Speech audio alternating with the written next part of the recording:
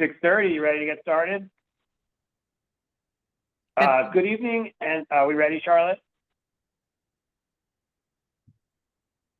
Good evening and welcome commissioners, applicants, and interested parties to the February 6, 2025 meeting of the Cohasset Conservation Commission. My name is Valerio Romano. I'm the chair of the commission and will be running tonight's meeting as we implement the Massachusetts Wetlands Protection Act, Chapter 260 of the Cohasset Bylaws governing wetlands protection, and Chapter 263 of the Cohasset Bylaws governing stormwater management. The Conservation Commission meeting is now in session and is being held on Zoom. If you have any questions for the commission, please type them into the Q&A section of the Zoom application. Please include your name and address to be recognized. When called, please limit your discussion to 3 minutes. Present this evening on behalf of the Conservation Commission is the town conservation agent, Charlotte Pechtel. I will now take a roll call of the Conservation Commissioners. Please respond by repeating your name and saying present. Tom Bell. Tom Bell, present. Kathy Berrigan. Kathy Berrigan, present. Chris McIntyre. Chris McIntyre, present. Steve Magnell. Steve Magnell, present. And Valerio Romano is present. Tonight, we have a quorum of 5 commissioners.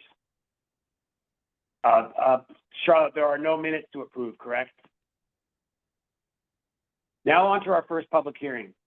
In accordance with MGL Chapter 131, Section 40, and Section 40 of the Cohasset Wetlands Bylaw, Cohasset Stormwater Bylaw, the Cohasset Conservation Commission will open its public hearing being held via remote participation on Zoom for request for determination of applicability number 2501 to remove unhealthy and diseased trees and shrubs from the property at 7 Lothrop Lane by Anthony Catlin. The public has been invited to offer input by emailing cpechtel@cohassetma.gov. Details for access to the Zoom platform are on the Commission's agenda online at cohassetma.org. The hearing is now open. Charlotte, who from the applicant team is available? Anyone to promote? Hi, Tony. Do you need me to promote anybody else or? Oh, it's just me representing the family. Okay, great. So do you want to walk us through and I can pull up the plans? Sure. Yeah. Okay. I've got Charlotte's going to bring up what I've submitted, but got a bunch of trees on the property that are diseased, not healthy, that I'd like to take down and replant. There's 5 Bradford pears that were planted probably about, I would say, 20 years ago. And those are in the orange dot there. And then there are a couple of elms. The one that's standing lone right there is severely diseased, but all of these are not really healthy at all, dropping a lot of dead wood, and they really don't leaf up much. So looking to take these away, and then I'd like to replant something more appropriate for the soil conditions in that area along our fence line on Lothrop. So, and over by the cluster where you see the 2 E's, there's a lot of sort of pricker scrub that I'd like to clear out too. So, yeah, that's what I'm looking to do. Great. Thank you. And this is just very briefly, this is the extent, this is all the trees or anything that you plan on taking out pursuant to this RDA. I'm sorry, what? There's nothing else beyond what's indicated on this plan that, okay, No. Great. No. Tom or Commissioner Bell, do you have any thoughts or questions?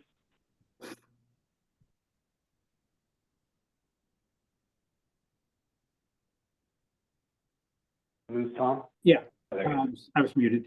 Mr. Catlin, are those American elms? Honestly, I couldn't tell you. I had, I think you guys are familiar with Andrew Spalt. That's who I'd be using to take them down. But they drop wood all the time, and they've got some sort of the disease. So it's the one in the middle there, which, if Charlotte, you can point at there. And then there's a few more over by the studio garage. But the one in particular, the first one is severely compromised. You know, I'm surprised that there's any if they're American elms, I'm surprised that there's any surviving on your property. Dutch Yeah. elm disease has kind of wiped them out, so that's why I wondered whether these are this new hybrid that has been developed in the last 20 years or so. They've, that tree's been around for as long as I've been alive. Yeah. Oh, so it probably is an American elm. One of the last survivors. Okay. There's a couple of them, yeah. Yeah. Well, it's too bad that it's diseased, but and the Bartlett pears are an invasive species, if I'm not mistaken. Yeah, I didn't realize that until Charlotte told me. So, but you can see they're growing because of the trees on the other side of the lane that grow so high up. I don't know if this is one of the reasons why they're not healthy, but they're growing straight up and they don't leaf up much and they drop a lot of wood, a lot of suckers. So they're just not doing well. And what did you say you wanted to replace them with?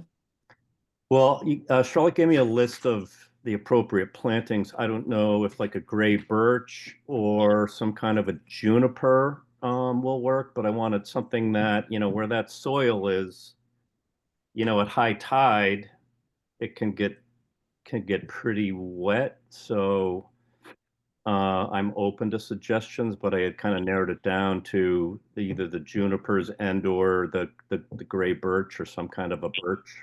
Do you know what the elevation is of your front yard by any chance? Well, you've been down the lane. It's just, it's just off Atlantic. So I don't know. Yeah, I can see the Phragmites in the background. So What's that? the reeds, Oh, common reeds. yeah. Well, that whole area behind that piece of property, between the house and Atlantic is all, Phragmite. Well, I don't know if it's Phragmites, honestly. I think there's a lot of pricker bushes. In fact, I don't think there's any Phragmites back there, but just a lot of woods and stuff like that. So you're proposing to replace these with trees off of our list. And Charlotte, do we on that list, does it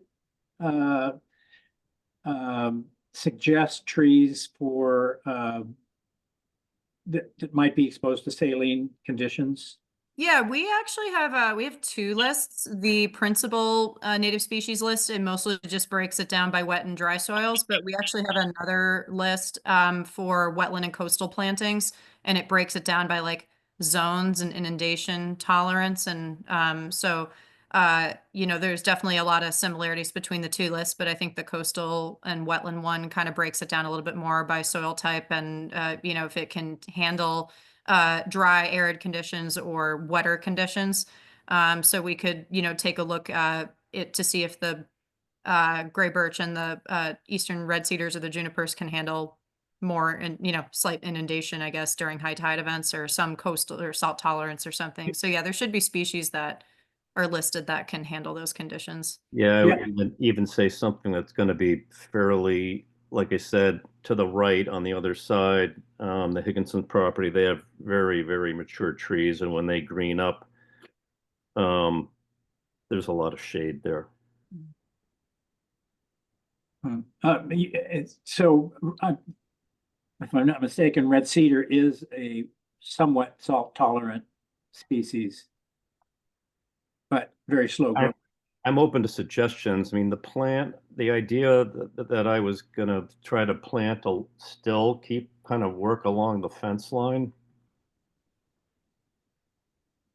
So, they're going to cut it down and then they're not taking the stumps out. I'm not sure. I got to try to figure that out, or if we can plant with what's in the ground. I mean, I'm open to suggestions as well for that, but. Do we know where the wetland boundaries are here, Charlotte? Good question. So I was going to bring this up. The wetland, so there's technically wetland resource areas on the property and buffer zones, but he's over 100 feet away from the beach and the floodplain area. So there is a wetland in the back of the home. However, it's not shown on Mass Mapper, and I don't have a recent permit for this property. There was one in the 90s. I just didn't have time to pull it. So it's unclear if the wetland in the back is isolated or if it's a BVW. There is an isolated vegetated wetland across the street in front of 136 Atlantic Ave. So I don't know if originally it was all one combined wetland, but there's a chance this could just be an isolated wetland if it's not connected to any other bodies of water. So actually some of these trees, like the closest ones here that you guys see, like maybe these couple here and then this first elm, those could be well outside the 25-foot buffer if it is an IVW. And the one that's you see on the right-hand side that's, you know, surrounded by the pricker bushes and stuff like that, that's more in the 25 range, whereas these are 50 plus. But yeah, we don't have an official wetland delineation, and the RDA was just, you know, asking for the tree removal, not to look at the wetlands. So, Mr. Caitlin, in when there's a king tide, but no rain, let's say it doesn't occur during a rain event, does your yard flood? No, I mean, no. Okay. I mean, the last time it flooded, okay, well, some of you may be alive, but the blizzard of 78, you know, when the whole street flooded all the way up to Atlantic Ave, but it's, you know, So typically. you're not really impacted by king tides here at all? No. It looks like there's some sort of wetland behind your house. Just looking at the there's a tree line there that is linear that Yeah, you mean between the house and Atlantic? between the house and the next house to the south. I don't know who your neighbor. Oh, that's 143. Yeah, there's a whole bunch of woods in between us. I mean, I do know when we built the house, I mean that area, you know, it can get pretty moist, and it has filled up with water on occasion, but very rarely. So I always treated it as a wetland, or my family's always treated that as a wetland. Okay. So I don't have any additional questions. It sounds like you've got some trees that, particularly the Bartlett pears. I hate to see the elms go if they're still alive, but if they're American elms, they're doomed anyway. Oh, I mean, they're ultimately going to get diseased. Well, if they have Dutch elm disease, they're going to die, Oh, and it's killed millions of elms in North America, tens of millions, hundreds of millions of elms. And so that's why there's been such an effort to develop a hybrid that was immune to Dutch elm disease. gotcha. But this may not be an appropriate place to plant them in any case. So I guess the only thing we have to arrive at is what the replacement ratio would be here. And without a wetlands delineation, that kind of leaves us in a quandary in the sense that we sort of have a formula. If it's within the 50-foot buffer, you take out one, you replace it with two. If you're in the 100-foot buffer, it's 1-for-1 generally with us. So I'm not quite sure how we're going to move here. I'm sure the other commissioners will have questions, and I'll turn it back over to them. Thank you, Commissioner Bell. Commissioner Berrigan? So Mr. Catlin, there will be 7 trees that you would like to remove. Is it 7 or 8? Well, Please, I'm just wondering. there's 5 Bartletts, and then there's that one big elm. Oh, the picture just left. So that's 5. That's 6.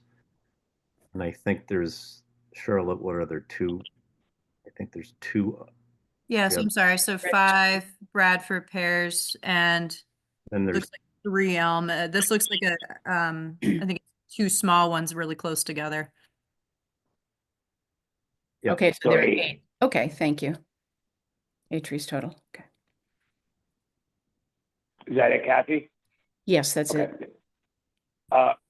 Commissioner Magnell? I'm just a little confused because there's no delineated wetland. So if there's no wetland, Yeah. we've got no authority. He can do whatever he wants. I think the area where the trees are, it is, I think it's in the floodplain, but yes, correct. We don't have, a determination if that wet area is an IVW or a BVW. So with an IVW, it would be only a 25-foot buffer, but they are in the floodplain. But yeah, definitely well over 100 feet away from the beach coastal resource areas. But there may be a couple that are 25 feet, even if it is an IVW. An isolated wetland. Yeah, that right, sorry, I think Charlotte? if it's 25 feet, it would probably be this chunk here, Those possibly this. three. Yeah, that one, it definitely wouldn't be these if this is a 25-foot IVW. It would probably just be this chunk. Commissioner McIntyre? Yes, thanks. How many trees, are you proposing to replace? And was there an assessment done by, I know you mentioned a tree company, but did an arborist give? Not at, not at an arborist. I was just gonna plant what would take and what would, space them out, because as things grow, they get big and spread out. So, I haven't assessed how many, but whatever I can, if you look along the line along Lothrop Lane, I was planning on, if I go to a juniper, those grow pretty much straight up, don't they? Mr. Catlin, let's back up to Commissioner McIntyre's question. I think what he was asking was, do you have an assessment from an arborist? Because you've told us that the trees are diseased and dying, and we don't have any necessary reason to disbelieve you. But typically what happens in this circumstance is that there's sort of an independent as it can be, you're hiring somebody to come out and give you an opinion. But do you have any opinion from somebody, a third party on their letterhead who's been trained to? Is that what you were asking, Chris? Yeah, that's that. Yeah. Yes. Yeah, I don't. I mean, other than Andrew Spalt, the tree guy, I haven't had anyone else come down, and I had Charlotte did a site visit to look at them too. So that's as far as I've gone. Tony, But I do you know, know if, I know- sorry to interrupt. I was gonna say, do you know if there's a person that Andrew Spalt works with who, even though he's not a certified arborist, he is a tree specialist. He usually partners up with Andrew Spalt and can come out to the site and evaluate the trees as well. I didn't know if he was out there, if it was just Andrew. I don't. First it was the Andrew's like left hand or right hand man, and then he came out when I wasn't there. But between what they said and what I've experienced over the last 20 or so years, with all the dead wood dropping off constantly and very little leafing, I can't imagine that these are healthy. So I'm not sure what it costs to have an arborist come, but I No, that was just Yeah, and we're not trying to make it's it more fine. difficult. I Commissioner would McIntyre, say go on. my feeling is without a wetlands assessment, and if we were to presume that there was wetlands over towards Atlantic Ave, an isolated wetland, then if we were going to replace those that could potentially be within 25 feet, and I assume there's no wetlands on your driveway, so No. any 20, if you're 25, I would say if you're gonna do a 2-to-1 replacement for that cluster of trees, then that's all I would ask for. And if you replace those Bartletts with something else, that's even better. So I guess if it's like a 2-to-1, does it matter how I can space them out between the first E and on the left and the far B to the right? Can I space if I'm going to go along the fence line? Does it matter where they go? Can they be spaced out? Yeah, we typically look for some sort of like, yeah, and again, those that are to the east, I guess if this is plan north, really don't seem to be in our jurisdiction. The only ones that would probably you know, or potentially be in our jurisdiction would be that cluster of the two elms and the Bartlett, possibly the southerly Bartlett. So- Sorry, Chris, I think just looking on Mass Mapper, the property for the most part is in the floodplain, so that might explain why, you know, in higher elevation or higher, you know, tide events, it might get a little wet. But yeah, buffer zone wise, hard to tell, but looks like it is in the floodplain. Okay. So at the very least, I'd love to take out all the Bs and that lone E, and get rid of all the pricker scrub around the two E's. But I don't think anything's very healthy in general, so I'll leave it. I mean, up to you guys. Chris, anything else? I'm just trying to think about Charlotte's comment about the floodplain, or how we've treated that, but so yeah, you haven't thought about how many trees you plan on replacing yet? You're just kind of, I think what I'd like to, if I was going to go say with the junipers, which is I believe and what I've researched, they kind of grow straight up. I'd probably then I can plant more of those sort of closer together. I don't know if I go to like a a juniper and then a birch and then a juniper. I just don't want, in my experience with some people in planting, they plant them too close together, and when they mature, they run into each other. So I'm going to work with Andrew on planting one of both of those types or the junipers. I don't have I'm not sure yet, and maybe revisit the list about salinity and shade. But I thought I had looked at what was wetlands, more wetlands tolerant.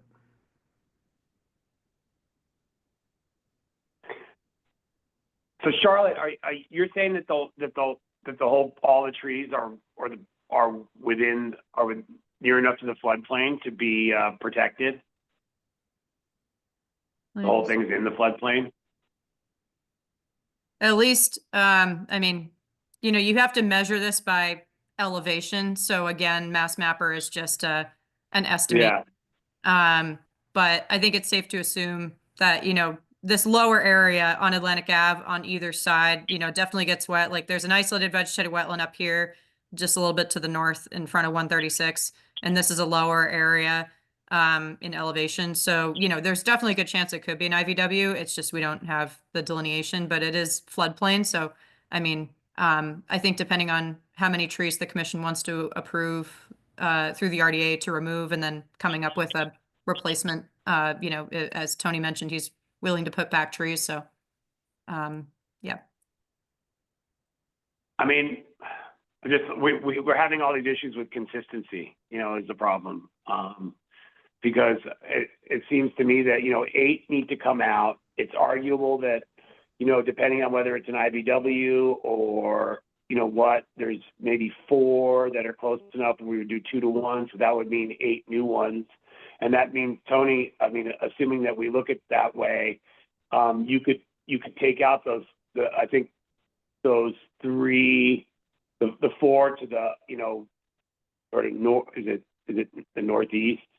On your map, which I think you're particularly interested in getting rid of. My issue is consistency, and you know, and I just don't feel like we have enough info as much. And I know you're like, look, these trees are dying. Why is this commission going to get in my way of cleaning up my property? I'm agreeing to plant new ones. But you know, we just have a couple issues that have come up. One is we haven't, you know, we don't have sort of any sort of independent or written assessment from a professional that the trees are indeed dying. We don't know which ones are either in a resource area or close enough to a resource area that they're even under our jurisdiction. It could be that those 4 trees to the sort of right side of your plan here aren't even in our jurisdiction. You could cut those down anytime you want and don't have to do anything, you know, and you don't even have to come to us for them. But we don't have that answer either. it looks like at least the three on the, top left part of your plan here are probably within our jurisdiction, and maybe that fourth one, below them. And, and that close, we would probably want 2 to 1, so that would be 8 trees. But like, just as chair and knowing a lot of what's going on with other hearings, and not trying to be difficult, I would, I just would need a little more information. I mean, the Bradford pears, maybe they're invasive. I don't know. I'm not trying to belabor this or have you spend additional unnecessary money. I'm just trying to be consistent with all the different people that come before our board. And so with that, I'd like to know which trees are in our jurisdiction, and I'd love to have a professional assessment of which need to come out or should come out, whether it's because they're invasive, dying, dangerous, whatever. And that's just sort of my 2 cents. I don't know what the rest of the commission thinks. Let me ask Charlotte another question. If we were to do a negative, we could fit, which exemption would it be for a -5 or something? What would it be, Charlotte? If you were to issue a negative determination, I Yeah. think, safe to assume that we are dealing with a wetland in some way, shape, or form. You could issue a -2 and -3, because -2 would assume, obviously the trees are in the floodplain. -3 would be obviously the any work in the buffer zone. So those negative determinations would be that, like, it doesn't require the filing of a notice of intent under the Wetlands Protection Act, and then you would do -6 for the bylaw. So it would be -2, -3, -6, just to cover all bases. But yeah. And But then with a -3, you cutting can the trees put down isn't- conditions. Cutting the trees down isn't altering the area. Well, that's what the RDA is filed for. It's to get permission of whether or not an RDA is acceptable to take the trees down. I mean, yeah, so. I could say the 5 Bartletts were planted. Yeah. They're not native to that area. I don't even, Yeah. back when we renovated the house, and because it was, that whole area is considered, what, 100-year flood plain or something. That's why we had to raise the house up. But Tony, how many trees would you feel comfortable putting back in mitigation? I mean, as many as is appropriate, and also what looks good. So I'm open to, I mean, I don't want to, I mean, what are you thinking?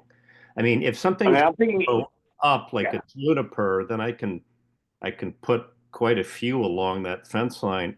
Birch, I don't know how they interact too close. I mean, I wouldn't put anything where the B is between the 2 houses. I wouldn't put anything there. But I like I said, I'd like to put That's your them driveway. Yeah, I'd like to put it along the fence line.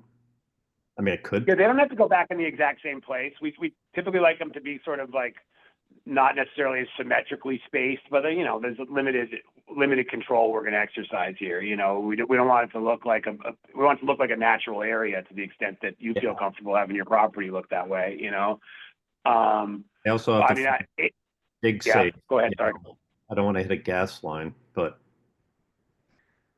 Yeah, I mean, 8 would be the number if those 4 were in our jurisdiction 2 to 1, and assume the other 4 aren't. My 2 cents would be, as much as I don't want to make this a bigger project, and we've been talking about it for now half an hour or two, basically, and I don't want to waste a bunch of money and time on it. My 2 cents would be to ask you to come back with a letter from a professional explaining, why these trees should come out, and then also a proper delineation as to which trees are in our jurisdiction or not. That's what I would.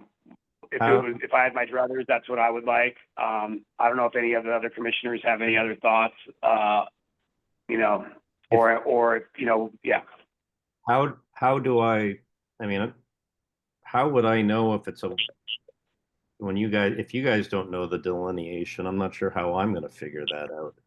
Because I did the overlays when I went online to do all that and clicked all the right things, and as you can see, nothing showed up there. So Yeah, Yeah. the problem with this is the state has just, it's not like they've been out there and inspected your property and said, yes, there's a wetland, or no, there isn't. They've just looked at aerial photography and and have made some, in some cases, some good guesses, in other cases, some iffy ones. Yep. So ordinarily what we would have would be a professional that would come out. I would suggest that maybe, Charlotte, did you mention there was an older assessment in the area? Sorry, what was that? Did you mention that there was an older wetlands delineation in this neighborhood? There was a permit submitted back in the late 90s. I just didn't have time to pull it. For 7 Lothrop specifically, there was an NOI filed in You 1990. know, I know I know they're only good for a couple of years, technically, but the fact is that these wetlands don't come and go in the course of a decade or so, unless there's been a lot of alteration in the neighborhood. And maybe we could look at that and be more comfortable with our position. But Sean said late 90s, so it'd be 30 years old, right? Yeah, but Valerio, I mean, wetlands are these are Yeah, are no, I'm last- good. If you're comfortable, yeah. Yeah, these are things that have longevities of thousands of years, or at least hundreds of years. The house was renovated in 99, finished in like 2000. The trees probably went in maybe around the same time, maybe. I mean, I've been coming here my whole life, so my memory escapes me a little bit, but they're 20 to 24 years old. The Bartletts anyways. Would Yeah. the commission feel comfortable with like a negative determination that determines the total amount of trees to be replaced based on an assessment of looking at the old wetland delineation and determining which number of trees of these are, within the jurisdiction of the commission?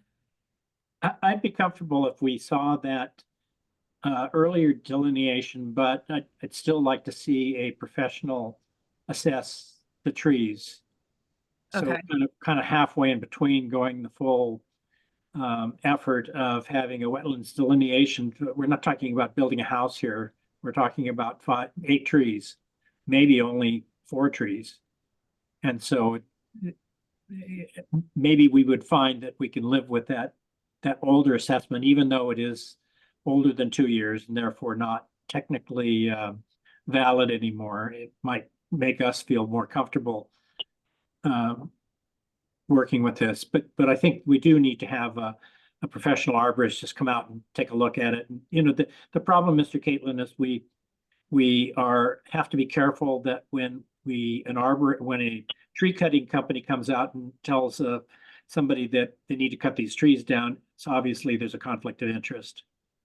And so Yeah, I was told that I could just cut them down. And I'm like, no, I'm gonna check in with conservation. thank you. That was the way to go. I know better. If you hadn't, you'd be putting back 16 trees probably. So I'm happy that we didn't. No, I know better, Easy, right. especially everything that we went through to do 7. I mean, Yeah. Would the commission I feel mean- comfortable with the condition of just working with a certified arborist to just assess the value of assess the health of the trees and determine removal? And then just for reference, I could look at the late 90s delineation. Hopefully it'll give me a better estimation of where the floodplain might be, because the mass mapper isn't really lining up with the contour layer. So yeah, it could be more like this. It may not be the whole property. I'm just not sure. I'd be comfortable with that. I can tell you towards Atlantic, on the Atlantic side, kind of running, there's almost like a brook that runs parallel to Atlantic, Mm-hmm. or I Like don't right here. know what you want to call it, a brook, Yeah. drainage that, works its way down, or did way back towards Treats, but so Everything there drains towards Treats Pond. And it originates at the wetland that is kind of one house away, the people across the street from you on Atlantic. And it works its way down to a wetland that's right at the corner there, the 90-degree bend, and then makes basically parallels Atlantic till it hits Treats Pond. So everybody's front yard there is actually part of the drainage system. Yeah, So I think that 1990s wetlands delineation would at least give us some notion of whether we need a full-blown one or not, right? Yeah, I'd agree. I think I'm uncomfortable making any decision not knowing what the wetlands is. Is it isolated? Is it contiguous to some other brook type drainage wetlands? So I feel at a loss a little bit about how to make a ruling other than that. I'm just not really comfortable without knowing what we're talking about jurisdiction wise. Mr. Caitlin, would you have an objection to coming back to our next meeting, and maybe in between now and then Charlotte can dig up like the 90s notice of intent, and we could, and if the commission's, comfortable relying on that, I am too, as far as, what's in our jurisdiction, what isn't. And then, and then what is it, and Chris and Kathy and Steve and Tom, it sounds like Tom also wanted to have, a professional opinion, or maybe we would leave it up to the agent, to Charlotte, to work with, an arborist or somebody to decide on which trees needed to come out. I don't know what the rest of the commission thinks. I mean, those are just the two pieces that we would ordinarily see here. So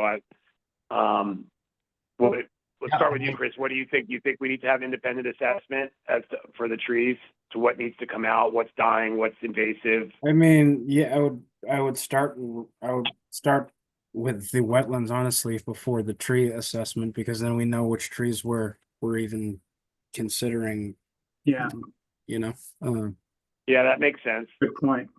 I guess I ask, if I planted those 20 years ago, why wouldn't I be able to, and they're invasive, I guess I didn't plant them, but why you wouldn't want them out and then replaced with something that's appropriate for the area? They're not native, in other words, they didn't.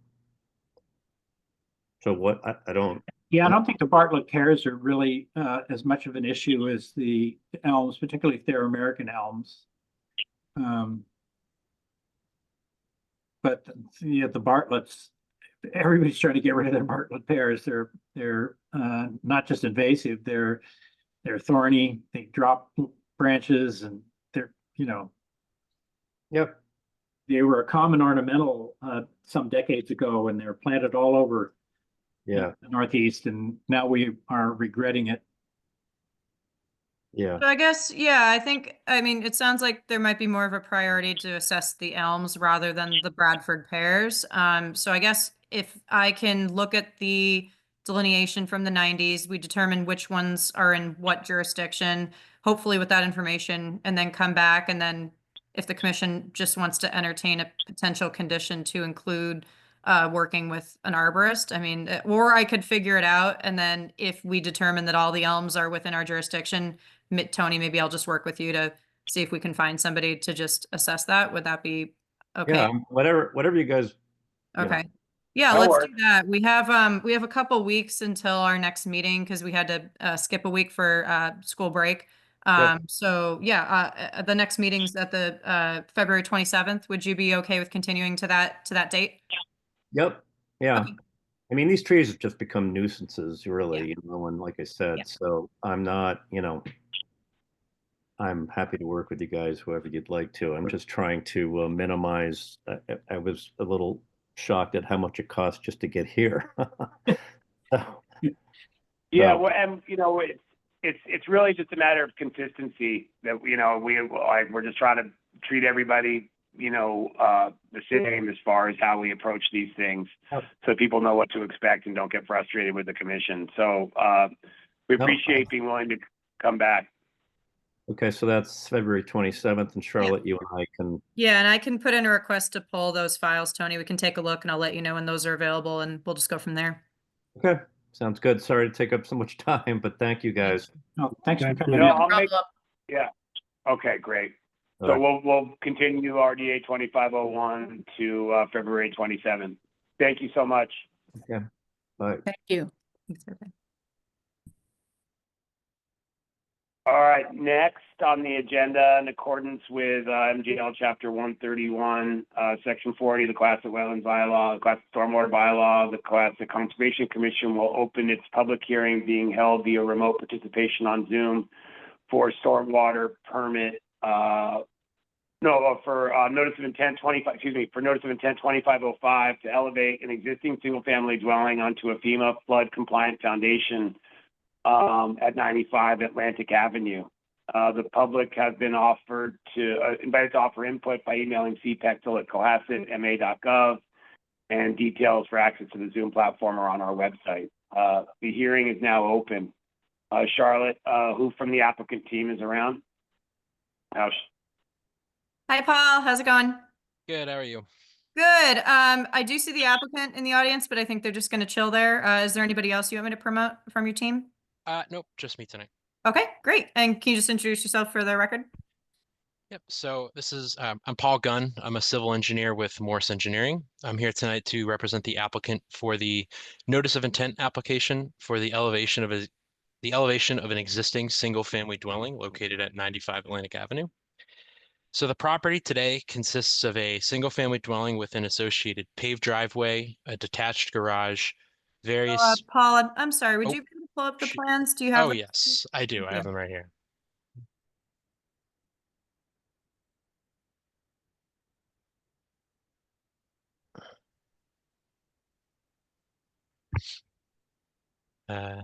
Is that visible? Yes. Okay. So as I was saying, the existing site today consists of a single-family dwelling with an associated paved driveway, a detached garage, various decks and hardscape patios, and then a mixture of lawn, landscaped, and wetland meadow areas. The dwelling is currently served by town water and sewer, overhead electric, and subsurface gas. Resource areas on site include several bordering vegetated wetlands along the southern to eastern portions of the site that were delineated by Brad Holmes of ECR in August of 2024. The subject property also lies entirely in several different FEMA zones, namely an AE, an AO, and a VE. The existing dwelling in the portion of the property that you can see now on my plan is located entirely within the FEMA zone AE, based on elevation 11. While the border of the AO zone and then eventually the VE zone is off to the northeast. There are no priority habitats for endangered species or certified vernal pools within the vicinity of the project. What the applicant is proposing is to elevate the existing dwelling decks and porches in order to bring the dwelling into FEMA compliance. The first floor dwelling is currently at elevation 11.5, and the applicant is hoping to raise it to elevation 16.5. The existing foundation is going to be removed and a new foundation will be installed that consists of 12-inch diameter timber piles. The project doesn't propose any changes in grade or topography, and the limit of work is restrained to previously disturbed lawn area. We proposed an erosion control barrier consisting of a mulch stock and a silt fence at the limit of work to prevent any erosion or sedimentation into the resource area. And finally, the project does not propose the removal of any trees, and several tree protection barriers are proposed for some of the existing trees that are near the limit of work. I believe that's all I have. I'll turn it back to the commission for question and comment. Thank you. Commissioner Bell? Yeah, so this is adjacent to James Brook, it looks like. Is that correct? Based on the delineation memo prepared by Brad Holmes, I'm not sure if it's within any nearby riverfront area. I'm just looking at near map. Charlotte? Oh, yeah. You help us out with here. Is this? Oh, I'm sorry. When I zoom out, I lose the location that we're talking about, unfortunately. So but it looks like it might be. I don't think so, but let me just double check ECR's memo and I'll check the maps as well, but I don't think we're in Riverfront. Yeah, right. I'm lost here. So sorry. It's just north of Tree Pond. Definitely not. Yeah, definitely not. Oh, okay.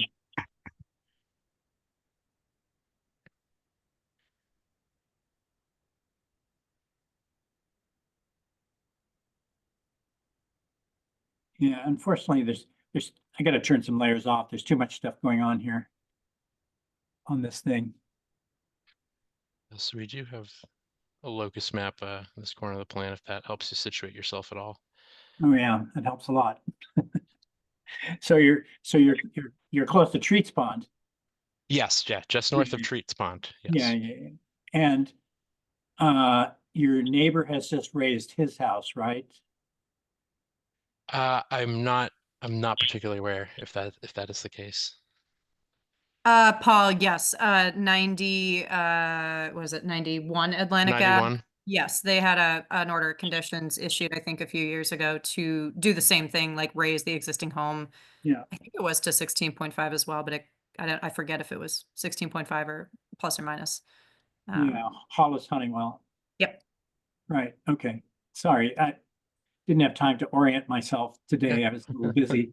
So, yeah, makes great sense. The neighbors are raising them for good reason, and this looks like a good idea too. I don't really have any comments other than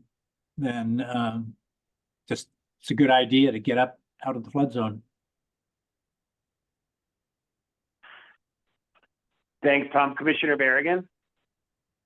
Well, I feel the same way. I think it's a necessary project for safety. So everything sounds okay. So I have no objection to it. Commissioner Magnell? I certainly have no objections. It looks like it's pretty straightforward. He's not in any resource areas other than the flood zone itself, so. Commissioner McIntyre?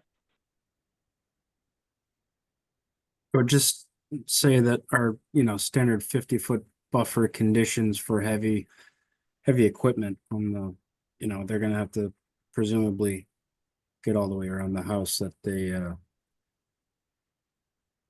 we're just cognizant of that, and we include the conditions about that. Charlotte? Yeah, so they will probably need to put we'll need to work in there a little bit because a portion of the home is in the 50. But they'll be confined to the limit of work though. Is that okay?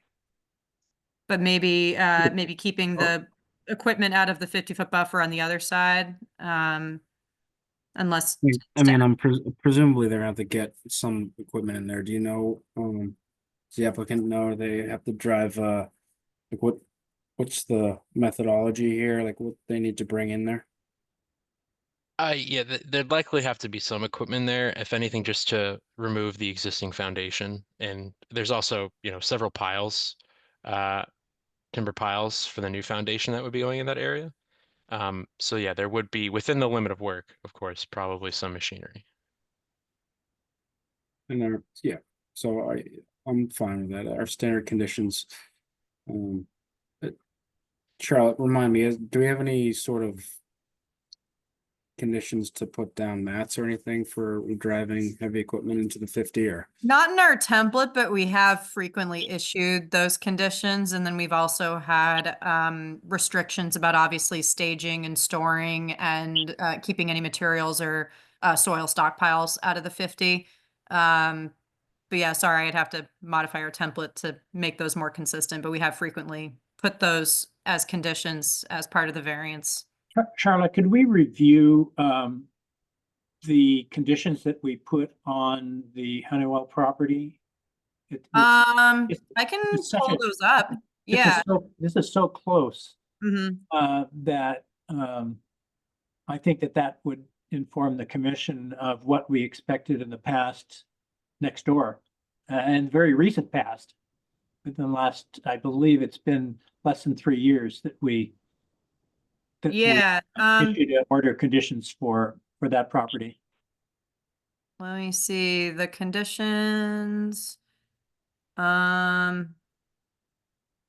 So we, at the time, they hadn't submitted a stormwater permit, so obviously we needed that. And then we wanted to show the washdown areas, wheel washing facility for trucks entering the site, as well as any Yeah. equipment staging.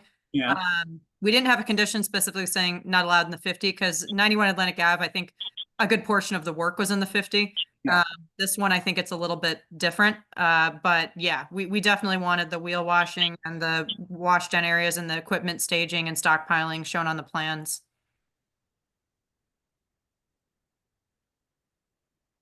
And Paul, I'm sorry, I can't remember if we put those on the plans. I apologize. They're not currently shown on the plan, but that's something we could easily add if the commission wanted. Yeah, I'd say that we ought to probably follow as closely as possible what we did right next door. I remember that we had a fairly long and extensive meeting regarding it because it was right up against Streets Pond. This one's Mhm. one house removed, so it's probably gonna have less of an impact, but still, you know, I think the reasoning that we used for the Honeywell property is probably pretty much applicable again here. I mean, I'd be okay with a condition that just, you know, prevented, you know, the storing and staging from within the 50, given that most of this work is not within the 50, and the limit of work is all existing lawn and disturbed area. But make it a condition. I'd be okay with issuing an order of conditions tonight without necessarily having the plans revised and brought back, as long as it's a condition that, you know, trucks aren't washed down. You know, even within the 100, they could do that off-site. But you know, I'd defer to the rest of the commission. Anyone else have any thoughts about that? Yeah, that's basically where I was going. I think just the standard equipment in the 50 boilerplate conditions, just make sure they're included. Are you following, Charlotte, with the equipment, the wash Yeah, down, the sorry, staging area? I'm typing it up. Hold on, Paul, can I switch screens? Yeah, absolutely.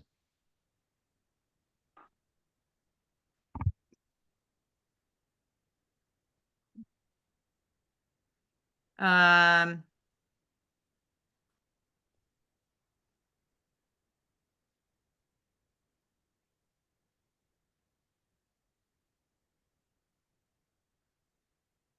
is this okay? Sorry, as I'm typing, I can read it. So that's, I mean, I'm sorry I haven't added this one to our template, but just the permits contingent upon all other permits. That's been, yeah, we've had this one for a while now. And then I just wrote the site plan should be revised to specify the proposed locations for vehicle, wheel, and wash down areas for construction equipment before leaving the site. Equipment staging and material, soil, and stockpiling. None of these areas shall be located in the 50-foot buffer zones, and then no heavy equipment shall be used within the 50-foot buffer other than within the limit of work to remove the existing foundation, and I guess to obviously construct and raise the home.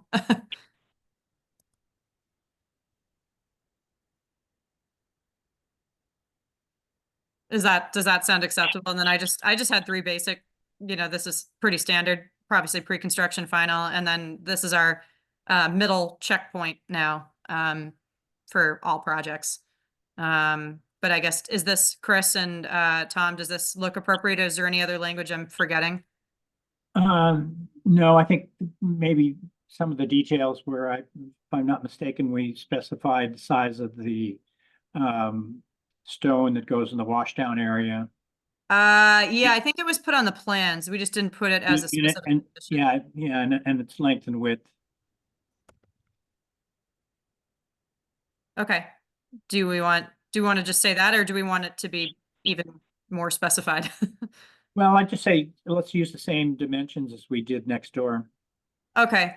And I don't think that requires it just would require a consultation with you. Yeah, Paul, I can send you the plans for Yeah. 91, and Yeah. we can finalize those. Do you guys want this at any point So how about, prior to construction? how about proposed specifications and locations for vehicle washdown area? Or at the very end, you could put, you know, as may be approved by the agent consistent with, you know, nearby construction or something. You could Yeah. just do a comma space at the end. Yeah. Okay. As may be approved by the agent consistent with similar similar work in neighboring Okay. area or whatever. Yeah, Um, I want to be consistent again. that's with fine. What we've done. Yeah. And Yeah, that makes good sense, Tom, for sure. This way, I Charlotte mean, can just look it particularly up since they're so and work close, with. right next door. to Yeah. each other. So, This way, Charlotte can just look it up and work with them on making sure it's the same. Right. Is that okay with you, Charlotte? Yeah, I'm fine with that as long as this language looks okay to you guys. I mean, we would be needing to allow some heavy equipment in the 50-foot buffer within Yeah. the confined limits of, the work. But it would be to Yeah, obviously, do the job. yeah, and raise the home. Do any other commissioners have any further input? So it would be these conditions in addition to the standard template Correct. condition. Correct. Yeah. Does anybody want to make a motion? Would Yeah. anybody like to make a motion? Go I ahead. move to issue an order of conditions for 95 Atlantic Avenue. With the conditions that are on the screen. And have you actually written, Charlotte, there that you're going to consult the previous conditions for next door here? Yeah, I wrote, none of these areas shall be located in the 50 buffer zones and shall be approved by the conservation agent consistent with similar projects within the area, Okay. Yeah, that's perfect. without calling out specific addresses. Yeah, okay. I'll second, Chair will second. Any further discussion? Roll call vote, Tom Bell, Tom Bell, aye. Kathy Berrigan, Kathy Berrigan, aye. Steve Magnell, Steve Magnow, aye. Chris McIntyre, Chris McIntyre, aye. and Valerio Romano, aye. That's unanimous. Let me see. The public hearing for NOI You need a 2505. A variance, sorry. Oh, yeah, we need a variance for work within the 50. Do I have a motion, or I'll make a motion to issue a variance for work within the 50 for NOI 2505. Second, I guess, roll call vote, Tom Bell, Tom Bell, aye. Commissioner Berrigan, Kathy Berrigan, aye. Commissioner Magnell, Steve Magnow, aye. Commissioner McIntyre, Chris McIntyre, aye. and Valerio Romano, aye. All right, I think that's it. Let's see, so with that, the public hearing for NOI 2505 is now closed. Thank you very Have a much. great night. Awesome. Yeah, Thank you, stay in Tom. touch with Charlotte. All right, next on our agenda, in accordance with MGL Chapter 131, Section 40, the Cohasset Wetlands Bylaw, and the Cohasset Stormwater Bylaw, the Conservation Commission will open its public hearing being held via remote participation on Zoom for NOI, for Notice of Intent 2506, to install a private residential dock, including pier, ramp, and float at 80 North Main Street, for Thomas Hens. The public has been invited to offer input by emailing cpexel@cohassetma.gov, and details for access to the Zoom platform are on the Commission's website. The hearing is now open. Charlotte, anybody to promote? Hi, Carmen. Hi, Tom. Hi, Charlotte. And yeah, we have Tom Hensey, the applicant, and Good Carmen, could evening. you introduce yourself for the record, please? Yes, good evening. Tom Hensey is here with us tonight, the owner of the property at 80 North Main Street. I am Carmen Hudson of Cudbuzz Hudson Engineering. 80 North Main Street is very close to the town hall, just a block away. It is a property that has been developed as a single-family residential home. Right now, the home is under construction. There is a large backyard that consists of lawn that extends to the seawall. Beyond the seawall, there is a narrow area of salt marsh, followed by a rocky beach, followed by tidal flats. There is a coastal bank upland of the seawall about halfway up the rear yard. And there is land subject to coastal stone flowage at and below elevation 12. We are here tonight because Mr. Hensey is looking for permission to install a new dock to access Little Harbor. The new dock would be 20 feet in length. It would have a 3x4, 24-foot ramp and a 10x16 float. Let me move over here.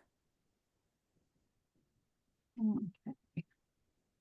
As you can see here in this close-up, about 2 of the piles will be in the salt marsh.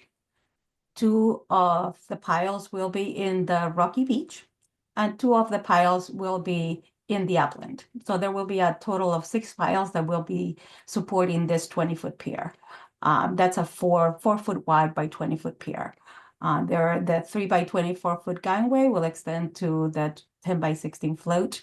This is very similar to the docks on either side of the property at number 72. Number 72 is actually larger. It's a 35-foot long dock, and at number 90 on the other side. As you can see, the float would be bottoming out. It goes to about elevation, it's a little bit below -1. We are proposing, however, 24-inch skids to keep the bottom of the float above the tidal flats. And at this time, if you have any questions, I would be happy to answer them.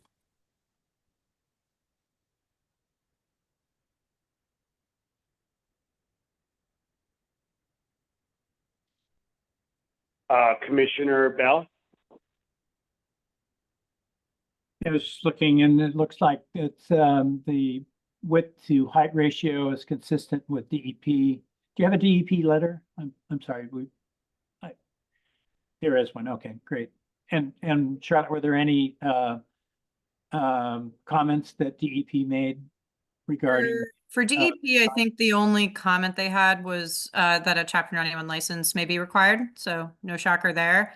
And then there was a letter from Division of Marine Fisheries that we did receive, and they had a lot of comments. I'm not sure if the commission had time to look at them, but yeah, that was the only comment from DEP that a Chapter 91 license may be required. So what did DMF want? So their letter, I can pull it up unless Carmen, if you have it. Yes, I do. Yeah, and I'm sorry, I saw you tried to contact them. Did you ever get clarification for the shellfish comment? No, I actually called them, left a message. I emailed them several times. Okay. But can you see the letter right now, or? Could you zoom in a tad? You know, sorry, just lost it. Yeah, let me share. I think I just have to start a share. Okay, so this is the letter, and these are the comments. So the first one is the boilerplate comment that a pier would have impact on, you know, any shellfish or any other wetlands existing. The second is they ask for to have the float on piles with float stops, providing 1.5 feet of separation to the bottom of the float. The third is talking about staging and storage upland. The fourth is regarding the storage of fuel and spills. And the fifth is just simply acknowledging that we're providing at least a 1.5 to 1 ratio. Yeah, good. Mr. Hensey, what do you intend to use the dock for? Some kayaks, paddleboard, and we have a small whaler. And if I'm not mistaken, this site goes dry on low tide. Is that correct? Not dry, but the water's gone. There's still mud though. I guess if it would be below a -1 tide, it would. What's the elevation there underneath the float? This is elevation -1. I see. Okay. And this is a bit below elevation -1. Yeah. One of the concerns is that the boat sitting on the bottom is also impacting shellfish. And particularly if it doesn't move. Yes, however, there are no mapped shellfish within the area. And It this, may not be mapped, but Little Harbor's full of shellfish. I mean, we could request a study, but I don't think that that's necessary. well, so that was my question to the Division of Marine Fisheries, because also for another project that was in front of you at the last hearing they had provided a letter talking about shellfish, and I had asked them to please clarify because I could not see it mapped. And they responded in time for the hearing, correcting themselves that there was no shellfish in that area. That was for 94 Black Horse Lane. So I was trying to get clarification for this as well, but unfortunately we received these comments on Tuesday afternoon and they have not responded. They said there were no shellfish, or they said there was no mapped shellfish. So they're talking about this blue mussel that is nearby. However, we are here.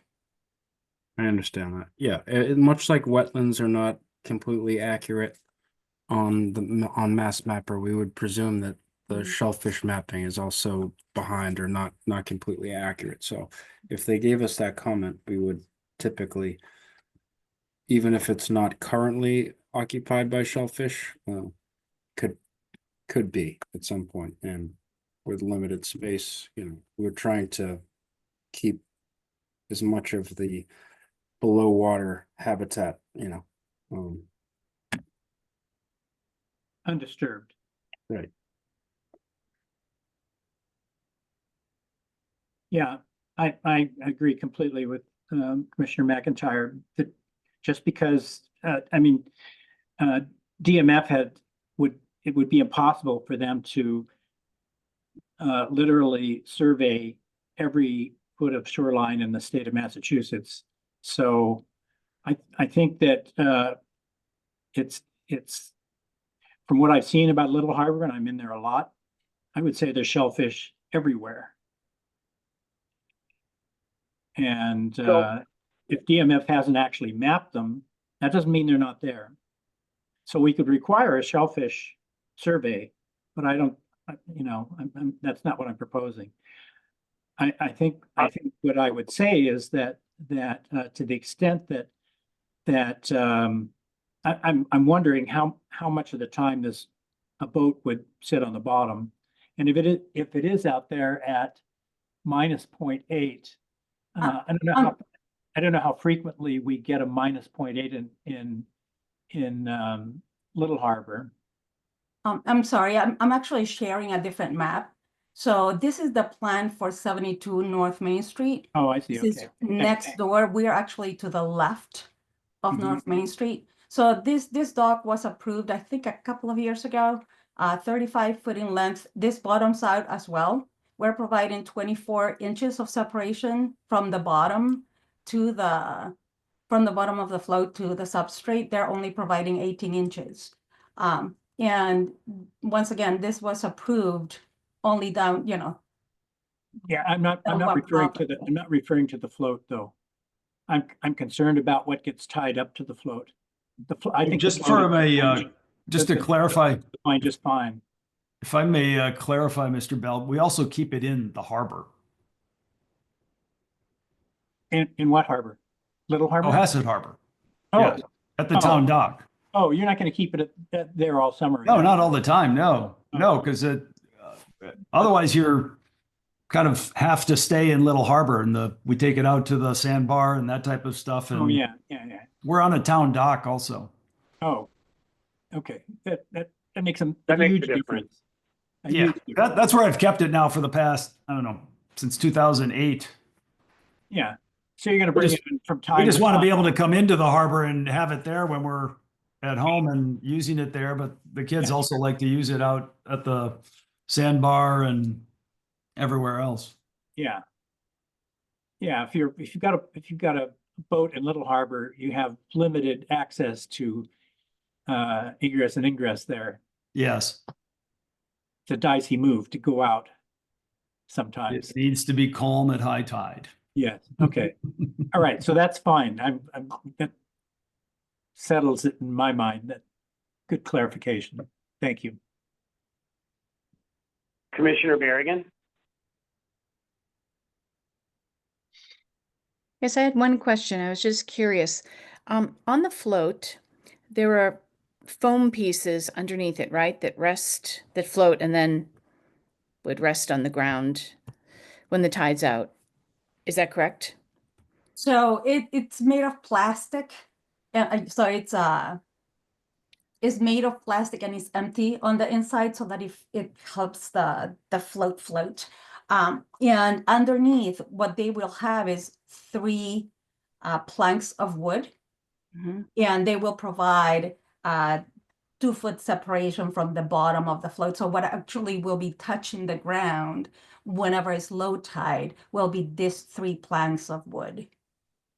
So those plastic pieces are not filled with anything. They're just, No, and they will not be touching the ground either.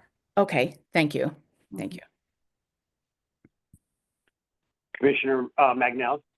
Only question I've got is, I suppose it's probably one of cost more than anything else, is that the Division of Marine Fisheries is recommending that the float be suspended above the bottom, and whether or not the 3 skids provides actually less contact area than the pilings would be necessary to suspend it above the bottom.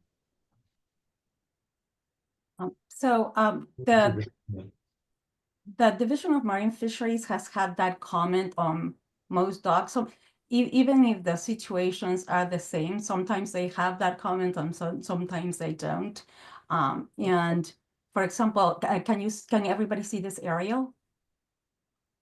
Yes. Okay. So all of these docks here, here, and here, they bottom out every day, right, with the tide. I worked on this one, for example, 44 Beach Street. It bottoms out, and they also wanted to see the float on piles with float stops, and that was back in 2012. So it's nothing new. We explained that, you know, it first of all, it would be more disruption because that would be there permanently. It wouldn't be seasonally. So the area wouldn't have time to replenish. Also, they would, back then, we used to use chains and we started using structural hinges. So for anchors, we could see that would provide, you know, that would scour. However, with the structural hinges, there's nothing, there's no anchors that go and move on the bottom. And that's the same situation here for 80 North Main. There are no anchors. So with this, and also we let them know that none of the floats in Little Harbor are the same place with piles with float stops. I mean, another one of the interests of the Conservation Commission is aesthetics, and this would be the only float with permanent piles, you know, suspended on float stops. So it doesn't make sense in this area. And I've had 140, what is that? 140 Beach Street over here, 92A Beach Street, 88B Beach Street. I've had several piers and docks that have had the same comment. And, you know, they leave it up to the commission, and we've always responded that it doesn't make sense in this area for it to be the only dock, and it actually causes more permanent harm than, you know, having a seasonal dock. Well, I would just point out that each of these has a different situation, and I'm not sure that even if there is a precedent that we should necessarily adhere to it. I think each one of these should be examined individually. I mean, I don't have an objection to this one. I think that the design is fine. I don't have any problems with it, but I do object to saying, well, you let everybody else do it. Well, that means that if we'd made a mistake in the past, we'd have to live with that mistake and perpetuate it. So I really don't like that argument much. I second that, and I'm not sure what the float stops look like. They're just piles that the float would rest on. Is that correct? Rather than the attachment to the float itself, which keeps it off the ground? Is that the difference? Yeah, so they might need 3 piles here and 3 piles here, or 2 piles here at the corners and 2 piles on the other side. And the current design is just the Just the stilts at the extensions. bottom. It just rests and it's attached to the float itself. Yes. Which is normal, you know, it's the industry standard. You can see them all over Little Harbor, the Gulf River, inner Little Harbor. Well, I would disagree with the point that there's less disturbance with that.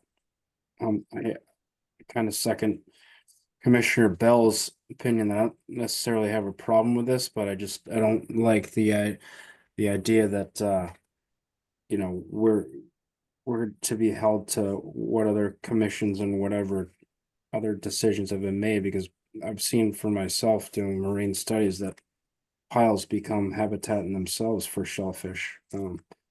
They become, you know, rather than something that's moving up and down in the water column and landing every tide. That's just a disturbance, but yeah, that's my point. I don't necessarily think that this small float is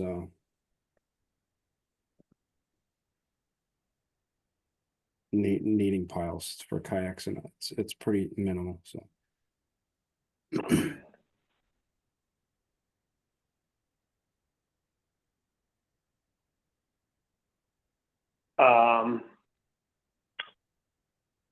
But I mean, I guess the shellfish issue at first would have impacted how the dock was actually installed. There'd be different best practices for installing it if it had been in the DMS.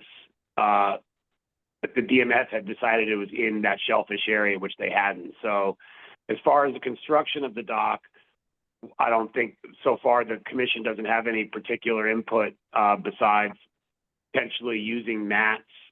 Should anybody actually be walking when the pilings are going in, I would think those would be appropriate, whether it's boards or something, and not having just boots and people walking through the mud there. I don't, you know, I'll obviously listen to any other thoughts the rest of the commissioners have, but I would think that some mats or boards would be valuable for that. But then the sort of assuming that, you know, the DMF has told you that, okay, it like the nearby recent project, it's not within that shellfish area. So now we're talking about separately what happens to the float. And so when we're talking and the boat itself, which I think we've been satisfied now that the boat for majority of the time has actually had its own either mooring or slip in Cohasset Harbor. So that's not an issue. So now we're just talking about the float.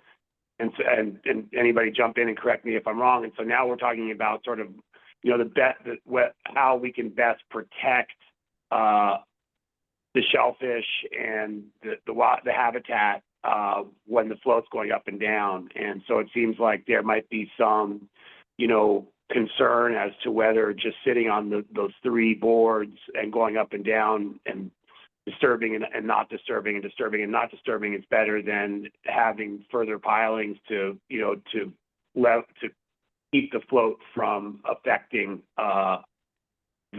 the mud there. Have I basically summarized where we're at right now with the commission and the applicant? Anybody? Yeah, you know, sounds good. Okay, and then so, and I'm not exactly sure what let's turn it over to the applicant, to you, Carmen, you know, to the owner. You know, do you have any further comments? I'm kind of torn. I do definitely understand the point that, you know, sometimes pilings and whatnot do become habitats themselves. You know, and so I don't know, you know, the answer. What further thoughts do you have to help us, you know, resolve what seems to be the, you know, the sole outstanding issue here as to, you know, I mean, we could talk about what's going to happen to the float during the winter and all that. Obviously, it can't, you know, stay in. Those are all just sort of minor things that we lecture everybody about when they're putting in a dock. Let's, you know, not worry about those. But this remaining outstanding issue as to, you know, what the best way to have the dock, you know, be installed and go up and down, and you know, what's going to be touching and affecting the habitat there. And you know, Commissioner Bell, Berrigan, Magnell, McIntyre, Charlotte, of course, if you have thoughts, but you know, Carmen, let's see if, you know, what you might have to say. Once again, the skids are the best because they have a very small footprint. If we want to minimize the footprint even more, I don't know how effective that would really be, but I think it was for 44 Beach Street, I had the float, instead of skids that go along the entire length of the, well, in this case, it is not the length, it's the width of the float. I had the legs. However, one could make the argument that having the smaller, you know, surface area with all the weight, it causes more erosion than spreading it out through the length of the skids. But that is one, you know, one solution, I guess. But once again, we're minimizing the footprint of this by putting it on the skids.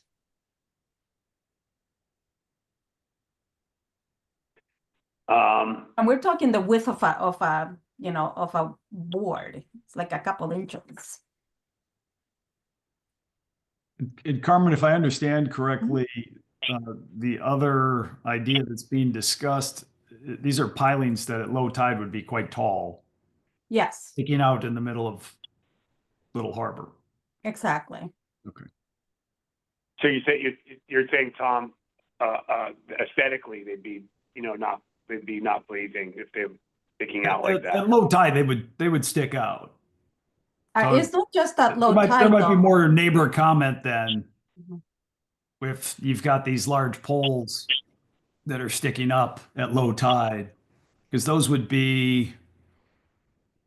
It wouldn't just be at low tide, Tom. They have to Oh, I come know, up. but you know, where they would be quite most high. apparent is at low tide, because at high tide, they would still need to be Exactly, quite a few feet above. quite a few because- feet above the Mhm. surface of the piling, much higher than the deck of the Mhm. actual dock today.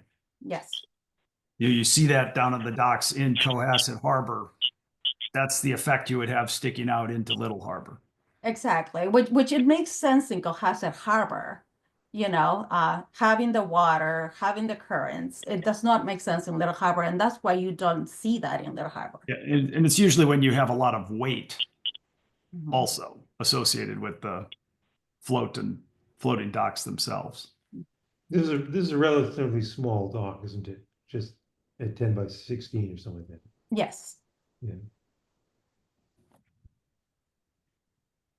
So So I mean, I don't see there's any problem with that, because of course that's the recommendation, is that if you can't put a piling in, that the skids are the recommended alternative. The only question I've got is how often would it actually ground out? Is this thing where it grounds out on every low tide, or is it just on you know, the spring tides? Well, this is, so I don't know, Tom, if you've noticed, because your float would actually be below elevation 11. And I'm sorry, below elevation -1. And the float next door at 72 is above elevation. You see elevation -1 here, and it goes far from the It's float. more shallow over there. Exactly. So you would see this float bottoming out more often than the float at Tom's. Mm-hmm. So I don't know if this one bottoms out every day, you know, I would think so. Have you noticed, Tom? I haven't noticed Vanderwaals, but where this is being proposed, it's only at the most extreme low tides that I would be out of water there. Because of that seawall, it tends to get deep relatively quickly. And that's Mhm. why the pier itself is relatively short. Yes.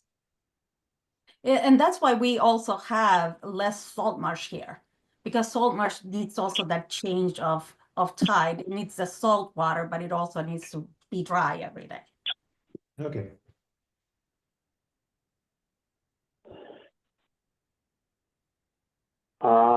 I don't know. Do any of the other commissioners have any other thoughts? Anything else that we should be considering here? Because I don't have, I don't want to be in an impasse. I mean, I think that the inclination, obviously, that we want to be able to approve this. And now we're just sort of at a crossroads with best design. And Commissioner Bell makes a really good point, particularly for the commission. And we're constantly learning too. And just because we may have made a mistake in the past doesn't mean we're just going to keep repeating the mistake. Not saying that it was a mistake, and not saying that we're, anybody's requiring those poles to be sticking out now and being even more of, an eyesore at low tide. But I'm not sure that just because we approved something in the past means we should continue to approve it. I don't know. Let's just go back through. Commissioner Bell, do you have any other thoughts? Any other ways we should be approaching this or thinking about it? Or, if anybody wants to make a motion too, let me know. No, I think I'm satisfied with the design as it is, and my only concern was that if there was going to be a boat tied up there every day during the summer and it sat on the bottom, that would be something that we need to address. But Mr. Hens has cleared that up, so I'm good with it. Carmen, let me ask you: Did DMF get back to you about the shellfish? No, unfortunately, no. I sent them. I I sent thought them you said they did. Mhm. I'm sorry, I got confused. I thought you said they did. No, they didn't. So they did for 94 Black Horse Lane, and what they Okay. did was, they took that back because they had the same comment for 94 Black Horse Lane, and then when I pointed out that it wasn't, in the map shellfish, and asked, okay, could you please share the map with me? They said, I'm sorry, that doesn't apply to your site. However, for this one, because for that one, since the hearing was continued, I had time, and they responded after like a week. But in this case, we got these comments on Tuesday afternoon, and I have been asking, via phone and via email, and I have not received anything. I assume that that's they my will fault. eventually answer. Yeah, that's my fault. When I did the summary, I was summarizing. I must have just misheard or not been listening clearly, because I thought that they had gotten back to you and retracted that sort of shellfish best management recommendation or best practices for the construction of the dock recommendation. I mean, I'm satisfied with the design also. I think, the main comment I would have is making sure we use some sort of, boards or mats or something, so that people aren't trudging in and out of the mud as they're going through. I think that it becomes a complete destruction while the pilings are going in. I know once the pilings are in, that it's worked from the shore outward so that no one continues to disturb. But I mean, I think that the only thing we can do, unless you would like to agree to having the best construction practices recommended by DMF, is continue it once and see if you can get that comment back from them, so we can find definitively whether we're going to want those as part of the construction. I don't know. I wouldn't know how else to approach it. Okay, so you're talking about the pilings with the float stops? Well, so if my understanding, let me look at it again. Sorry. Because the reason for that is not really the shellfish. They're talking about Not the pilings with the float, for the construction of Just the construction of the pier.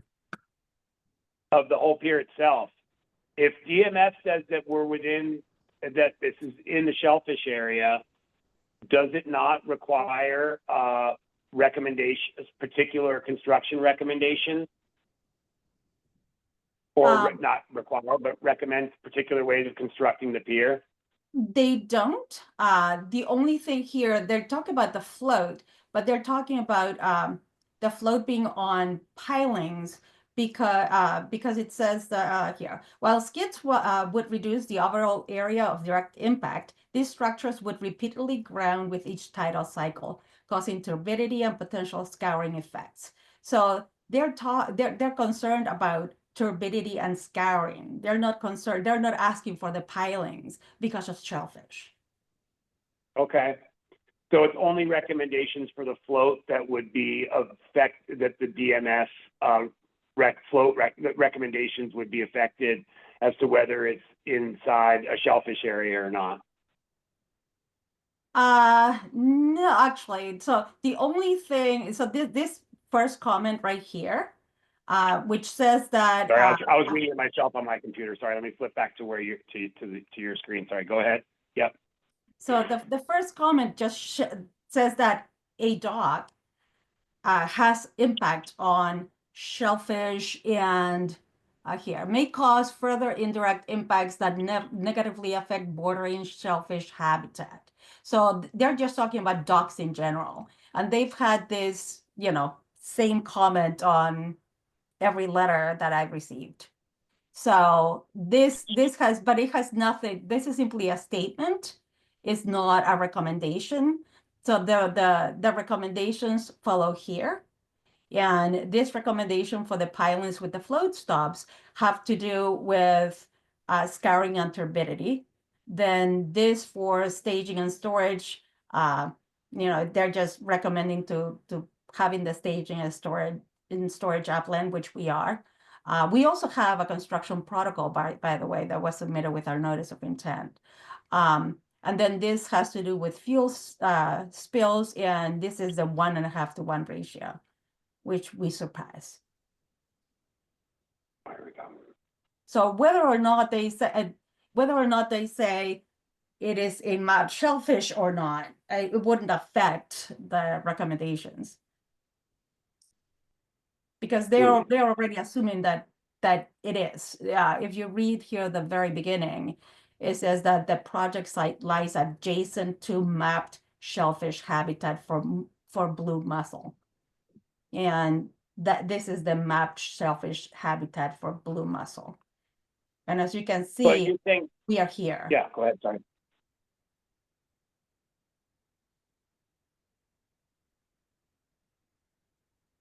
So what changed on the 90-something project that you did once you had the continuance and you found out that they, amended their conclusion that it was in that shellfish area? I don't remember what the comment was, but they were saying, and Charlotte, please, interject if you remember, but there was a comment that talked about shellfish for that particular dock, and it was they provided the letter of the float, the turbidity curtains. oh, Not for the turbidity yeah, curtains, and so like okay.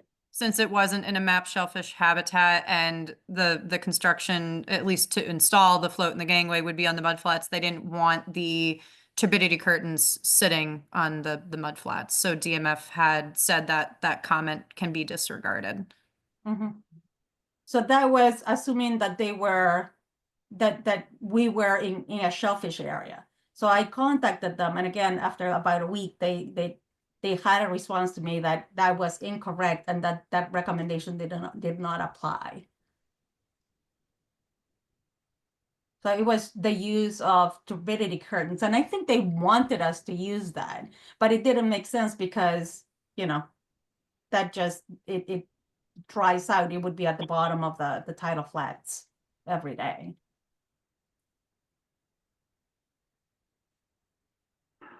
So I don't think that they would have any, like right now, again, that was in the first statement, and these are their recommendations. I don't think anything would change. I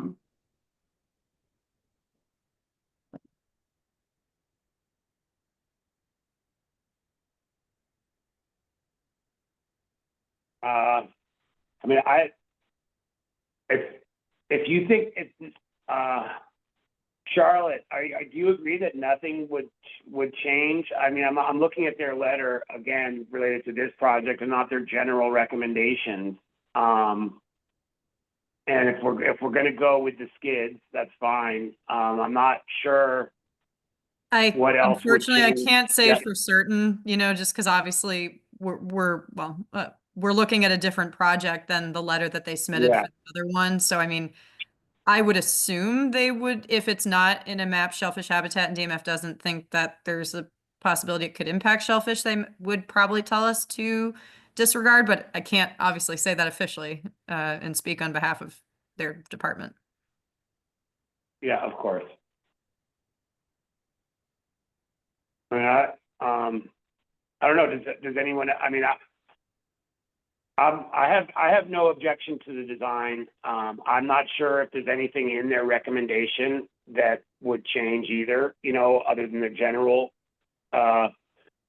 comments for any docks.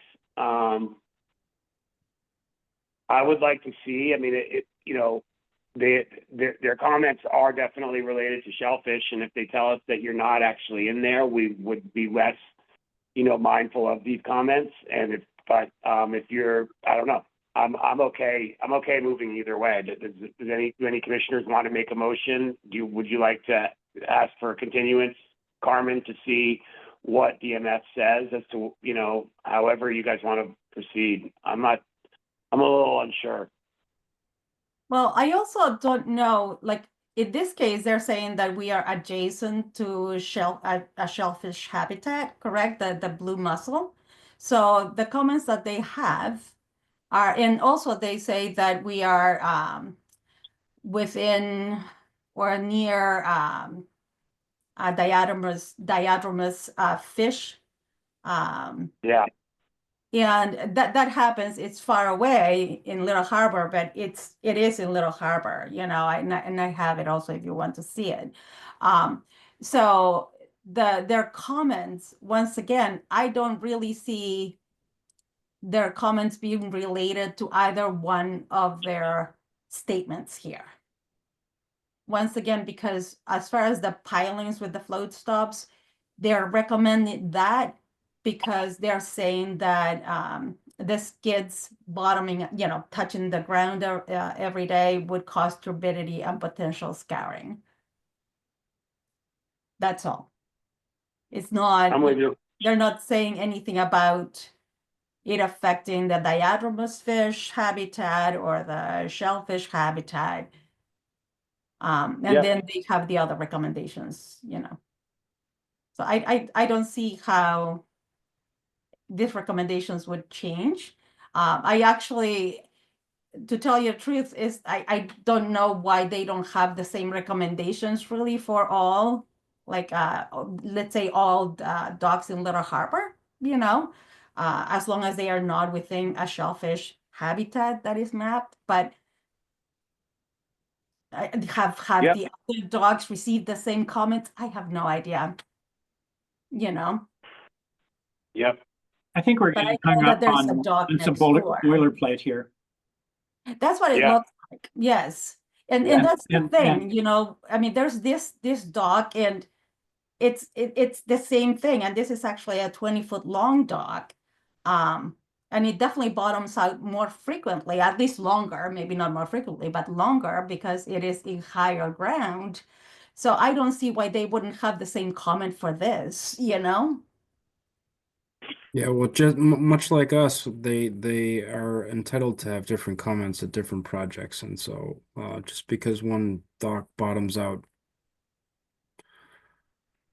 I mean, that's kind of my hang up on this, is just saying that there's been all these other docks have been allowed. I personally have no problem with this dock in particular, the design. It's a small dock. Where I'm getting hung up is that we should, with the argument that we should approve it because there's other docks like it or something. So that's, So based on the merits of the dock, and that we all seem to think that the dock is fine, I'll make a motion to issue an order of conditions. Oh, is this an NOI? No, I was gonna suggest conditions and I'm trying to make these somewhat consistent so I can pull them up. Okay, yeah, go ahead, sorry. Yeah, sorry. I was like, I didn't know I wasn't sure if we were gonna make a motion tonight or not. So I was typing them up. Sorry, Carmen, I'm gonna take over. Please do. Okay. Carmen, these may look familiar in the near future. So this was the construction methodology that Carmen had submitted with the application for 80 Black Horse, I'm sorry, 80 North Main, sorry. Best industry practice is to lay down plywood to minimize foot traffic and the impact of the salt marsh while driving the piles. The plywood is removed at the end of the day. Once the piles are in place, staging is set between the piles, so walking on the marsh is not necessary. For the remaining construction of the pier, piles will be driven, not jetted. All staging and storage of construction equipment and material will be located on upland side of the project site.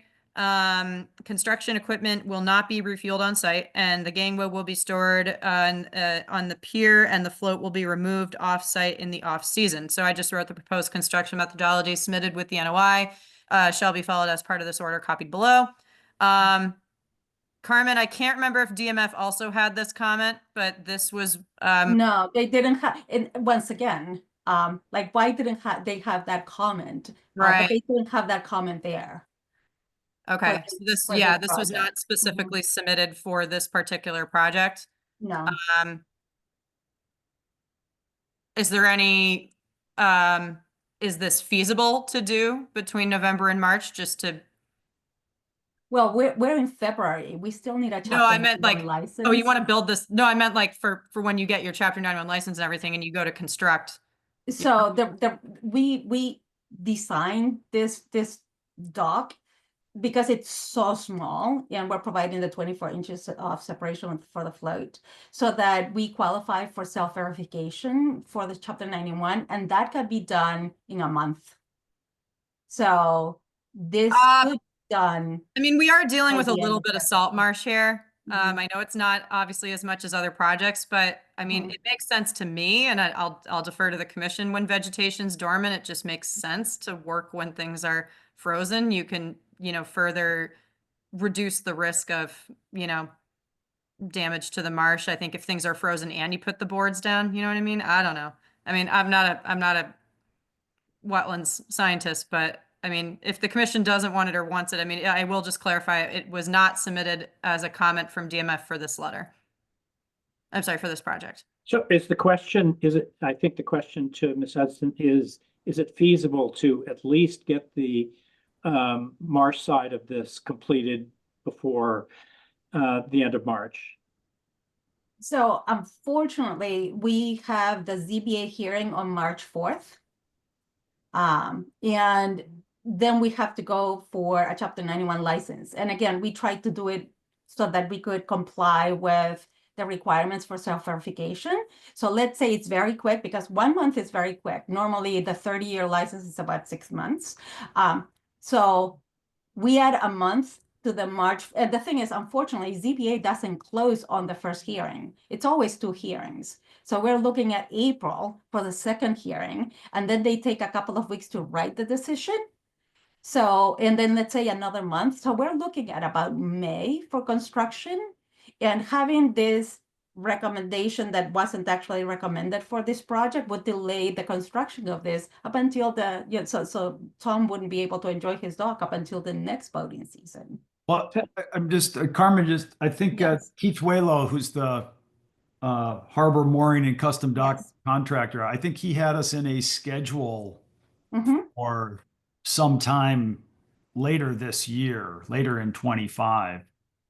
Oh, so you did, because We once- wouldn't be using it this summer. Okay, okay.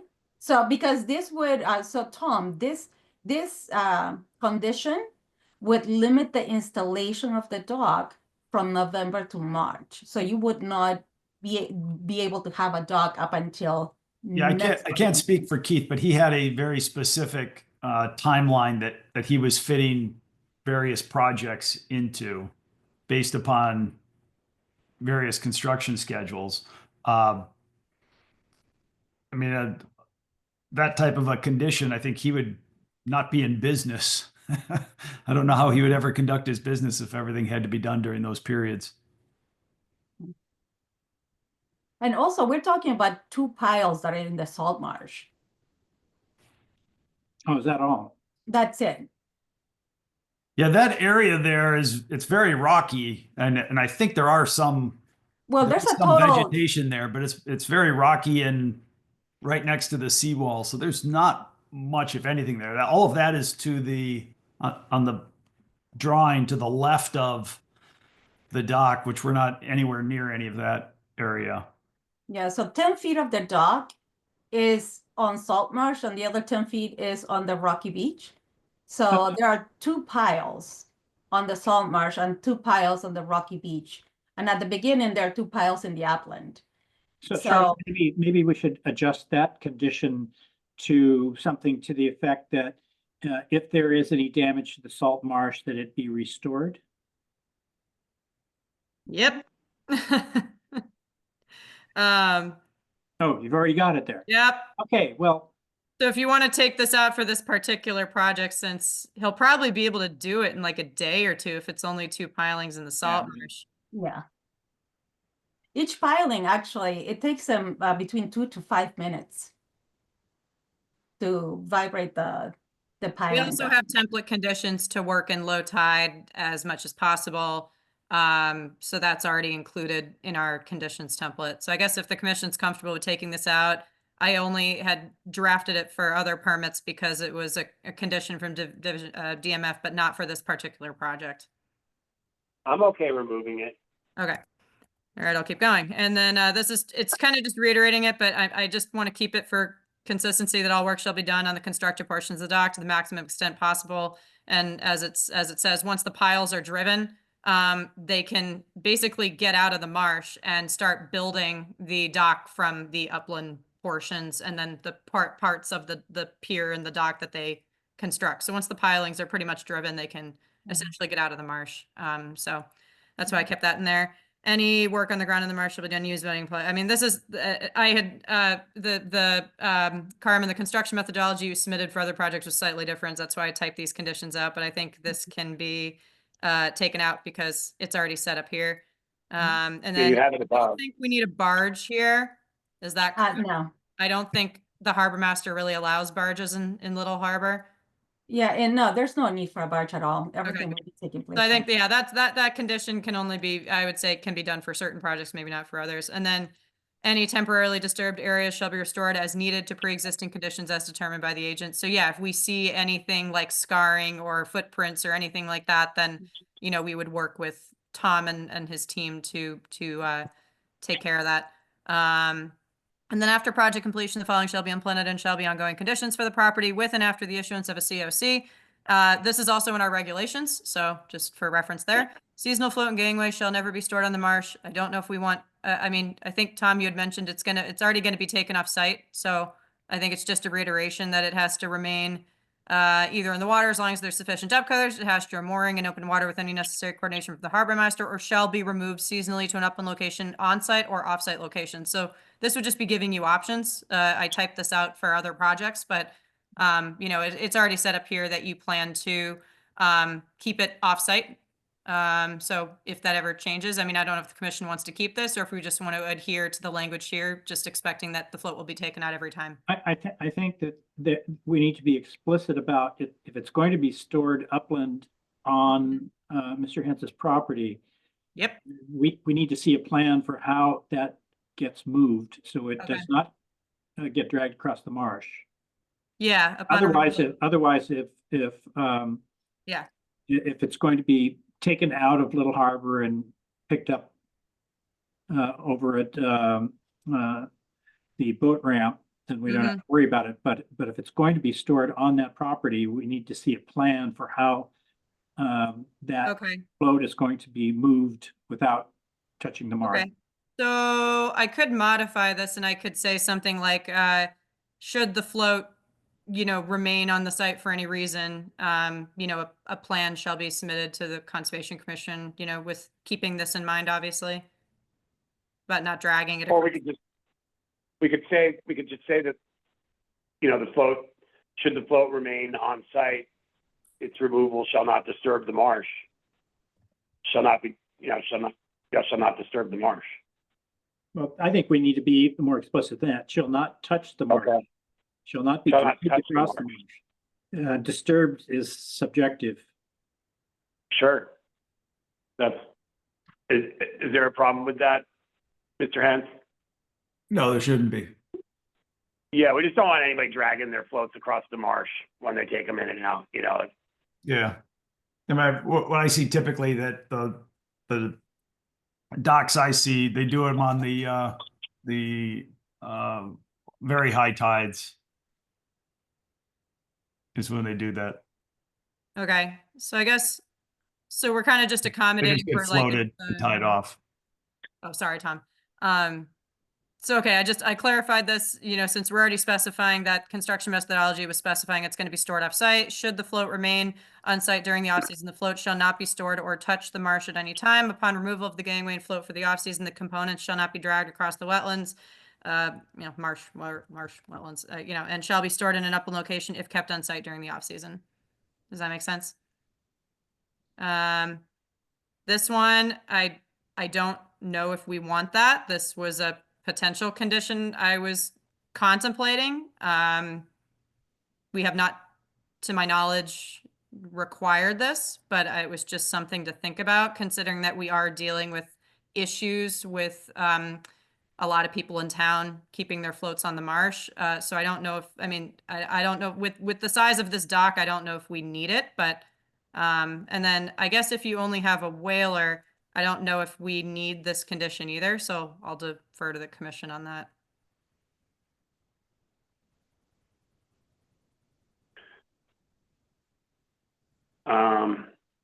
Yeah, I think we do. that, yeah.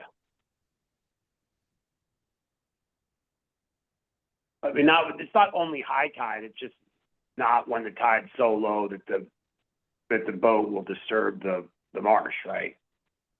At the bottom. Yeah. Yeah, the bottom. Land under salt pond. Yeah. So I'm sorry, what? Just the dock, to reuse at the dock within high tide waters only. I'm not sure if we're trying to limit the use of the boat for only high tide. It's just, we don't want it disturbing the land under. Okay, so don't put this in? Well, no, you need to change it. Yeah, I need to change it. The Motorized vehicles only permitted to use intent the is right, dock. but it needs to be more flexible Yeah. so that at mid-tide, when it's not going to be grounded, then I think basically what we want to say is the boat shall never be allowed to be grounded. I'm sorry, but Or motorized if vehicles. if the float is grounded, Yeah, the boat's got a much bigger surface area than the. yes, but it's going to be touching the ground as well. Yeah, and it's much bigger. Exactly, but if Yeah, you the say area that it's not allowed to be grounded, yeah, the boat sitting on the bottom, the boat hull sitting on the bottom is we can ask for a calculation, I suppose, but I suspect that the hull of that boat, the area of the hull of that boat is considerably larger than the skids on the float. oh, of course. Yeah, and so that's what we're trying to avoid, Carmen, is that boats do not sit on the mud flats with every low tide. Okay, I just don't see how, having a float that might be bottoming out at low tide every day. If that happens, how would you prevent the boat attached to it to? No, Mr. Hansa said he keeps the boat over in Placid Harbor anyway, so maybe this isn't such an issue. But the point is that the boat sitting on the mud is considerably larger than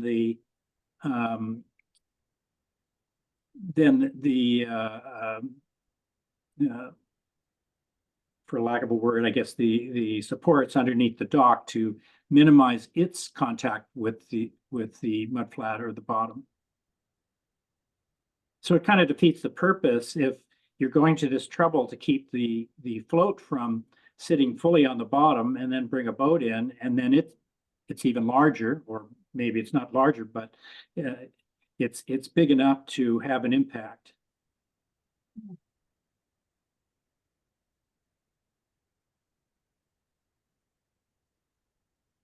And I that think gets- that first that gets sentence back to does it. that gets back to the shellfish issue. I mean, if it's sitting on the bottom at low tide, it does have an impact on shellfish. Again, we could ask for a shellfish study, I suppose, but I think we don't want to do that.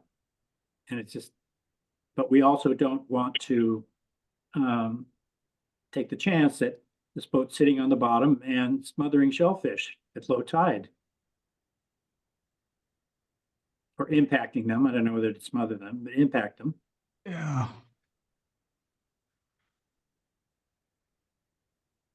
I guess during the active season, Mr. Hensey, how often would you anticipate the whaler being tied to the float? I guess like maybe not like on a day-to-day basis, but just like in general. Probably not on a day-to-day basis. And where we are, I mean, none of us know exactly what the depth of the water is there at low tide, but generally I think of, according to the tide tables, which I follow relatively closely, Little Harbor is not as low as the tide tables. Yeah, And so if it's a -1 tide, I think there's still going to be 2 feet of water there, or a foot of water there at least, just because the way the nature of it, that the tide works relative to the tidal, and we're out farther than I actually thought we were going to be when I was first looking at putting a dock in. So I think it's pretty deep there. I don't think it's going to be a problem. Usually we keep it on the town dock just because you don't have to worry about what tide it is to go use it. I did some measurements over on the north side of Little Harbor, and the lowest low tide is about -0.8 feet. That's at an extreme low. Yeah, that's about as low as it gets. Yeah, you're going to be. Versus- So it sounds like, Mr. Hensey doesn't necessarily have a problem with this condition. I'm not sure if scarring to the land is correct, but maybe it is.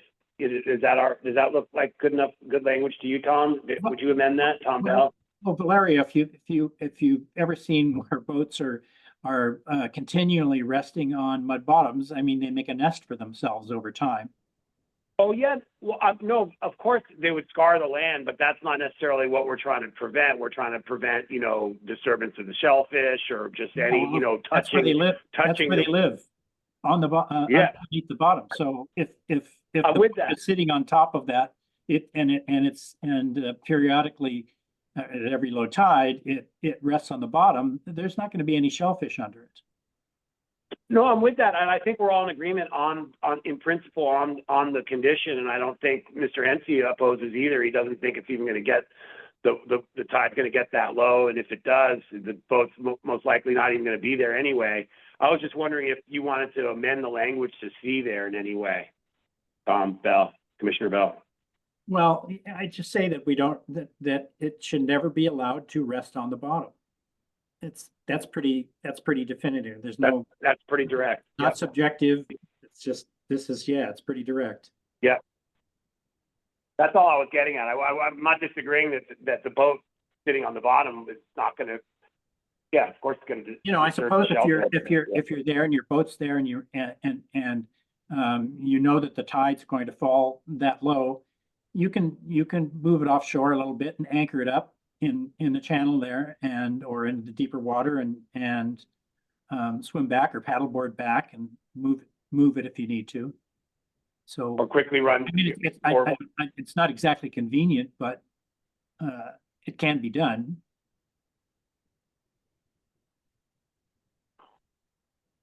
Okay. That looks good to me. Yeah, I mean, land under, saw pond, and tidal flat, that's the bottom, the substrate, the ground. Okay. And then I this one, I don't know. This was mostly just a thought. So, I mean, if we don't want it and we don't want to think about it right now, then that's fine. It's just, I mean, So that would be basically, you know, if they sell, if Mr. Hensky Right. sells his home or something. That was my yeah, thought. somebody- Yeah. So Yeah. like if these properties ever sell and people continue to use these areas, they're at least aware of what you can and can't do, because it's always been clear in our regulations. It's just unfortunate that obviously the regulations are so long. I don't think new property owners are jumping to read them. And so we are finding that, you know, floats are on the marsh everywhere, and we are taking steps to address that in town. So I don't think the property owner needs to be reminded of this every time. I was he going to does ask, who's the sign for? Yeah, right. Yeah, for it would be everyone. somebody you sell the house to. I think it was the idea. Yeah, I don't know if we need D either. Okay. That just, All right. Well, that's yeah. a step too We far. can talk I more, think Charlotte. if, yeah. I mean, it sounds like Mr. Hensy is well aware of what he's going to do and what he already does. So, I mean, I think these conditions seem pretty straightforward. I hope Yeah. Mr. Hensy, please jump in if you disagree. But and then the last one is the conditions. So historically, obviously, you know, there's always been pre-construction and final. I think this is a good time point moving forward. Once the piles have been installed, just, you know, Keith can call me and I'll come back out. I'll take a look before they start constructing the rest of the dock, and then they can take everything out of the marsh, like the plywood boards and everything like that. I think it's just a good checking point, because that's a major portion of the work that would be done, and then you can change how you do the work moving forward. So, and then this is just standard, any additional inspections as needed, like in case something happens or something changes and we have to go out and look at it. So, Okay, so before I resume. sorry, uh, Tom. No, you don't need to be sorry. We needed to have the conditions stated. So that's it, right? Yes. Okay, so before I resume making the motion, I just want to, this all sounds really onerous in some ways. And I Yeah. would just say that if you were building a dock in Mashpee, this would be kindergarten compared to what you'd have to deal with down there. So we are tightening our requirements a bit, but we haven't gone as far as any of the towns on the Cape, and we probably will never go that far. So, Never say never. well, yeah, right. Never say never, but I don't anticipate it. So with that said, Is, to issue an order of conditions with the conditions that have just been discussed and are displayed on the screen and will be entered into the public record as with our minutes. Do I have- Second, Okay, roll call vote. Commissioner Bell, Tom Bell, aye. Commissioner Berrigan, Kathy Berrigan, aye. Commissioner Magnell, Steve Bagnell, aye. Commissioner McIntyre, Chris McIntyre, aye. and Valerio Romano, aye. Thank you so much. Sanji, I'm sorry. You kind of joined in a little halfway, right? I'm sorry, Sanji. I didn't even realize you had gotten on. I didn't see you pop up. Yeah, I need to abstain because I didn't hear the full discussion. They had a quorum anyway. We had quorum anyway, so I think they're good. Thanks, Sanji. Thank you. So just to put on the records. Anyway, all right. So the Oh, hearing sorry, we need for Thank a you variance. very yeah, much. variance. Yeah. Thank you. Any motion? Go ahead, Valerio. That's a simple one. Second, The motion hasn't been made. I make a motion to for variance in the resource area in the 50-foot buffer. Second. Commissioner Bell, Tom Bell, aye. Commissioner Berrigan, Kathy Berrigan, aye. Commissioner Magnell, Steve Bagnell, aye. Commissioner McIntyre, Chris McIntyre, aye. Valerio Romano, aye. All right, so the hearing for NOI 2506 is closed. Thank you so much. Have a good night. Have a great night. Welcome. Good night. So it's been about 2 hours, and I know Sanjay, you just got on, but can I suggest a 5-minute break? Sure. All right, I see 8:35. Let's be back around 8:40.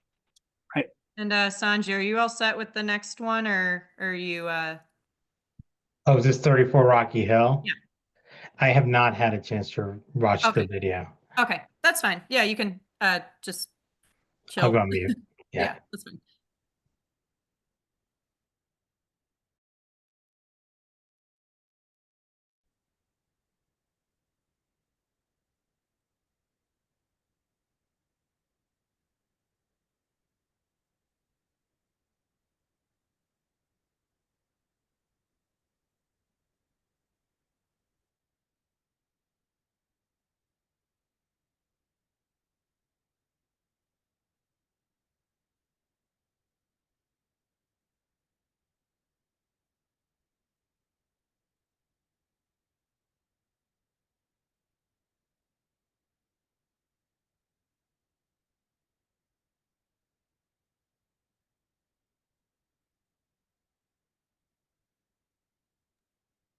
You there, Charlotte? Yes, what's up, Kathy? Can you see me? Okay, I thought I closed something. Okay, I thought No, I you're good. I thought I turned it off. Okay, Mhm. I'll be back. Thank you. Okay.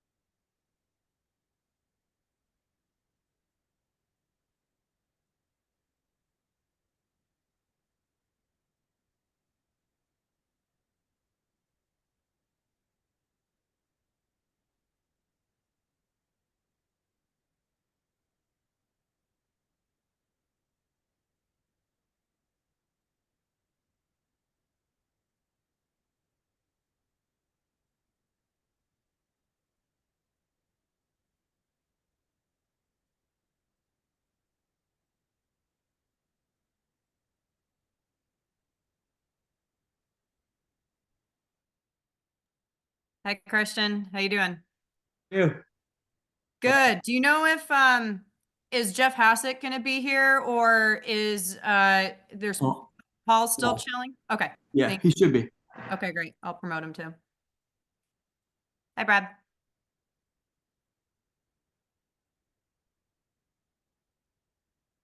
Oh, hey, Charlotte.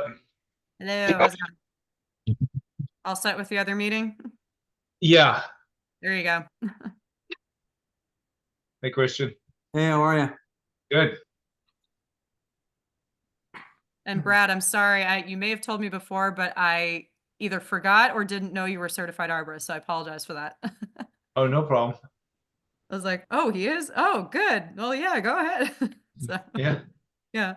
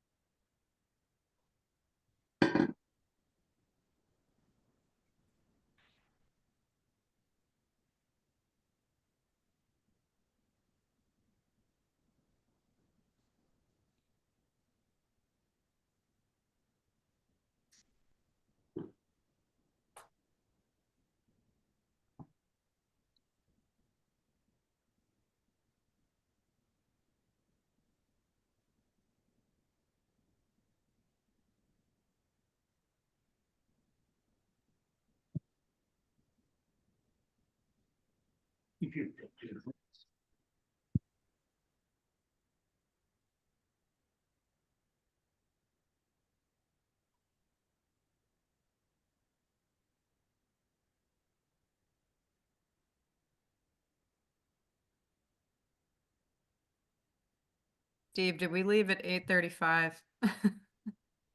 I could not remember the time.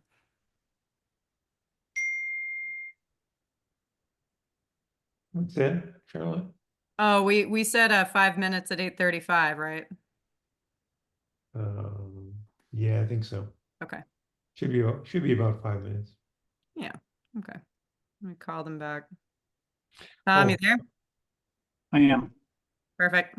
When you were editing that document, Charlotte, the last order of conditions, Is there a typo? no, well, the title was 80 BHL. Yep, sorry. That's 80 North Main. Too many Just- dock projects. I can't keep track of them all.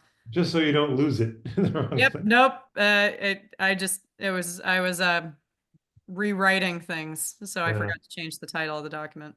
All right, I think we have everyone, and Valerio, Sanji did he has to just abstain or recuse himself because he didn't catch up on the last hearing. So we have 5 for this Okay. one. So the same 5 commissioners are present for our next next hearing, which is a continued public hearing from January 23rd, 2025 for stormwater permit 2503 to raise and rebuild a home and reconfigure the driveway at 34 Rocky Lane. Charlotte, I see some people that have been promoted. Take it away for any updates. So we've got Christian Davis, the applicant and property owner, and then Brad and Paul, can you please reintroduce yourselves for the record? Absolutely. This is Paul Gunn, civil engineer with Morse Engineering. Brad Holmes with Environmental Consulting and Restoration. So just as a kind of a brief overview, so this was, I believe, originally opened and then ultimately continued last on January 23rd. After the last hearing in our initial presentation concerning the details of the raise and rebuild and the stormwater management, the commission had requested 2 additional items be addressed. The first was for test bits to be done under each of the proposed drywall systems, just to confirm soil characteristics and depths to ledge. And the second was to have a third-party tree evaluation done by a certified arborist concerning the trees along Rocky Lane. Since that hearing, we've conducted a test pit under each of the drywall systems and updated their designs accordingly. And then we've also had Brad Holmes from ECR, who is a certified arborist, provide a tree evaluation memo, which he might be able to expound on a little more. Happy to if that's where the commission would like. Paul, do you I have can plan also for briefly. Oh yeah, let me share the sorry, plan. just to look at the test pits. Absolutely. Yep. So a test pit was done under each of the proposed drywall systems. And the results? Similar characteristics to the others in terms of soil textures and the presence of redoxomorphic features and the elevation to groundwater. Ledge was as shallow as you'd expect in this area, but we were able to provide adequate separation to refusal because both the drywall chambers are going in an area of that's slightly being filled. So there were some minor tweaks regarding elevations, but it was a matter of inches, and I slightly rotated the front drywall system as well.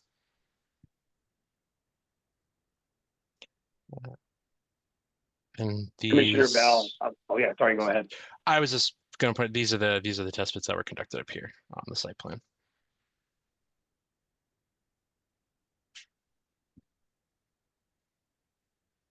So you're 64 inches down for your modeling there.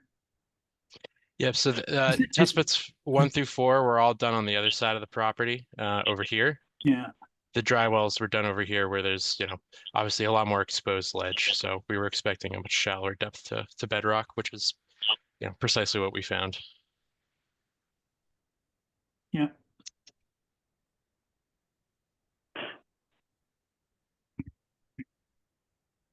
Okay. You satisfied, Yeah. Commissioner Bell? Yeah. Okay, great. And then I'll just jump in for a second and then see what other commissioners, the thoughts they have. So it looks like Mr. Holmes, has recommended that, the various trees, the white pines be removed and the black cherry, but they will be replaced with trees in the general vicinity of the ones that are going to be removed. Is that That's what I understand from the memo, from that Brad's memo. Is that correct? Yes, correct. There are native replacement trees proposed within that From the area. native list. Okay. Commissioner Bell, do you have any other questions or comments? No, I don't. Commissioner Berrigan? No, I don't. Commissioner Magnell?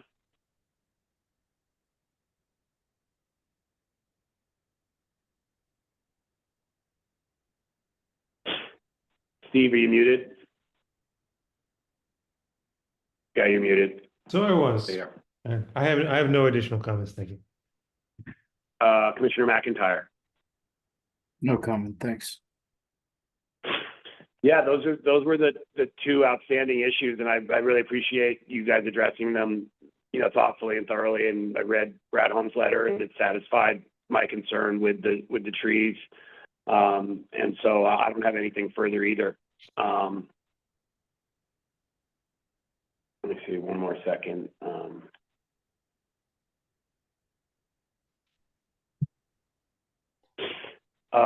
No other commissioners have any issue. I'm happy to make a motion. Mr. Chair, I just had yeah, one sorry. condition. Sorry, it was mostly Yeah. just my standard template condition that I'm sorry, I will put into our. Yeah, no, here we go. I just wrote this permit shall be contingent upon the applicant obtaining all other required, permits from other boards and permitting authorities. No site construction shall occur until all other applicable permits and approvals have been obtained, such as but not limited to, border health, planning, zoning, and building. I think they have to go to Board of Health for the septic, and then not sure about the others, but building permit, obviously. So I want, at some point, I'll put that into our template. I just haven't yet.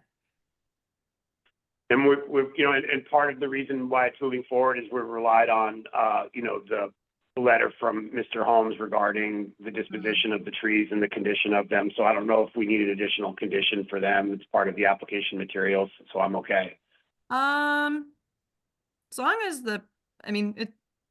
it's up to you guys. It couldn't hurt, but I guess I can type something like that as a part of the a stormwater permit or something, and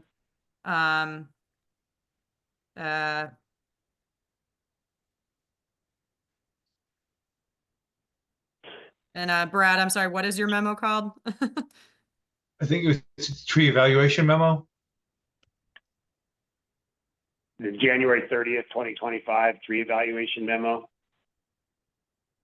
by Brett. Is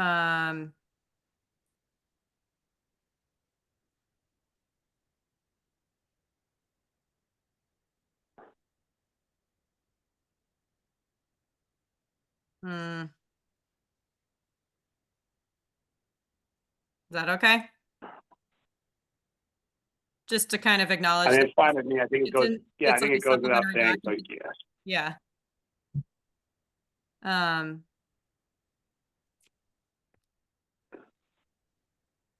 Yeah. Is this okay, Valerio? Yeah, I think it's fine. Okay.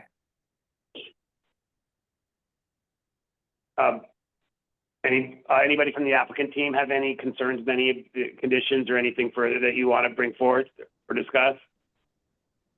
Mr. Davis, I'm good. shaking your head? No, I don't have Okay. anything. Any other commissioners?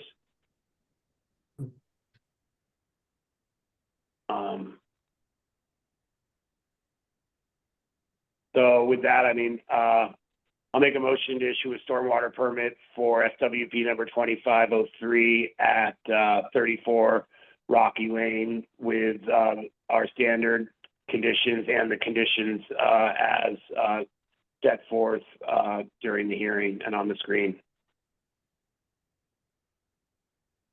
Do I have a second? Second. Roll call vote. Commissioner Bell, Tom Bell, aye. Commissioner Berrigan, Kathy Berrigan, aye. Commissioner Magnell, Steve Magnell, aye. Commissioner McIntyre, Chris McIntyre, aye. And Valerio Romano, aye.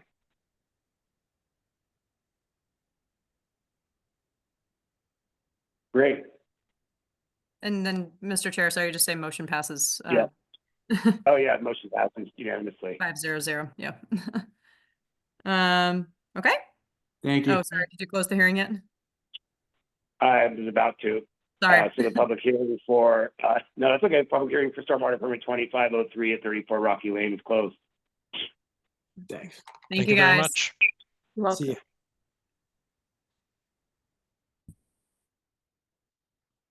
Did I not do that on the last one? Okay, next we have a continued public hearing from January 9th, 2025 for notice of intent 2501 to construct a pier, gangway, and float at 94 Black Horse Lane. And I Oh, understand that. Oh, sorry, Mr. Chair, we're at 220 Atlantic Ave. Oh, are we? Let me see. Sorry. Let me take a look at my agenda. My apologies.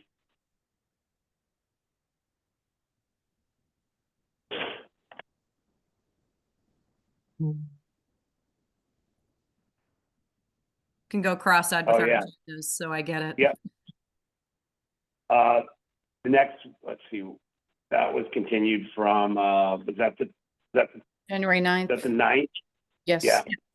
Next, we have a continued public hearing from January 9th to raise the home at 220 Atlantic Ave and build a new home on site and relocate the driveway. Continued from January 9th, 2025.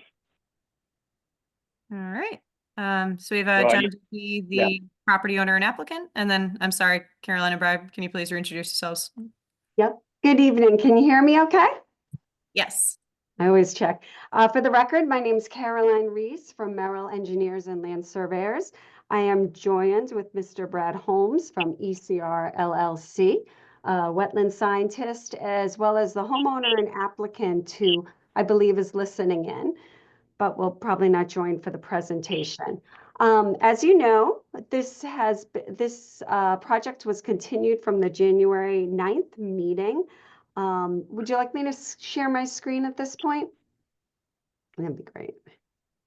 And as I recall the issues, the things to be addressed, we had a site visit on January 15th for the commission to familiarize. Can you share the screen? Can you see the screen?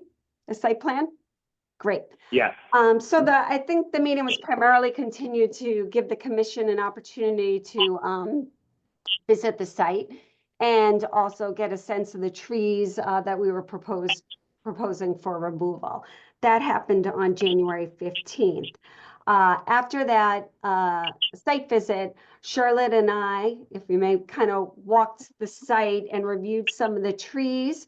More are proposed to be removed than the original 5, thinner than the traditional 6-inch caliper that we traditional survey. So we walked the site, and I'm speaking on behalf of Charlotte, but what I recall is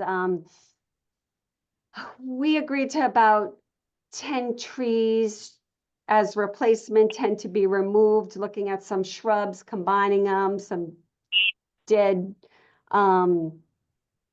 trees kind of, or branches or limbs, combining them. So we kind of came up with, this is the rough approximation of 10 trees, the original 5 or 4. We took out the 1 that we decided we're going to keep. Added 1 here, which is, I have a picture of that. I think it's dead originally, but decided on developing a plan to replace what we tallied as approximately 12 trees to be removed. With that, the applicant enlisted Brad Holmes to develop a tree replacement plan, which consists of, I believe, 10 trees as well as 3 shrubs. And I don't know, Brad, I could bring it up if you want, but would you like to speak to that plan? Sure. Sure, thanks. There we are. I think that's kind of what you need. Right, so what we're proposing is a replacement with 10 native trees and 3 native shrubs, all coastal salt tolerant species. trying to get a variety of species to add to some of the diversity. We're going to use areas of the site that aren't as densely vegetated so that these species will have some space to grow. So we've spaced them out throughout that portion of the site, as you can see. And these areas are generally with an open kind of maintained area, so that would add, and we're not going to have to take vegetation out to put vegetation in.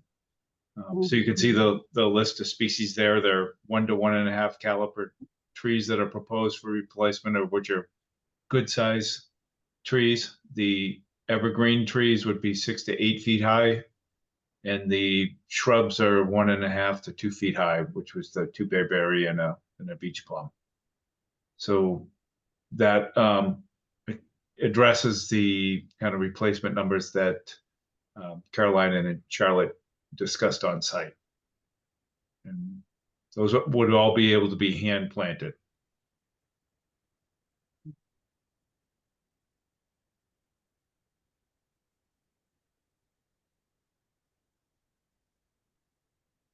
Okay.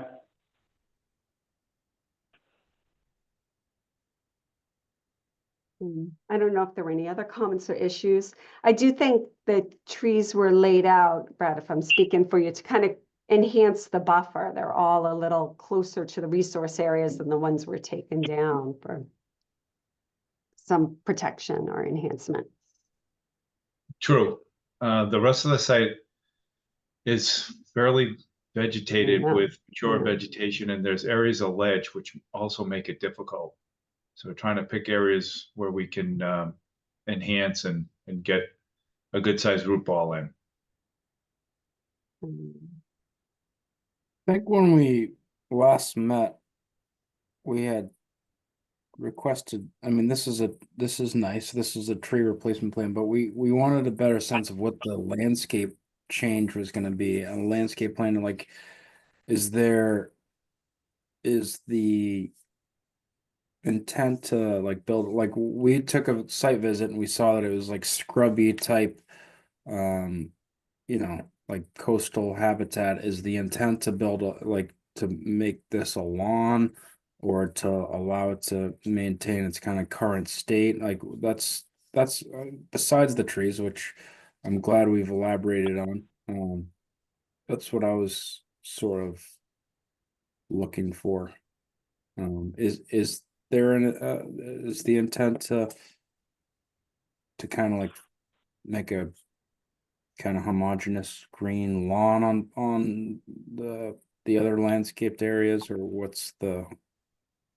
Not at all. I think they're going to keep it very natural. I mean, what you see, I think the disturbance area is really limited to the existing footprints and some extensions, but I think if you remember, it's very, very ledgy, and the intent is to leave it as natural as possible and disturb as little as possible. We have the silt sock in pretty tight.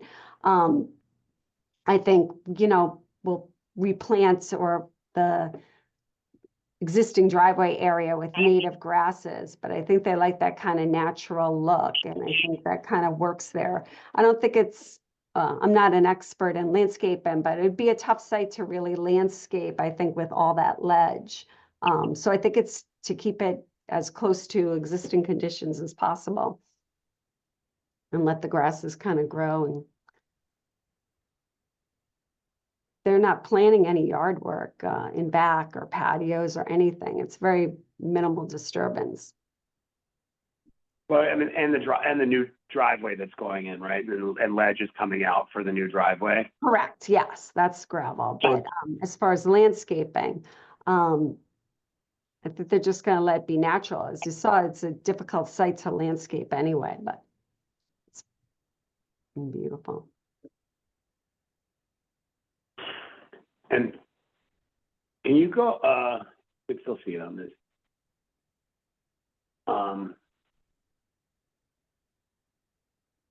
Commissioner Bell, do you have any other thoughts or questions on this? No, I think all of my concerns were addressed. They're going to leave that white pine that looks pretty healthy to me. I think that the selection of trees and the shrubs are really well suited to the site. And I'm really pleased to hear that it's going to remain pretty much a natural state. It's a beautiful site, and I'm glad to hear it's going to stay that way. Mm-hmm. Me too. Yeah. Let me ask, so on the portions of the foundation which are not being pushed out for, you know, the garage and the other areas, is it being built directly on top of the existing foundation, or is that foundation coming out and a new foundation is going in to any part of it? Yeah. They're using that foundation footprint and bumping out. There'll probably need to be repairs, maybe, perhaps, but they're staying with the original footprint of the foundation with some like bump out support areas. Where the new garage is, there will be a new, where there's no foundation now, they will do a concrete foundation. And there's a couple other areas where it's being bumped out as well. Yep, they're using the existing foundation and then going to pin whatever support they need to the ledge there as needed, but bear as much weight on the existing foundation. That's all going to be kept. Even this angular position is going to be kept. So the lowest part of the home is going to be at the same elevation as it is now? I mean, the foundation, yeah, sorry. Yeah, I believe it is. What are we at? Elevation 13. It varies maybe, yeah, exactly. The garage is maybe, I think, less than a foot lower than the existing rear. That's kind of unfinished, but we're going down to elevation 13 where the new garage is. I can zoom it in. But yeah, the rest of the house, this is the new section, will be built on the original foundation. And as you know, I don't know if you noticed, it kind of walks out, so it's level. That's where they want to be, the rear. Did that answer? I think so. Just sorry, yeah, I'm they're not. looking at it. Yeah. Go on, sorry. Oh, they built it to use as much as possible of the existing foundation. A lot of reasons, you know, to damage expense and with all that ledge. So they're going to use that layout and just build off of it.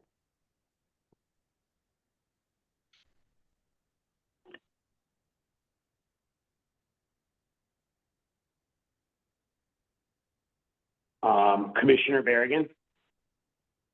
I don't have any questions. I think everything looks fine. Commissioner Magnell? I think it's a very good plan the way it is now. Commissioner McIntyre?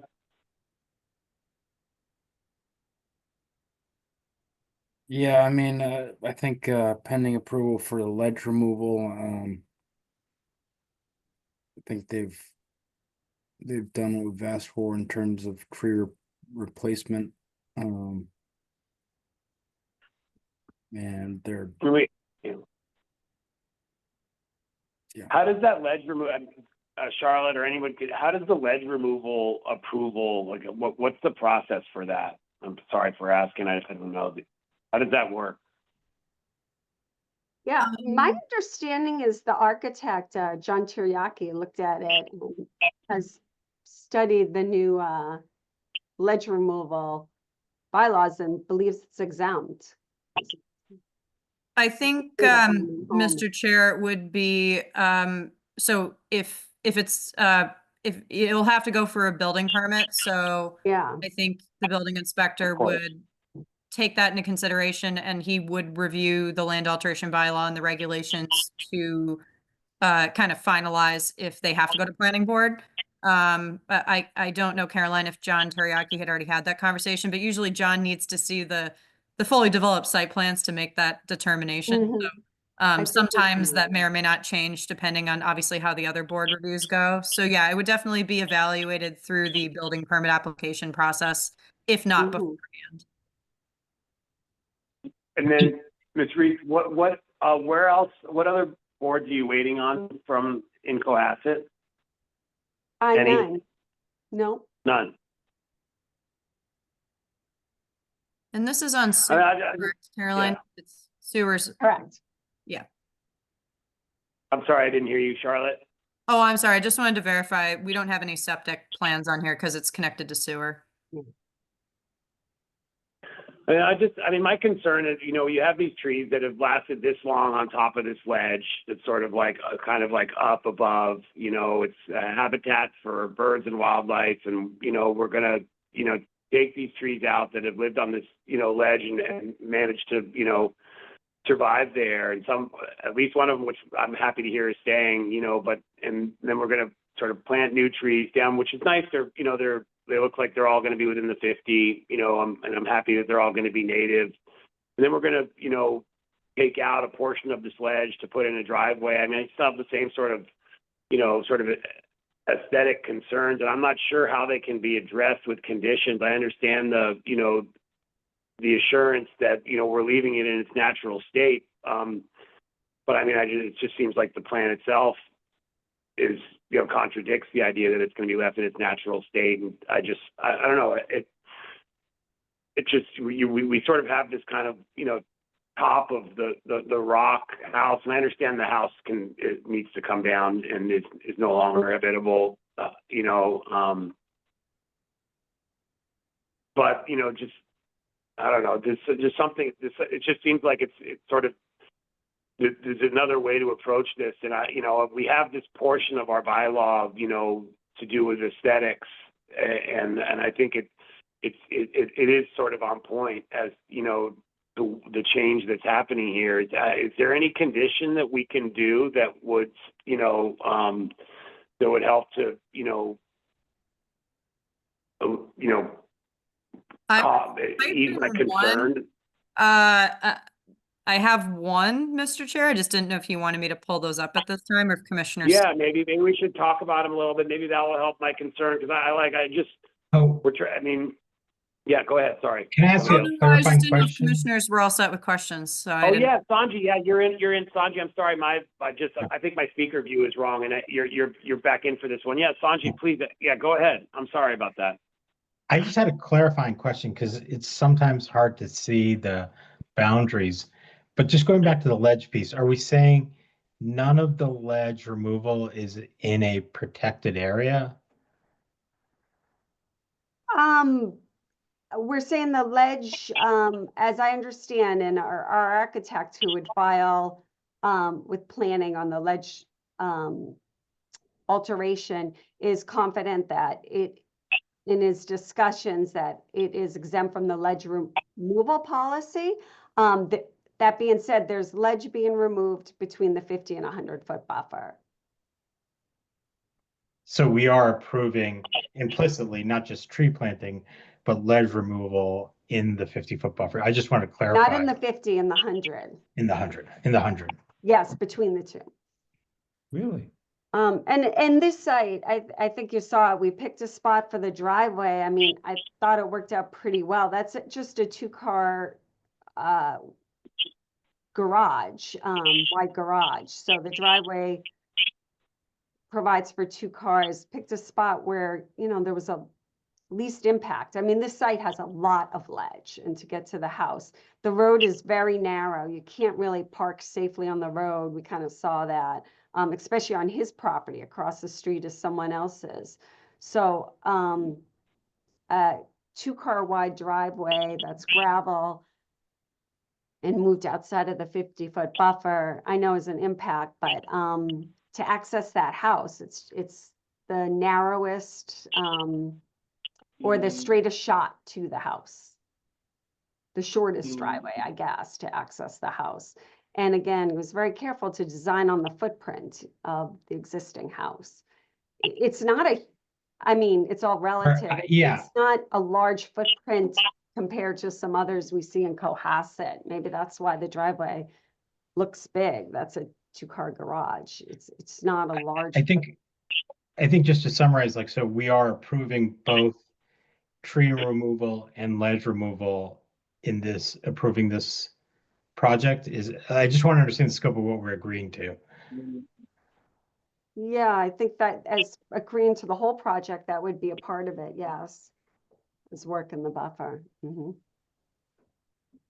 Yeah, we just don't specifically enforce the land alteration bylaw, which was recently modified to have those additional lead procedures or changes or restrictions. So it's a little awkward, but yeah, we are approving any changes in the buffer zones, but specifically when it comes to ledge, we don't have specific regulations about that in our wetlands stuff, other than just obviously accommodating and looking at grading and, you know, site disturbance and things like that. But like, we don't have like land alteration bylaw, obviously, under our.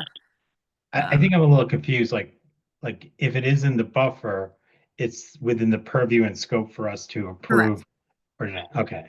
I Yeah. think that's what I'm trying to get at. Yeah, it's just awkward. Like, we don't specifically approve like the removal of ledge, you know, like that, like planning board does. So like, yeah, we're definitely looking on like an everything scope, I guess, for work in the buffer zones. Got it. Thank you.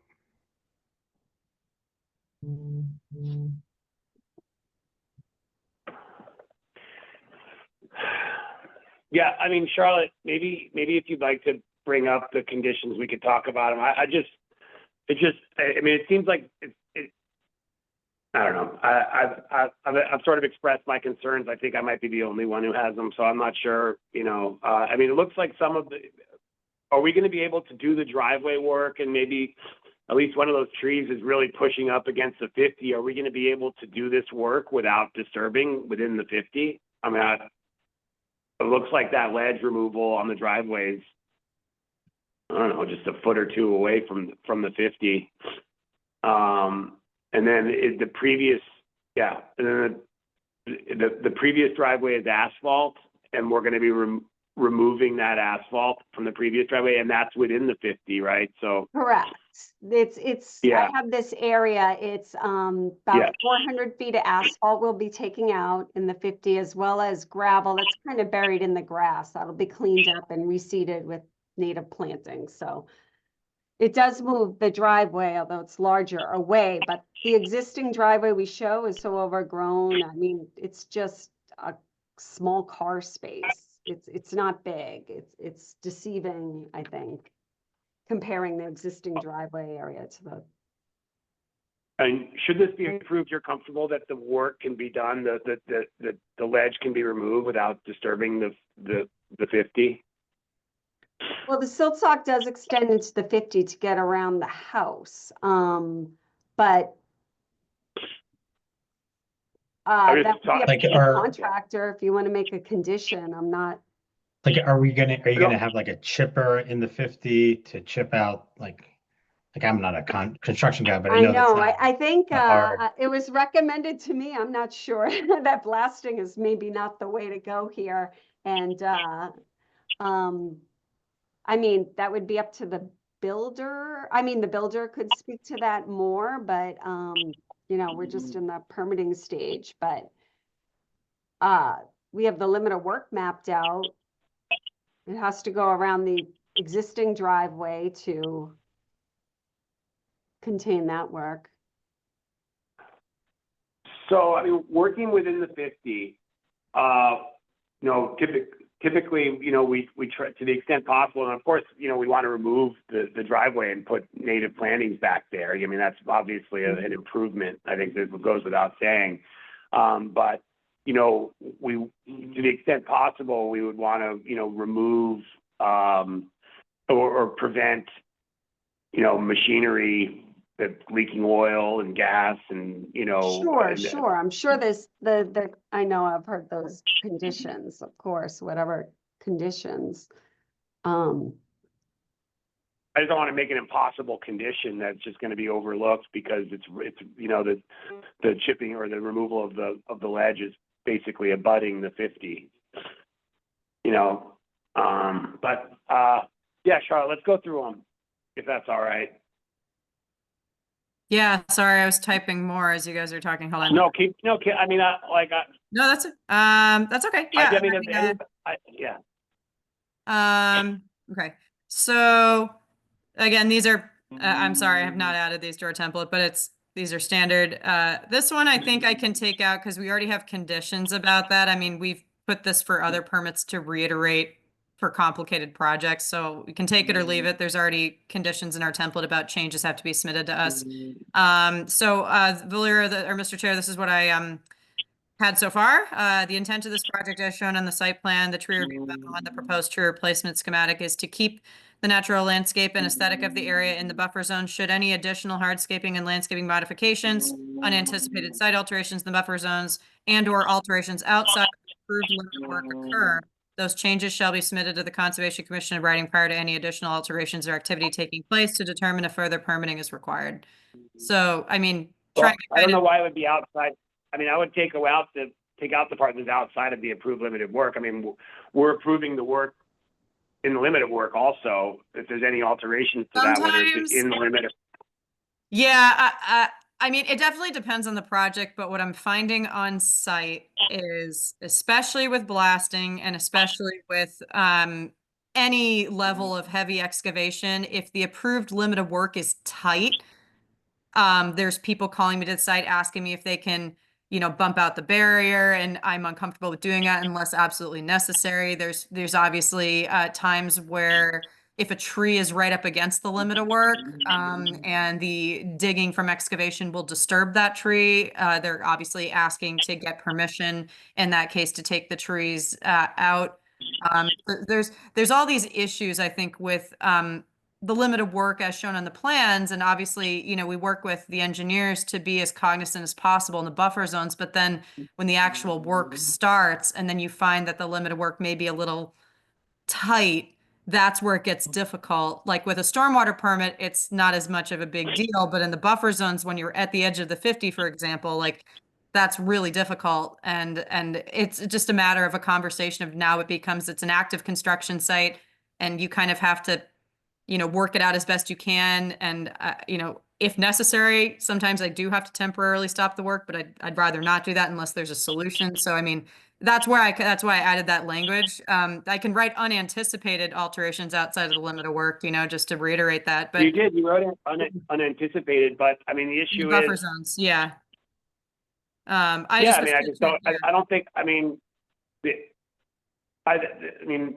we're not giving them, the way that sentence reads, it's almost like they have carte blanche to do whatever they want as long as it's within the limit of work. But no, they're we're still trying to keep the sort of natural plan. Okay. Yeah, I can take it out. Yeah. I can. Yeah, I wasn't trying to tighten up the limit of work. I just want to make sure that nothing happens. Yeah.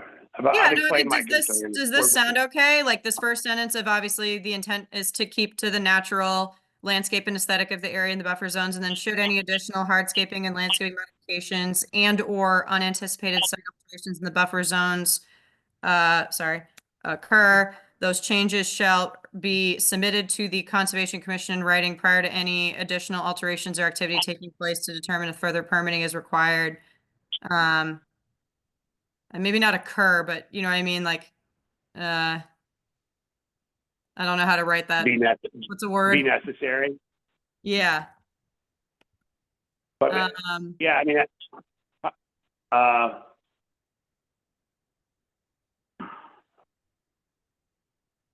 that was one that I had. This was like the main one, Mr. Cherry. I don't know if this addresses your concerns. No, that works. I mean, let's keep looking. Okay. And then prior to any site work under this order permit, as you guys know, there's an administrative stormwater permit that's a part of this project. The following shall be completed. All trees proposed to be removed and remain within the limit of work shall be marked with a green ribbon or similar material and inspected by the agent prior to any tree removal. We've put that for other projects in buffer zones, in coastal and inland areas. So not for every project, but definitely more recently within the last few years for a lot of projects where there's tree removal involved. Trees shall be protected with tree protection barriers to be installed at least 5 feet around the drip line to prevent damage from construction vehicles. Barriers shall be inspected by the agent prior to any site work. So, Caroline, I can't remember, do we have tree protection barriers put on the plans for any other trees or in the limit of work? No, I have not done that before. I could do that if you want. Oh, I couldn't remember. Are there trees within the limit of work that are proposed to remain? Oh, yeah, there are a lot. Kind of Yeah. shrubby ones. It's all basically a wooded area. But it's like that ledge area that's atop, like above the house, This is and all then wooded. like we were going to take out that rhodo in the front, so that's coming out, and then the trees behind the house and the 50-foot buffer, we're keeping those. We're that big one. So I don't know if there's any trees in the limit of work that are remaining, because that's sometimes where we see trees that are like, Right. you know, they're in the limit of work, Yes. but we're trying to keep them and preserve them. We've put in conditions to install tree protection barriers to make sure that there's no damage to them during construction, as you can see across the street with on Atlantic Ave. Right. I know this site's tough because it's very high, this ledge, but there's a lot of small trees. Could that maybe be assessed when you do Yeah. your initial construction inspection of the silt sock? Yeah, we can do Maybe. that. Uh,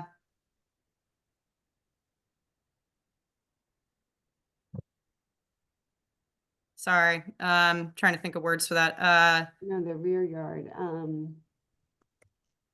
Well, I mean, any trees that have lived this long on that ledge that are not planned to be taken out should be protected during the construction. I think that's clear. I don't know if we need, I mean, we can reassess that again, but I think that's, I mean, you're telling us which Yeah. trees you're taking out, and you're not going to damage the other ones and kill them accidentally. So why not, strap some wood around them so we don't kill them, Sure. I mean, this is the front. I don't know if I don't still have the screen. A lot of that front yard up on the ledge is outside the 100-foot buffer. That doesn't mean they won't be protected. But the house is a lot of, besides those trees, it's mostly kind of the grasses and ledge. And, depending on the size of a tree. Well, does this sound better? Yeah, that works. We've that's also fine. done a condition like this as well with several permits. Like if there's are any trees within the limit of work that we can end up saving, we Right. decide on site to have those covered. But yeah, I mean, I don't want to say there's no trees, but at least from my memory of the plan that we just pulled up, I don't think so, other than like, the scrub vegetation, obviously. Yes, that's what I was referring to, the kind Yeah. of the scrub, but yeah, Okay. we call it a tree.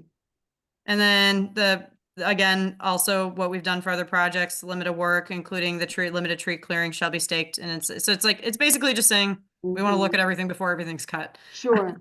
And then, Caroline, this would be specifically for the stormwater permit, but just because I think it may or may not be in the 100-foot buffer, I had suggested it for the OOC as well. The exact location and dimensions of the proposed dry well shall be confirmed on site with the engineering agent or based on subsurface conditions. Yeah, plan shall be modified as necessary and approved by me prior to installation. So like, Yes. because of the ledge, we just have to. Right, the place ledge could be an issue, so certainly. This is Okay. just an administrative stormwater permit, right? It's not something that, Correct. Yes. Yeah. But since the work may or may not occur in the 100-foot buffer, that's why I added it for both permits. And then prior to any planting work, I'll defer to the commission on this. I didn't know if the commission felt that a site visit with Brad, with John, and possibly with Caroline would be necessary to look at the locations that Brad had suggested. I don't know, Brad, it seems like you've already been out to the site. I just didn't know if you needed to make any changes or felt like that some of those areas might be iffy and we might need to switch it. So I felt like a condition may or may not be needed if we have to go out and look and see if we have to shift any of the plantings, or if you're pretty confident with where everything can go, then I don't think we need this condition. Brad I did think do a that- site visit, like, correct? Yeah. If we need to shift things around, we could always review it on site. I don't think that's a problem. Okay. So if we wanted to keep that in there and we need to move things around, we're covered. Okay. Yeah, and I just wrote as appropriate. So Caroline and John, if you don't want to be there, great. If you do, awesome. I'll just, it's up to you guys. Great. Okay, so I guess we can keep it. All planting where the buffer zone shall be done by hand. Natural undyed mulch and loam may be brought in for the proposed plantings. We've done that before. Just we don't want dyed mulch. Specific, and I don't think we have a seed mix anymore, correct? Because now we've switched to trees and shrubs, or is there still a seed mix within that mitigation area? There still would be where the existing gravel driveway is. Okay, and great. we're taking up driveway, I think, just to match the natural grasses there. Yeah. Okay. Mhm. And then This is the only one I'm not as comfortable with, and I'll defer to the commission, but we have done it for other projects, with blasting if it does happen.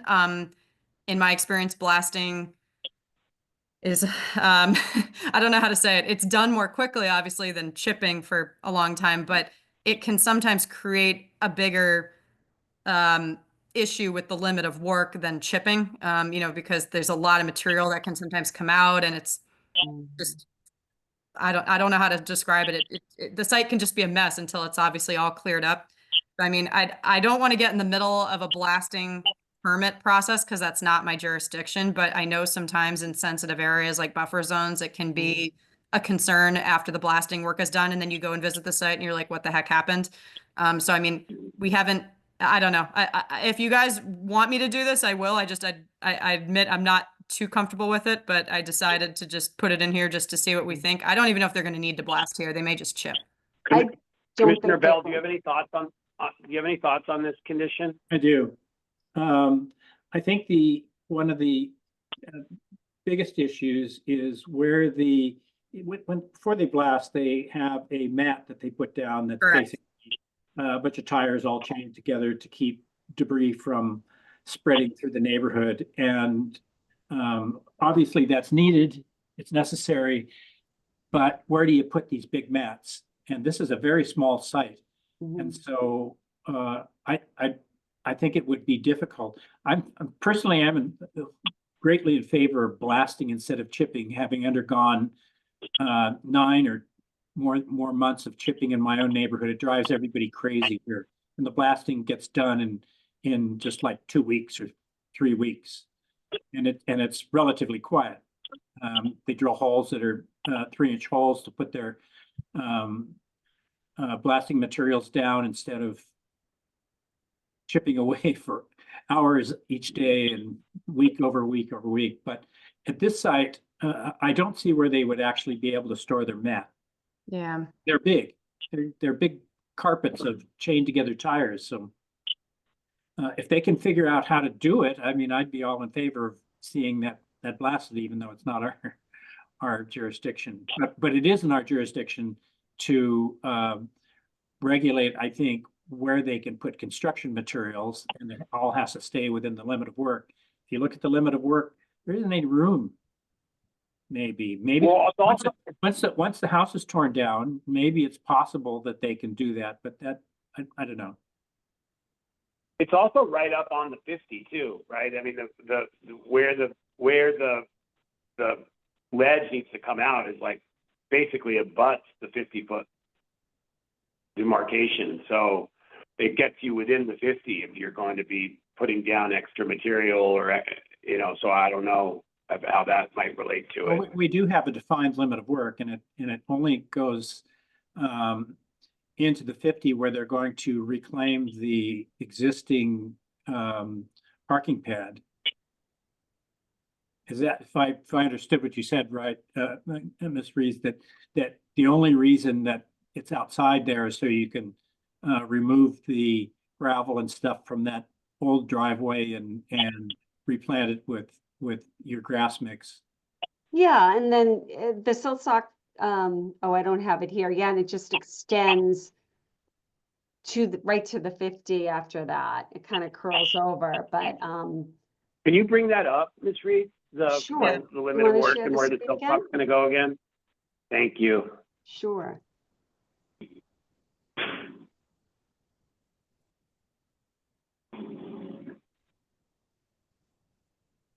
Can you see my screen? Oh. Yeah. Okay, so this is the limit of work. We have a silt sock and silt fence. This is the area to be reseeded in general. We're just gonna run the silt sock and try to pin a fence up and over the ledge here and come down. So it's this area here. And we do need a little perimeter around the new garage, but that's in ledge, and then we come around that. I'm sorry, I gotta figure out how to take those things off.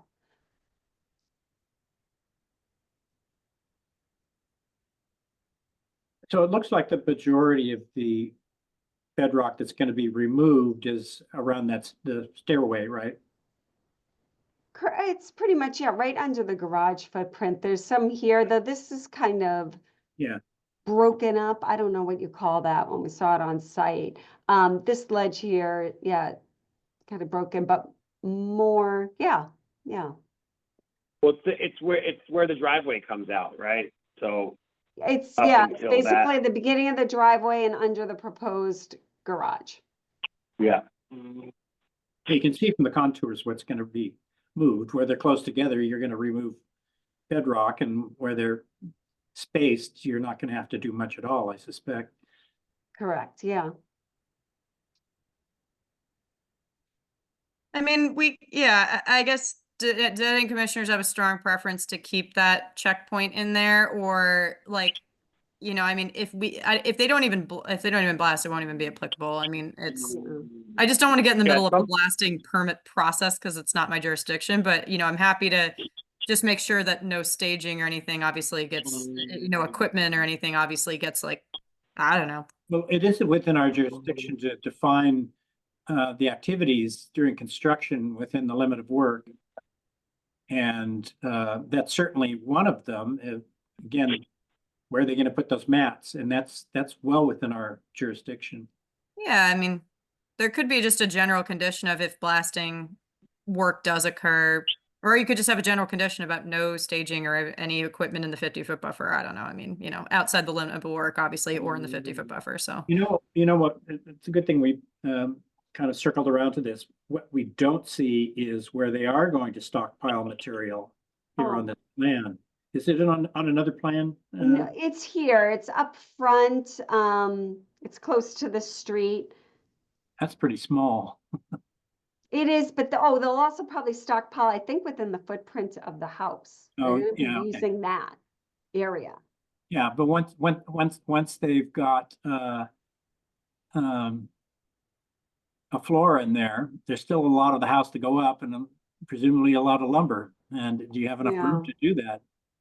Or maybe extend. It is it's a tight area. Really?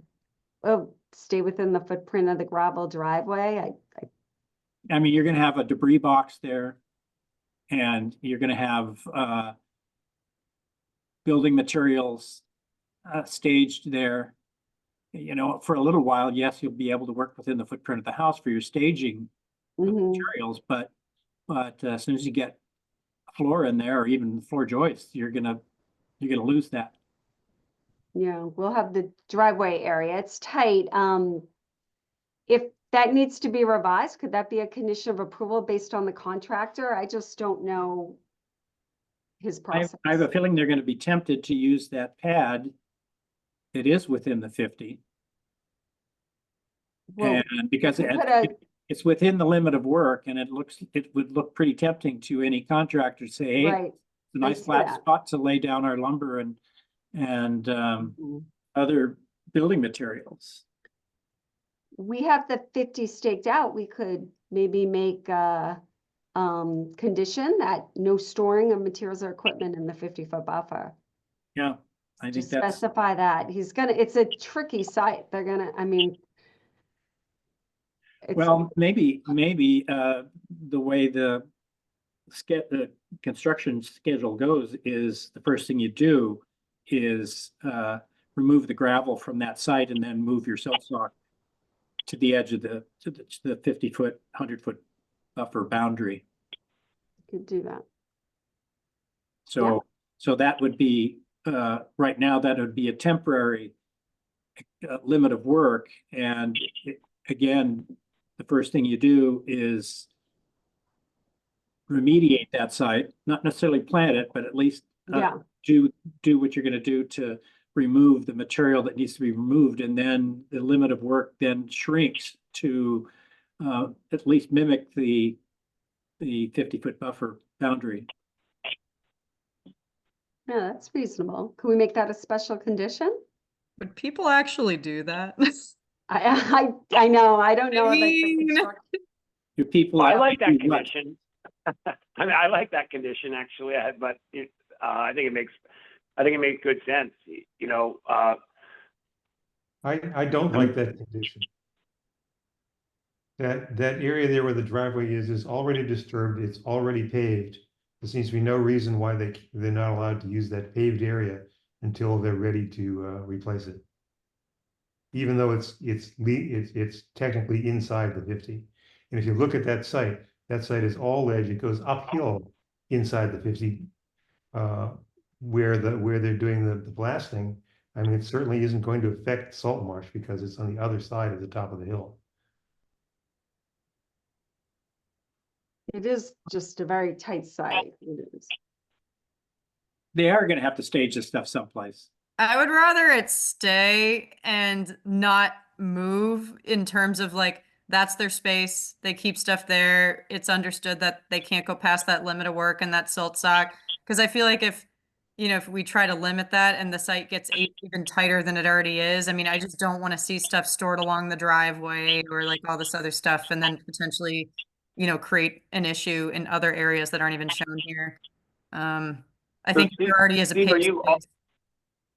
Steve, are you also think the condition that no storage of materials or equipment or debris within the 50-foot buffer shall be, are you opposed to that condition as well? I mean, I understand your point. No, the only one that I'm opposed to is, since the part that's marked gravel is currently a driveway. It's currently a paved driveway. And I see why there should be no objection to storing materials on that paved driveway until they're ready to convert it, until they're ready to remediate. So that would prohibit the condition No, that no that storage section, of. it's within the limit of work. And It's also within the 50. Yeah. But it's within the 50, but it's a disturbed area already. That's a good point. And Yeah. I mean, of course, And you're gonna have to remediate it. the deeper we get into this, the kind of the uglier it gets. Where are these contractors going to put their vehicles? I don't have all these answers now. We have our limit of work and the contractors are reviewing the site, and I don't know if they've been selected, but they're gonna have to manage that. But we can define the limit of work. They're probably gonna have to carpool, and it's a tight site. That was an issue. That was an issue across the street. Yeah, it's a tight site. Yeah, and here you don't have much traffic on this, but it's a very narrow road, and if you put 3 or 4 construction workers' vehicles there, nobody's going to get. There's no room, right? So they're going to have to manage that in construction, I guess. With the I think Steve makes a good point, but I think what's missing here is specificity on how you're actually going to complete the project. I think using a disturbed area makes a ton of sense because it's already disturbed anyway, but I don't see any other broader specification on how materials, equipment, site are all going to be managed in such, this thing is right on top of so many protected areas. It's just, I just don't know what the plan is for that, or it's not clear to me. Well, we're in the permitting stage. I think the contractor is going to have to work with that. But if we can define, where he can and cannot work, I don't have a construction plan at this point. Like every job, we're in the permitting stage now. I mean, I'm sure it's going to cost a lot of money and time and take some creativity, and that'll all be reflected. As part of the, sorry, Caroline, to cut you off. I think as part of the pre-construction visit, I mean, this is definitely, I'm sure, going to be, it's going to come up. I mean, I'm going to be out there to inspect the staked limit of work, and I would definitely want to do the pre-construction visit with the contractor. Maybe there could be a condition saying, that I have to review where everything is stored and nothing is allowed to be, to further encroach in the 50-foot buffer other than the approved limit of work. I mean, we can definitely set that hard line that that line in the 50-foot buffer is not allowed to move. If there are other places that are not in the 50-foot buffer that could be used that don't cause any other damage to the buffer zones. I mean, we can figure it out, but I mean, I would probably be figuring this out anyway as part of my pre-construction visit. So it's just a matter of the commission wants a condition to just specify that. I don't know if that's a little redundant, but I mean, any changes to this plan will need to come back to us in writing anyway. So I don't know if that satisfies people's concerns, but I would definitely not want to see the line move in the 50, but we may or may not have to store stuff further up the driveway that may or may not be in the 100, or I don't know. And it's too narrow to store stuff on the other side further down along the driveway. Like there's really no room. And obviously you don't want to encroach on somebody else's property who's on the other side. I mean, Maybe, it wouldn't be unusual. Yeah, sorry, go ahead.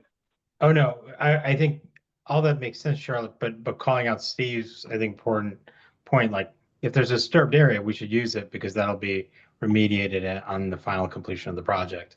Oh, yeah, no, I mean, I'm okay and comfortable with this limit of work as shown on the plans and utilizing the existing space in the 50. And then once it's obviously taken out, I would assume that at that point, the majority of the work on the home would already be done. And we would switch to the landscaping mitigation portion of the project.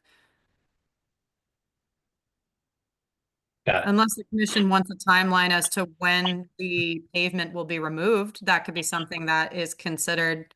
And if I can get that estimated time frame of when they expect to remove the pavement, we can re-inspect the limit of work and moving the erosion controls as necessary. I gotta speak for myself, Well, but I Steve has think me I'd be- convinced. I don't know. Yeah.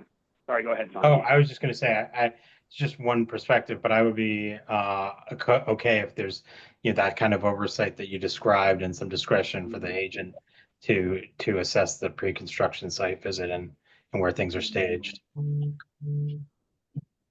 Yeah, I mean, this is going to call for some on the spot and at the time decisions. Maybe we're overthinking this. Okay. I mean, I was thinking maybe a condition that no materials, equipment or debris shall be stored within the 50-foot buffer, outside of any previously disturbed areas. So that allows them to use the driveway, use whatever, but, not,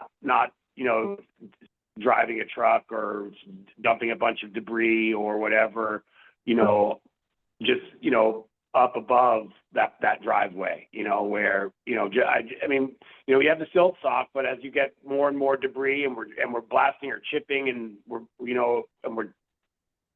pulling out part of the foundation and adding new foundation, we're pulling out 10 trees, as we get closer and closer to that silt sock, I don't know if that's a compromise condition where it's, you can use the previously disturbed area. We're not trying to, specify the timing and the order of work, leave it up to you guys, but just don't store anything outside of the previously disturbed area within the 50. Unless that doesn't make sense. I don't know. That's fine. Yeah. I just walking the site, it's so beautiful and natural. And, chipping away that rocky side and pulling out all those trees that have managed to survive there in that wind. I don't know. So as much as we can do to protect the site while this is going on, I'm in favor of.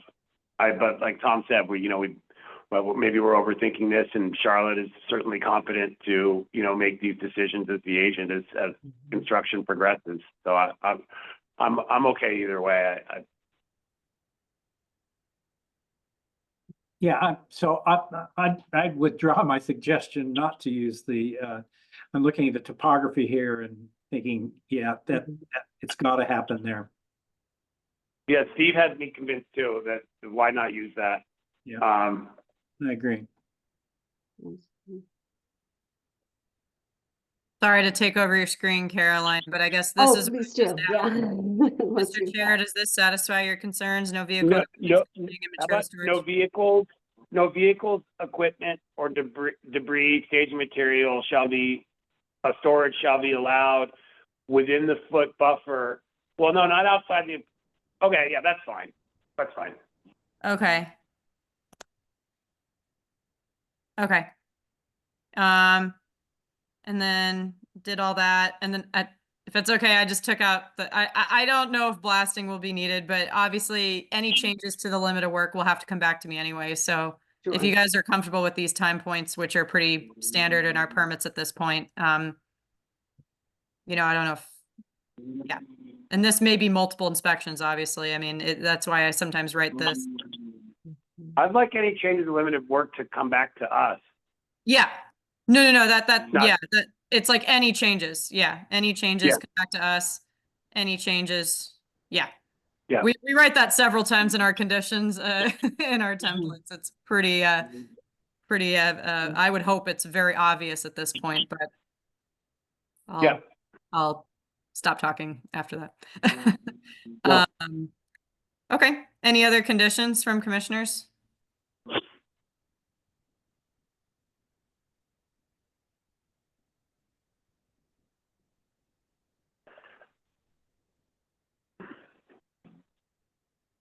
I don't have any. Anyone else?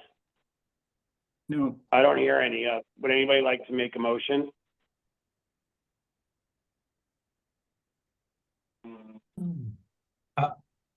I'm happy to make a motion.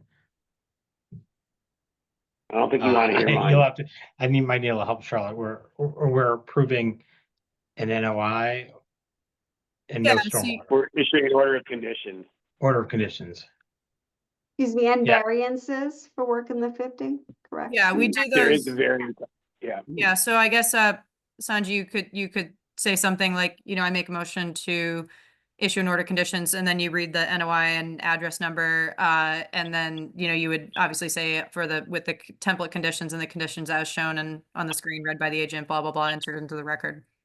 Thanks. Yeah, so I'll make a motion for conditions for 22 Atlantic Avenue with the aforementioned conditions as specified that we've just reviewed. Yeah, I know, sorry, 220 Atlantic Ave. 220 Atlantic Avenue. Yeah. second, And the template conditions. Yeah.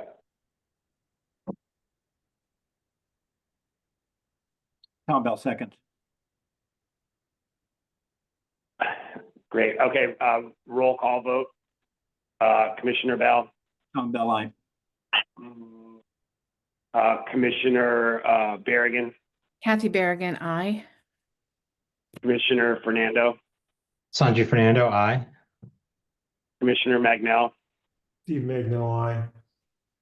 Commissioner McIntyre, Commissioner McIntyre, aye. and Valerio Romano, no. And then I know somebody would probably have to make a motion for the variance for work within the 50. I move to issue a variance for work within the 50-foot buffer. I'll second that. Another roll call, Commissioner Bell, Tom Bell, aye. Commissioner Berrigan, Kathy Berrigan, aye. Commissioner Fernando, Sanjay Fernando, aye.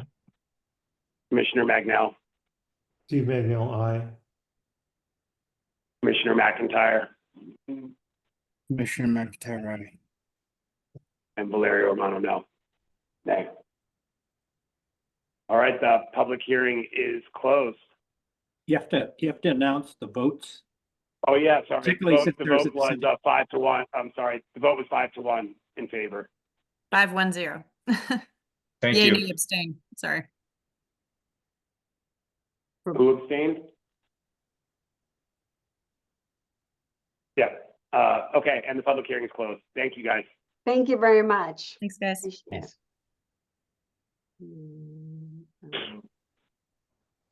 All right, next up.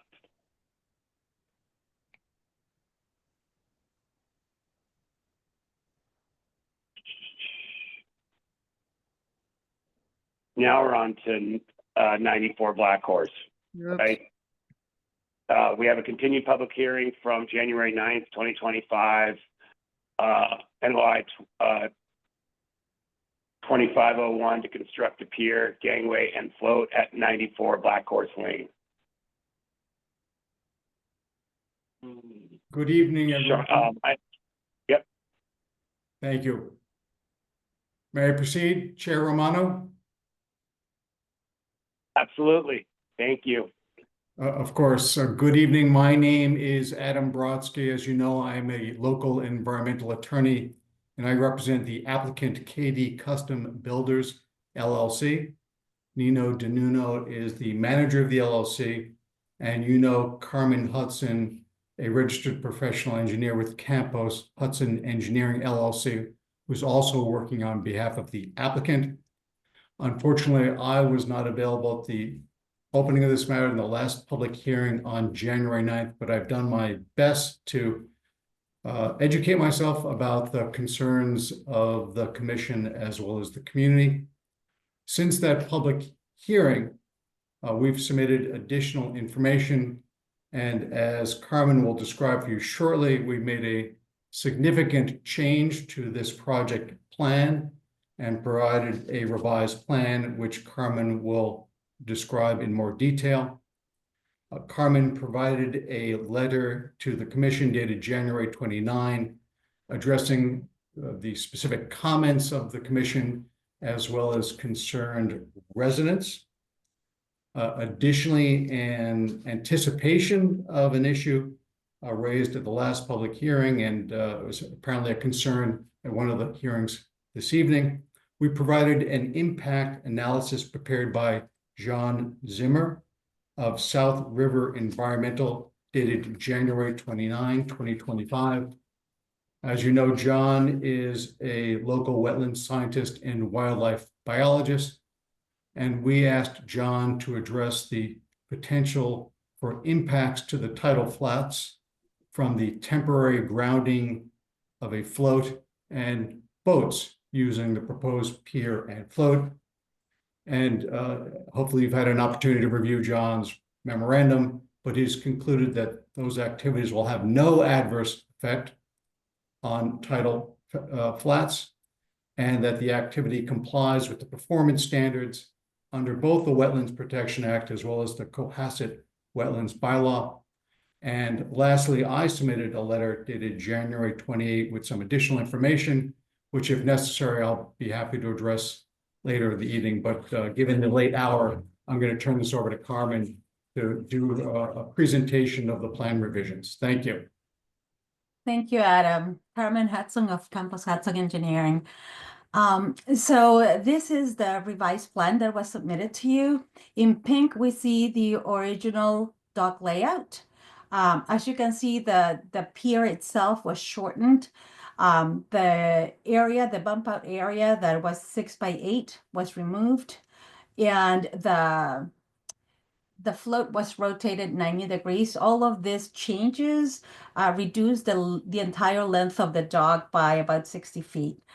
We also moved the dock itself 6.2 feet further south to give that much more separation to the neighbor at 90 Black Horse Lane. Additionally, during the last hearing, there were some questions that, as Adam mentioned, were addressed on my response, but another change to the plan was the addition of the construction protocol, which was included in the response, but it's also on the plan. Also, there was a question of whether the float was going to remove during the winter, and the answer is yes. There was a concern about whether a float of this size, that's a 12 by 20, would fit under the bridge, the Border Street Bridge. And there are 2 floats that currently are moved every year off season, and they're larger than a 12 by 20. And I believe those were the concerns that were brought up at the last hearing. If I'm missing anything, it's past my bedtime, so I apologize. So please let me know, and if you have any questions, I would be happy to address them at this time.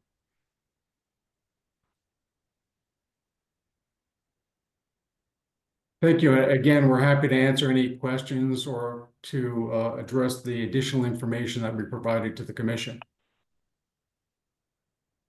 Commissioner Bell?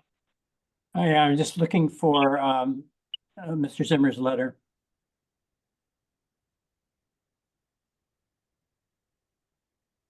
Could you give me the title of it? Yes, sir. It's a memorandum to Ms. Carmen Hudson, Campos Hudson Engineering LLC from John Zimmer, dated January 29, 2025, regarding impact analysis title flat 94 Black Horse Lane, Cohasset. Tom, it's appended to Carmen's complete response in our drive. There's a complete response document Now, at what's the the end of name? that. Oh, okay, I see it. Complete response. Complete response, capital complete, yeah. So it's Yeah. at the end of that, it starts at page, I don't know. Yeah, but why don't you move 8 on or to the other commissioners while I take a look at it? Of course. Commissioner Fernando? I had a question about some of the concerns there that I recall from some of the abutters, and there was like a Gulf River Association about ingress and egress, I think, further up, I don't know if it's north, but north of this picture, there's a question of a bridge and a passageway. Are any of their concerns addressed by moving this 6.5 feet further south, or where do we stand on that? So they also provided another letter. Charlotte, I don't know if you have that, but their concerns in the last letter were to, or their requests were to shorten the pier. And was there anything else other than shorten the pier, Charlotte? It was addressed on my response. Yeah, so Oh, I can read it now. in terms of an updated letter, because they've been updating their comments along with this review and with previously with ZBAs. There is a comment in the chat right now. It should be an update to their original comments. I know they, in summary, it was the length of the dock, which was also a concern from the zoning board, and they had put in their letter. And then the relative location of the dock to the the existing channel parallel to Supper Island, and how that could potentially be a concern. And then in terms of other the shared dock proposal, and this was also brought up by ZBA as well. And then I don't know, Mr. Chair, if you want me to read the comment, or if we want to go through commissioner comments first as we normally do, but it does look like they are, acknowledging the reducing the length of the dock, but I don't want to read the whole thing right now unless you want me to do that now or another. And Chair Romano, it's Adam Brodsky, I'd like to speak on both of those issues at the appropriate time, because I don't think there's a navigation issue. It's not a real issue on the ground. That channel is not a navigation channel. It is either a man-made channel or a mosquito dish that was excavated that creates a small waterway between the main peninsula and Supper Island. It's actually spanned by 2 low bridges. You can't even navigate through there except at extreme low tide. So it's not a navigation channel. It's not intended as a navigation channel. It's blocked, and this project has nothing whatsoever to do with that. I'm also happy to speak to the request for a shared dock. That request was put to the owner. The owner has no interest in doing that. What you have in front of you is a notice of intent for Lot 1. Those other properties are not even the subject of this. And there's absolutely no requirement in either the Wetlands Protection Act or your wetlands bylaw that would mandate a shared dock. We respect the request. But that's not something that this commission can impose on a private property owner in Cohasset. Thank you, Mr. Brodsky. Mr. Chair, do you want me to read the comment right now that would pertain to some of that information? Yeah, sure. And then maybe Mr. Brodsky, if there's anything further he'd like to add. And it certainly wasn't our intention to try to force the shared dock. Like you said, it was a suggestion to try to sort of accommodate the concern that a few more docks are going to start sprouting out here. But we're just trying to do our neighbor. But anyway, yeah, please go ahead, Charlotte. Sure, yeah, it's because it's relevant to some of the things we've just been discussing. So 94 Black Horse Lane, we'd like to thank the owner of 94 Black Horse Lane for reducing the length of his dock. However, given the proliferation of docks along the Gulf River from 30 years ago to 40 today, we would like to ask the developer to agree, while he still owns the 4 lots, to condition further sales to no more than 1 additional dock in the Supper Island Cove. Thank you, Charlie and Kitty Ames from Gulf River Association.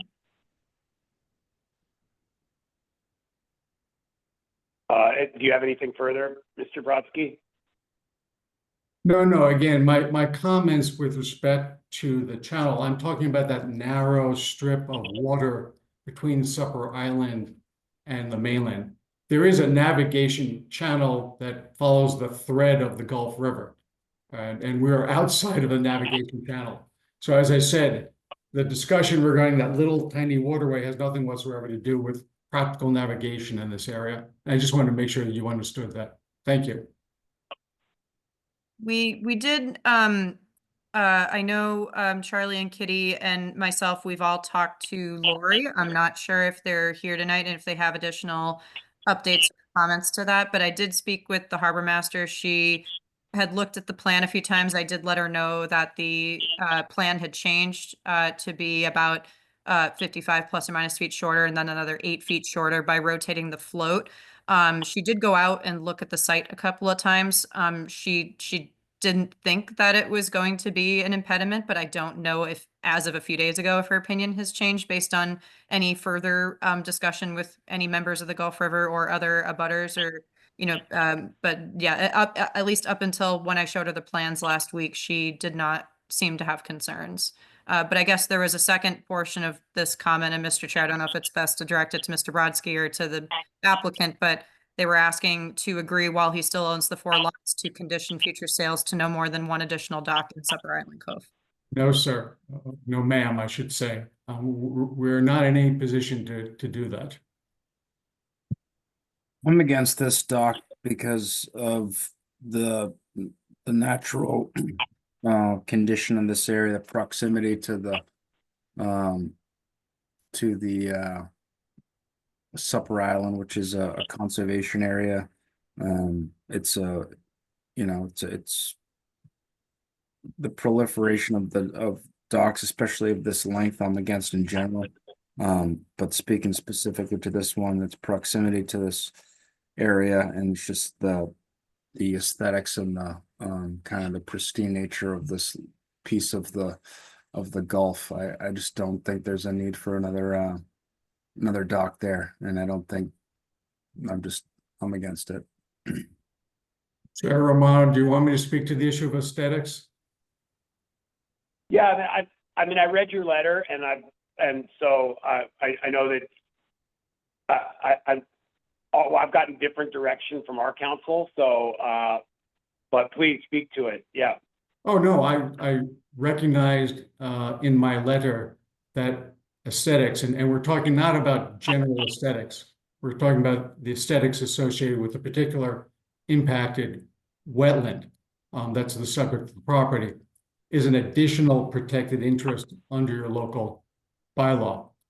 With that said, if you review the case law dealing with wetland decisions where conservation commissions have relied upon aesthetics, which is not a protected interest under the Wetlands Protection Act, the courts have cautioned conservation commissions to not take that too far. So obviously the aesthetics of Supper Island have nothing whatsoever to do with this project. The wetland resource areas that are impacted by this project are salt marsh and tidal flats on our property. So the condition of Supper Island, which is owned by the Conservation Trust, I'm not sure I can't speak to its aesthetic value, but that's not what's before you. You can, under your local bylaw, consider the aesthetics impacts of this project on the salt marsh on our site, as well as the tidal flats. I'd respectfully suggest that given the fact that this commission, under the very same regulations, have approved approximately 25 piers and docks on this particular waterway, and in each of those instances did not find any adverse effects to the aesthetic impacts of the wetland resource areas on that property, I think the commission is going to be subjecting itself to questions if it changes its position. I did speak in my letter about the need for the uniform application of regulations. And I think this commission is on record as to how it has approved other piers and docks in the town, but other piers and docks in this specific waterway within this ecosystem. And so I think a decision inconsistent with that is per se arbitrary and capricious.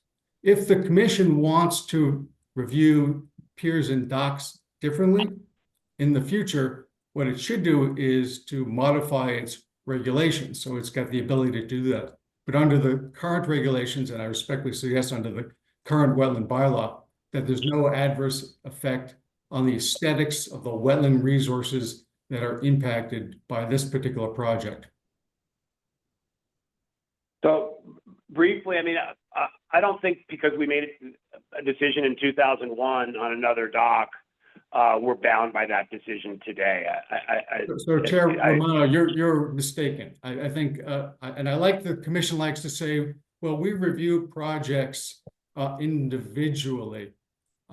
They say that when they don't want to be bound by, I'm not saying that you say this, but I say boards say that when they don't want to be bound by precedent. But the cases make it crystal clear that if the board is applying its regulations in an inconsistent manner, a non-uniform manner for similarly situated projects, that's arbitrary and capricious. And that's not allowed under either the state act or the local bylaw. So we have a respectful disagreement. I know the case law. I gave you the cases. I cited to those cases. I provided you with quotes, which are unambiguous. That's what the law says. So again, we can have a respectful disagreement regarding that. Okay. And so, first of all, I think we're coming across sort of, I don't know if adversarial is the right word, but I don't know if you even gotten a straw vote from the commission yet where you would be able to infer that, you know, this project is on the verge of being denied or something. So I think we're coming across a little bit, you know, I don't know if hostile or adversarial is the right word, but at this, I mean, this commission is very rarely denies things, and I think we should probably hear out the rest of the commissioners and their thoughts. But first of all, I mean, I would maintain that, you know, just because the commission may have made a mistake 25 years ago doesn't mean we have to continue making the same mistake. I'd also like to, you know, just, you know, point out, you know, aesthetics is, you know, what means one thing sort of to the layman, but it is specifically defined under our bylaw as those natural and natively scenic impressions of our shores, ponds, streams, rivers, and the lands bordering them. And it means preserving a perception of the land which is most conducive to a continued wildlife habitat, a natural aquatic system, and a protective buffer between our resource areas and human development activities. So, you know, the layman's term of just aesthetics is pretty or not. I think our bylaw is a little deeper. Now, I also don't, you know, would agree that our bylaw might not necessarily have enough weight, and, you know, and so that's a different issue. But I'm not sure that you're on the verge of being denied right now. So, I think we should probably hear out the rest of the commissioners. I definitely appreciate Commissioner McIntyre's perspective.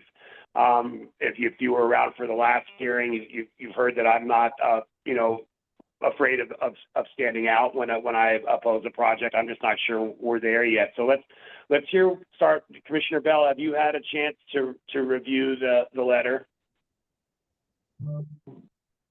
Yes, I did, and I think at least the general points that Mr. Brodsky makes with respect to the aesthetics also could be equally applied to the wetlands here. And I would agree after reading the letter that we probably don't have the regulatory language in place to prevent people from having boats that will ground. And as much as I would like to say that we shouldn't allow this, it does not look like we can do that. I'd give Mr. Brodsky an opportunity to either reinforce that or whatever he wants to say about it, but I'm at a loss to say that we can actually go forward with prohibiting grounding of boats. Mr. Bell, I would just add that, you know, we did talk to, well, I talked to town council a little bit on this, and you know, I think we're all in agreement that our bylaw language, if the commission saw fit to strengthen in terms of aesthetics, or like you just mentioned with the further protections of, you know, the land underwater, land under salt pond and tidal flats to prohibit bottoming out and scarring the bottom. You know, our bylaw could definitely be improved. Obviously, like most bylaws, it is not perfect. However, town council did say that, you know, if the commission sees fit as defined in the Wetlands Protection Act for those regulatory areas in terms of land under ocean, land under salt pond, et cetera, as long as the performance standards are being met, you know, that's one thing. But if the commission has concerns about the compliance with the performance standards as defined in the Wetlands Protection Act for those resource areas, the commission can impose certain conditions. Now, I understand the you know, complexity of that, with obviously that has not necessarily been consistently looked at in the past for other dock projects. But, you know, again, if the commission has concerns with any particular project about the compliance of the performance standards in the bylaw and the Wetlands Protection Act, the commission can impose conditions to mitigate that, to ensure that it's brought to compliance. So we have this from town council. That's what they said, yeah. They didn't specifically say like about, you know, whether or not we can forbid any boat to ground out. But again, for each particular project, as we've mentioned, we look at it on a case-by-case basis. And for this particular project, if the commission has concerns with the project's compliance with the performance standards in the Wetlands Protection Act for the resource areas and the additional performance standards as applicable in our bylaw, we can consider conditions and mitigations for the project to bring the project to compliance. Well, I would just say that when I have seen sites where boats are regularly bottomed out, they do make a nest for themselves, and there is nothing that lives under them. And Sure, so, Mono, so there is an impact. So there is an impact. Can I Don't offer worry, a Mr. Brodsky, olive you'll branch? definitely get Mr. Brodsky, don't worry, you'll definitely get an opportunity. We're not going to stop the hearing until everybody's had their fair say, of course. So if Commissioner Bell and, you know, and the agent are, you know, discussing what you know, the information from our council was related to this project, I'd like to let that be fully fleshed out. But of course, don't worry, I mean, I'm not going to ever cut you off. So No, sir, I was going to offer a suggestion that's consistent with what Ms. Pechtel and what Mr. Bell, I think, are concerned about. So at the appropriate time, I have a suggested condition. Tom, should we hear it? Yeah, I don't want to cut you off. Yes, yeah, absolutely. Thank you. I've obviously permitted many piers and docks in many different municipalities. And my understanding really is with respect to motorized vessels is that there's a propeller scour. They don't want people to operate those vessels in a way that scours the bottom. So a condition by the commission that would prohibit propeller scouring, you know, no motorized vessel can engage in prop scouring, is a perfectly appropriate condition that would be protective and be responsive, I think, to at least some of your concerns. But we have a respectful disagreement regarding, I don't think we have a disagreement, thank you, Mr. Bell, with respect to grounding. That's a different subject. But a condition like that, where you're prohibiting that kind of mechanized alteration, is perfectly appropriate. And I apologize to the commission if I came out a little bit hot out of the box. It is 10:15 this evening. We have been patiently listening to the prior projects. I had a personal desire to try and get to the point quickly. And so if I went overboard, you have my apologies. Having said that, everything that I said is accurate, and I firmly believe it to be true. Well, thank you for the apology. I feel the same way. I have a lot of things that I have to get done tonight too, and tomorrow. So I'd be happy to see this concluded quickly, but back to grounding. I don't have any, I don't have the credentials that Mr. Zimmer has, but just from an observational standpoint, I think that a grounding situation over time, the boat's going to make a nest, and depending on the weight of that boat draft, its configuration of the hull, it's going to have an adverse effect, at least where it sits. Now, maybe within 2 feet of it, no, but it is going to have an impact. And I would point out that the performance standards for the floats themselves it's a requirement that these have a minimal impact. That you were patiently listening to the talk about boat stops or float stops as not as a requirement, but as a suggestion. But the intent of that is to keep boats from grounding. So there is a concern about this. The state does have a concern about it. And if it's not fully supported by bylaws and regulations in town, it should be. And so I think that at the very least, that's a step that we should, as a commission, should try to make. As to this issue here, this particular specific one, I still think that this is not a good idea. But being not a good idea doesn't mean it's has the force of law. So I'll leave it at that.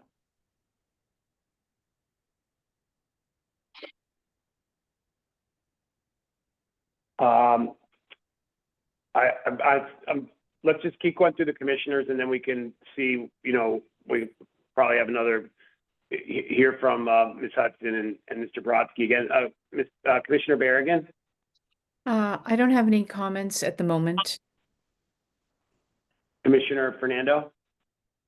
I was trying to understand the grounding issue. Like, is the applicant's position that grounding is what everyone does, and so they should be able to do it too? Or do they have an option to store, like, I'm not a boatsman or anything like that, but I vacationed in Florida and seen like boats being lifted out of the water and stored above the water. Like, are there any options here to avoid a grounding?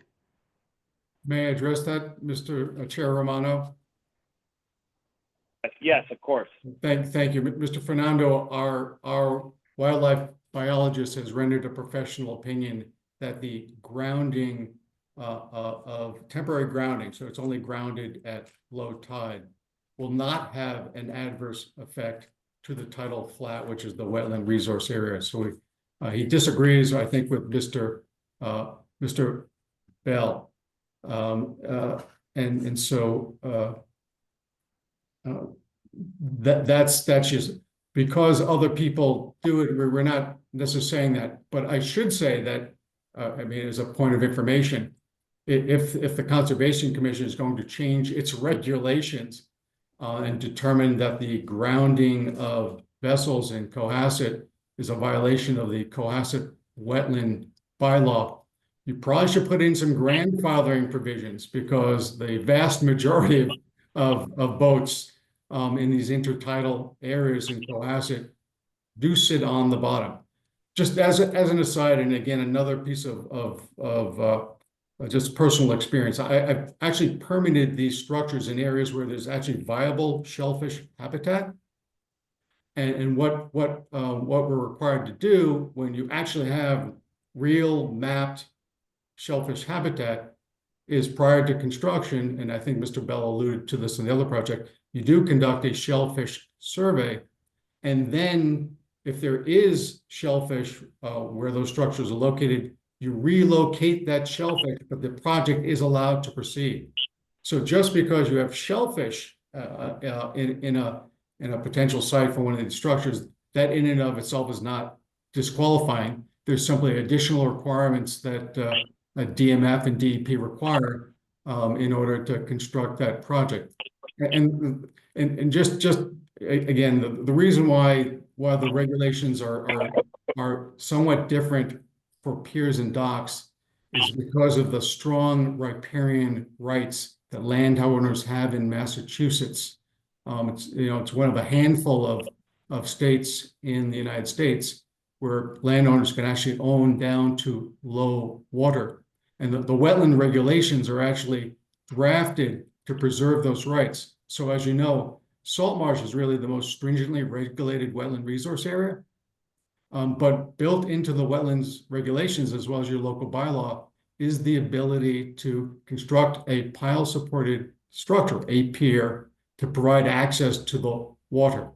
And so that's why these rights are so entwined in the Wetlands Protection Act, protected under the Public Waterfront Act, Chapter 91, and why this is there's always a lot of heat and lightning regarding, water access issues in the Commonwealth of Massachusetts. So I'm droning on, I apologize, but I just wanted to give you a context of why the regulations are written this way.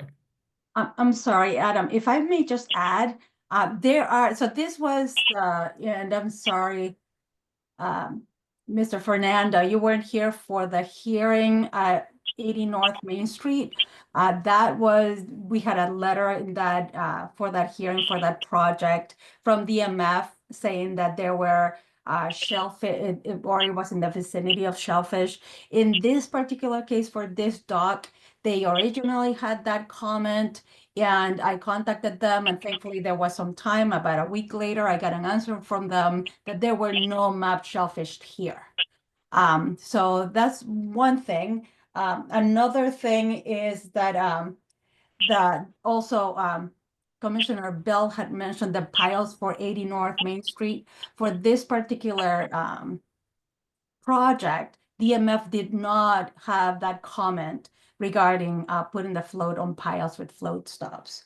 And lastly, just to make sure that it is clear, so what we're proposing with the float is for it to, when there's low tide, is not the entire float that will be touching the ground. It will just be this 3 skids that go in the middle because of the length of the float, and at the ends of the float. So that is what will be, that footprint right there of those 3 skids is what would be touching the ground, not the entire float. Thank you. That's part of my point. They want to see those skids, so the impact to the substrate is minimized. And if they do it for the float, why not the boat? May I answer, Chair Romano? Of course, yes. Because that would interfere with these riparian rights. So what's the purpose of having a float when you can't have a boat associated with it? Well, yeah, if you look back, I don't know whether you have the access to your map that we do, but if you look, you'll see the only people that have boats tied to their floats are the people on the I'd say the northeast side of the Gulf River. Nobody seems to have anything but kayaks on the side that Black Horse Lane is on. I have no knowledge of that. I'll make one exception to that, and that is within the rather deeper part of the where Bound Brook meets the estuary, meets the Gulf River, and it's deep enough there, so I don't think that boat grounds out. All I can tell you is that I reviewed all 16 of the orders of conditions that were issued. Those are the ones I found. And in none of those order of conditions was there any prohibition or restriction on the type of vessel that could be tied up there, or any prohibition against grounding. So I'll just quickly say, Mr. Brodsky, there was one where the harbor master had concerns about the length of the boat, and that was at 99 border, but you are correct in terms of the grounding. Yes. So we did have a condition for 99 border about, if the boats are any longer than a certain feet or whatever, that they had to coordinate that with the harbor master or put it on the other side or something like that, so. Which I think was a navigation issue, not. Yeah, that was it. Yeah, because it was so close to the about. channel. Yeah. Yes. Mr. Chair, do you want to go through the rest of the commissioner comments? We do have. Yeah, I was just about to ask and we have Commissioner one Magnell. person, sorry, raising their hand as well. So just want to note that, but yeah, we'll do commission first. Commissioner Magnell? I just have one question and one comment. The question is what's the orientation of the skids on the new dock layout? Does it go with the flow, or does it restrict the direction of flow? If I may answer that. Yes, please. So the reason that we need skids, they could be on either side of the float. However, because of the length, we have to have one in the middle here. And in this case, yes, it is going in the direction of, so the flow of the channel goes up and down this way, kind of like north, east and southwest. But when the water, again, this is in the area that is tidal flats. As you can see, it's a little bit below elevation 0. So the water starts flowing in this direction towards the shore. Okay, it's not flowing in the direction along the shore. The reason I asked that is because of that strange channel that goes through Supper Island. Obviously it's going to have some kind of flow through it, and it's pretty close to it. So and again, this is I think it's like 12 feet in width. Right. And there is a bridge here that is like collapsed almost, I think, but regardless, that is just as Adam mentioned, probably a wider mosquito ditch, but the navigational channel of the Gulf River is right here. But the flow of water as the tide is rising and falling, obviously as your float stops, your skids get closer to the bottom, you're going to stir up more if the water has to essentially be disturbed going through the underneath of the float. So that was the only reason I asked that, because it definitely has an effect. And even though your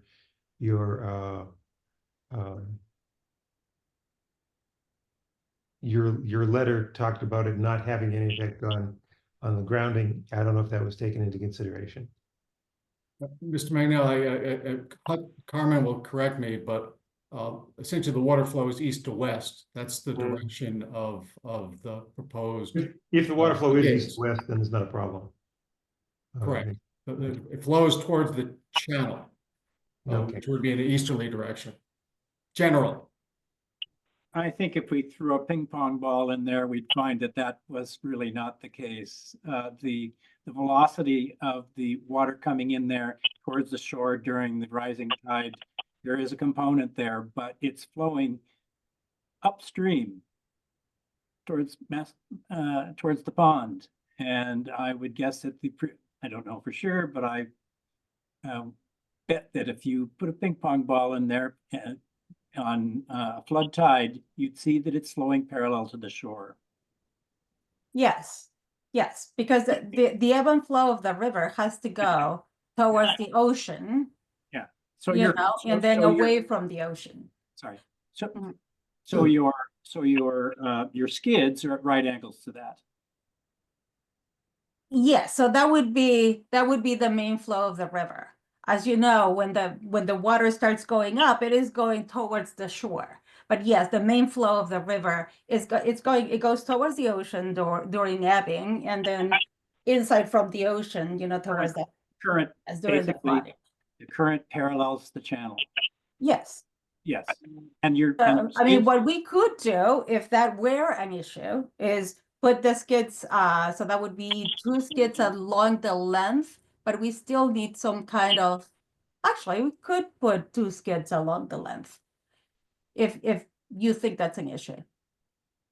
Oh, the other reason is that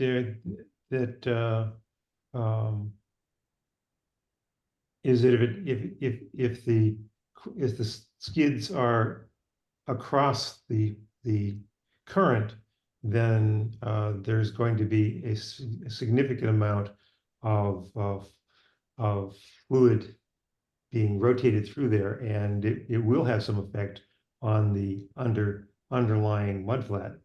I don't know how much effect, because I don't know what the water flow in that particular area is, but I think that notwithstanding his analysis, I'm not sure that that was taken into consideration. Once it's grounded, it doesn't make any difference because there's no water circulation. But in the period of the tide going up and down, it does make some bit of difference. And the other comment that I had was I looked through all the letters I'd done, all the other supporting documents that Mr. Brodsky submitted, and I did note that all of them basically said that that they certainly said nothing about aesthetics. I'm not concerned about the aesthetics part of it, but they did say that they basically all said that they had to agree that the plan was the plan that was approved by the Conservation Commission. It didn't say what was in that plan, and in some cases there was supporting documents and supporting drawings, but but in many cases there were not. So I'm not sure that that some things like that were not included in the plans or in things. And it's also there was often a section that said that if it was noted that there were changes or disturbance to the underlying wetland, that would have to be remediated. And I think that should be in whatever set of conditions that we apply. Is that if it shows that something does happen because of the way that things are oriented, then we should have them repair that. Those are the only comments I've got. Commissioner Magnell, was that last comment just during the construction of the dock, or No, in the operation of while the dock is in operation, if it damages the wetland underneath it, the tidal flat underneath it, or the boat attached to it damages the tidal flat underneath it. I don't know what's in that flat at this point. If there's grass in the flat, if there are any mud, if the mud contains invertebrates or whatever that get flushed away, or that the flow gets altered and the mudflat gets altered, then that stuff should be then those things should have to be remediated if they happen during the operation of once this construction is complete. And there were a couple of those orders of conditions that this specifically called that out. And I mean, certainly those orders go back a long time. I think there was one from the 80s, so at least one from the 80s. So I'm not sure that things haven't changed a bit since then. Chair Romano, would you like me a lot to of things address we that? can do in the early 80s that we can't do today. The only thing I was going to say, Chair Romano, is that the commission always has jurisdiction to address any unpermitted alterations. So no one gets a free pass once they get an order of conditions. If we do something out there that alters the salt marsh, you always retain jurisdiction to tell us to fix it. So I just want to make that clear. It's just that we're not getting a carte blanche to alter wetlands. We're only allowed to do those activities which are authorized under the order of conditions. If there's some other alteration that occurs out there, we're subject to your jurisdiction at all times. And so to Commissioner Bell's point, where, tide going up and down, let's say that the boat's left out there, and it isn't used the rainy week, whatever, and the boat's sitting there for a week and the tide's gone up and down, 14, 18 times during the week, or no, 20, whatever, 12 times 7, to whatever, 4 times 7, 28 times during the week. And the tide, the mud is impacted, and the boat's like created a little area for itself. Would that be an authorized activity, or would that be something that the homeowner would have to fix? That's an authorized activity, because that's not an alteration of the wetland resource area that creates an adverse effect, as John Zimmer has tested to. And it's important because if you actually look at the performance standard for tidal flats under the State Wetlands Protection Act, under 3 Yep. 1027. If it's a water dependent use, it's simply to be designed and constructing using best available measures. So this is comparable to, for example, redevelopment of developed riverfront area. You know, if you have pristine riverfront area, you have really strict standards. But if you're redeveloping previously altered riverfront area, degraded riverfront area, you're simply charged with using, you know, best practices to address those issues. It's a lesser standard for wetlands issues, and that lesser standard is built right into the wetland regulations when you're dealing with these water-dependent riparian uses. Mr. Chair, I'm just going to briefly jump in here and say that it is 10:35. We have two I other know. things on the list. I'm not trying to speed this along, but I will say for anybody else in the audience who may be waiting for those last items, I'm just going to make a quick note that all certificates of compliance have been continued. The 87 and 124 Elm Street at least to February 27th, 249 Jerusalem Road to February 27th, and 147 South Main Street at least until March. So for anybody in the audience for those have all been continued to later dates. And thank you.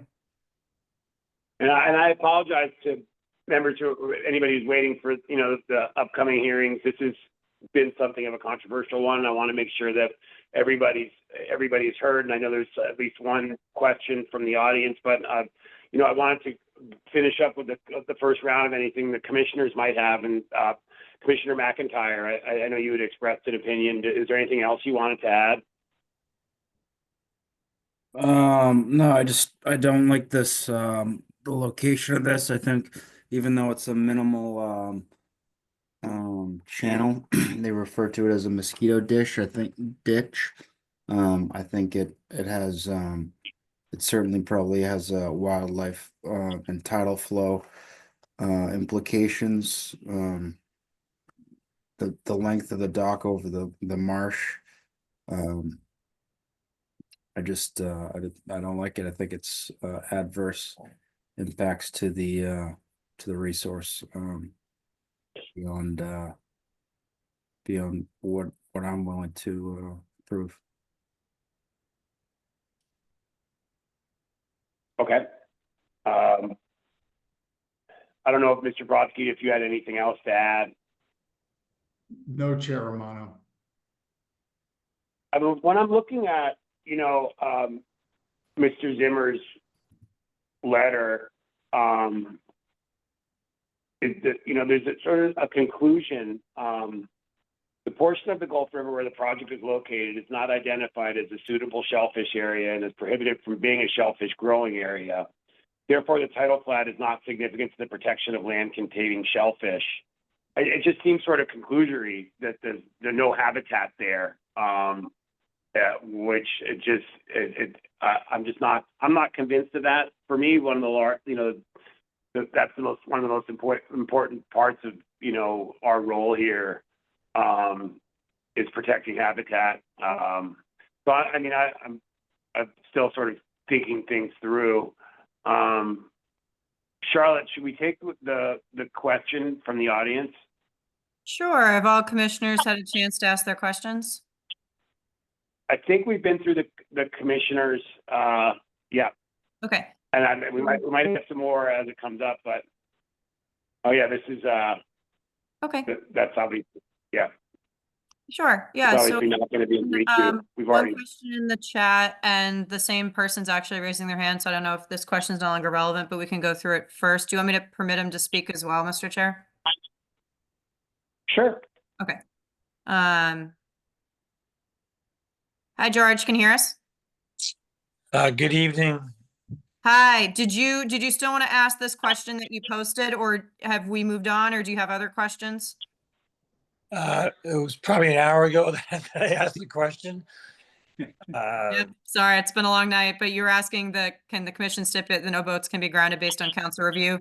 I would say that unfortunately that answer was not entirely clear, but they did again stress the fact that the commission can definitely impose conditions in order to satisfy the compliance with the Wetlands Protection Act and the standards in our bylaw. So yeah, it was a little bit of a cryptic but vague answer, but definitely still saying that we have the right to impose conditions that are, related to our jurisdiction. Okay, I appreciate that. Again, it's George McGoldick, 107 Border Street. I'm chair of the Gulf River Association. And as I've said numerous times in the past, we are not opposed to docks. This is actually an interesting area of the Gulf River where it is quote unquote pristine. And I kind of jumped on when Mr. Brodsky just talked about how it's not a pristine area. It's the opposite of it. It actually is. It's one of the few areas in the entire Gulf River where there's low tidal flats and where a lot of birds can migrate and hang out there during low tide. So again, not against docks. Appreciate the fact that the proponent has reduced the length of the dock. Very concerned about boats sitting there. I disagree with the lawyer, Mr. Brodsky's comment about other docks. I've been on the river for 13 years on almost a daily basis. There are really no boats that sit in the mudflats. If you look out as you go out the Cohasset Harbor, one of my good friends, Roger Wade, built a 300-foot long dock, and he specifically bought a boat that sits on the mudflats. That's a unique situation. We don't have that in the Gulf River. There's really no boats that sit in the mudflats. So having a dock doesn't mean you should have a boat sitting and ruining the tidal flats. Having a dock means at high tide, you can go out there and use your kayak and swim and everything else, but it shouldn't specifically allow you to have a boat sitting there and potentially harming the infrastructure. So I appreciate that the board is looking at this very seriously. Again, not against the dock. Appreciate the fact that he's reduced the length of it. Would appreciate if he would consider using it as a public dock for the rest of his development. And the Gulf Association actually has set aside funds this year to work with the commission, try to change the bylaw to ensure that the bylaw is a little more specific about the number of docks that go in the river, because if no one has listened to this speech before, 5 docks years ago, now we're over 40. We're losing the quote unquote pristine Gulf River experience. So appreciate what the board has been doing. And I just think this still needs some further consideration. Thank you. Thank you, Mr. McGoldrick. And, I also asked our counsel, I know I asked him directly whether, and I know there's some the commission has some sort of difference between commissioners, but I did ask our counsel directly, even if the bylaw doesn't have specificity, can we disapprove of a project for aesthetics? And he did tell me that we could, based on that language. And I know there's some difference there. I don't know, do any of the other commissioners have any other comments or thoughts? I feel like everything's sort of up in the air here. I'd love to get a better sense as to how this might proceed should somebody make a motion right now. I don't know if not, whether the applicant has any further suggestions, because I don't know what would happen if a motion were to be made right now, and I usually feel like I have a pretty good reading. I have a quick question to clarify what we could do if we were to approve this project. Can we stipulate a condition that boats will not be grounded off of this dock?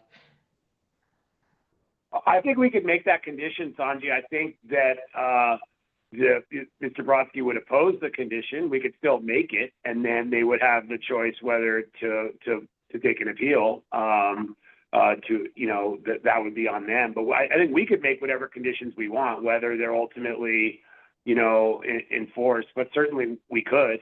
Yeah, we could condition. We just want to make sure the conditions are, would do our best to craft them in such a manner as to protect the interests that we've been, assigned to protect. So, but yes, we could make that condition. I'm pretty sure Mr. Brodsky would say it's not going to be an appropriate or an enforceable condition in the long run, but, and tell me if I'm wrong, Mr. Brodsky. I don't think that the commission's got that ability under the state act or the bylaw. If it was going to do that, it would have to enforce that condition for all boat owners in Cohasset. So I guess Ms. Pechtel, the start of the boating season would have to go through Cohasset and issue enforcement orders to every single boater whose boat is sitting on the bottom, because that would be consistent. Again, the idea is to be uniform in your application of the regulations. I don't think that's permissible. I don't think that's what's intended. And I think there are other repercussions, because if you single us out for special treatment and not anyone else, that's a non-uniform. Well, as you've mentioned, Mr. Brodsky, we always have the authority to investigate and enforce and require restoration of any wetland resource areas that are damaged as a result of a permitted or unpermitted project. So, I mean, I don't have access to a boat 24/7 to drive around and look at everything every day. However, I will say that I do occasionally collaborate with the harbor master to take a look at certain conditions or sites of whatever may, pose a concern to our board or to her. So that is something to keep in mind, that we always have that enforcement ability. Charlotte, a couple things. One, Mr. Brodsky said that any destruction, or I don't know if destruction is the right word, but if the boat were to impact the flat there, that would be permitted as part of the use. That's what his argument is. So even if it made a big ditch as it rises and falls, a couple times a day for a couple weeks, that would be okay, and that would not be something that we could require restoration of. And the other problem is the harbor master's not getting their boat there at low tide, which is when you'd see the ditch that the boat created. Actually, she has a skiff. But anyway, Mr. Brodsky did mention that in his review of case law and his experience with permitting docks, he did mention something about potentially restricting the operation of any vessel in such a manner that would result in scouring or scarring of land under ocean or mudflats. So that could be something. Yeah, he was talking about people running their props in the mud. Correct. Typically, typically something that happens accidentally. Sometimes people do it if they don't care about their prop and they're stuck a little bit, but but I think that doesn't really address Commissioner Bell's concern, and I think, frankly, my concern too. But I don't know if it. Yeah. So there are some. But I think yeah. Go ahead. Sorry, Tom. Yeah, there are some other things that we could consider. One is to have a third-party review of Mr. Zimmer's report, so that's one alternative here. We could also investigate what, in fact, or the applicant could investigate the density of shellfish on the mudflats there. I don't believe that the assertion that just because an area is not mapped as shellfish habitat, that there aren't shellfish there. The absence of data is not proof of anything other than there's no data. So so we do have those as an option. Chair Romano, would you like me to respond? Of course. So as I mentioned, I've actually permitted structures in viable shellfish habitat. And the requirements where you actually have real shellfish habitat is to require the applicant to conduct a shellfish study and then relocate the shellfish. So I'm not advocating in this instance that we would be required to incur the cost of a shellfish survey for something that's not mapped as shellfish habitat. And I mean, we rely upon those maps, and we do the state maps. But if we encounter shellfish during the construction that we agreed, we can notify Ms. Bechtel, and she can observe us as we relocate the shellfish that may be in the area of the float and where the boat is being tied up. So that would address that issue. Because again, the commission is speculating. The commission is speculating that perhaps the grounding of a boat is going to alter a wetland resource area in some adverse effect. An adverse effect. I don't disagree with Mr. Bell. I'm a bit of a boater, but I'm not a voter. I don't disagree that if a boat sits on the bottom for an extended period of time, that there is going to be a divot in the mud. I'm not sure that that rises to the level of an adverse effect. Well, I know it doesn't because John Zimmer says it doesn't. But it's conjecture on the part of the commission to say that, oh, yes, that's going to result in an adverse effect. But we can condition this to address the concern regarding shellfish. Again, I don't think it's fair to burden the applicant with conducting a shellfish survey, which is a pretty expensive undertaking for an area that's clearly not mapped as shellfish habitat. But again, put a requirement on us, and you can have Mr. Zimmer do that work, is that when we're prepared to go out there to install the float, is to visually inspect the area for shellfish. We can notify Ms. Bechtel if she wants to observe us in case there's a trust issue here. And then we'd be obligated to relocate that shellfish to another area. I think I would say that the idea of transplanting shellfish is absurd. The shellfish themselves would, the shellfish larvae land on that mudflat every year, and they would, there would be, you'd have to transplant them every couple of years as they grew big enough to actually see. So I've worked on projects where we've been conditioned to relocate shellfish that are located in the project area. And how frequently then do you have to relocate them? I'm sure they're growing back in your area. Larvae are at the mercy of the tide, and wherever they land, and if it's a good spot at the moment they land, then they burrow in and they start to grow. So it's like you'd be like mowing a lawn if you were doing this. You'd have to do it all the time. Maybe not as frequently as mowing a lawn, but certainly on a annual or every couple of years. So is that what? Commissioner Bell, let's take a step back for a second. Let's take a step back for a second, because I don't think we're anywhere near trying to get anybody to relocate shellfish, because I don't think that's ever going to be. I agree with Commissioner Bell. That's not the solution we're looking for. I think so, but we are still sort of stuck here, and we're not in the habit of denying projects without having a good reason. And so before I give my what I was thinking as a temporary solution here, Sanjay, Commissioner Fernando, did you have something?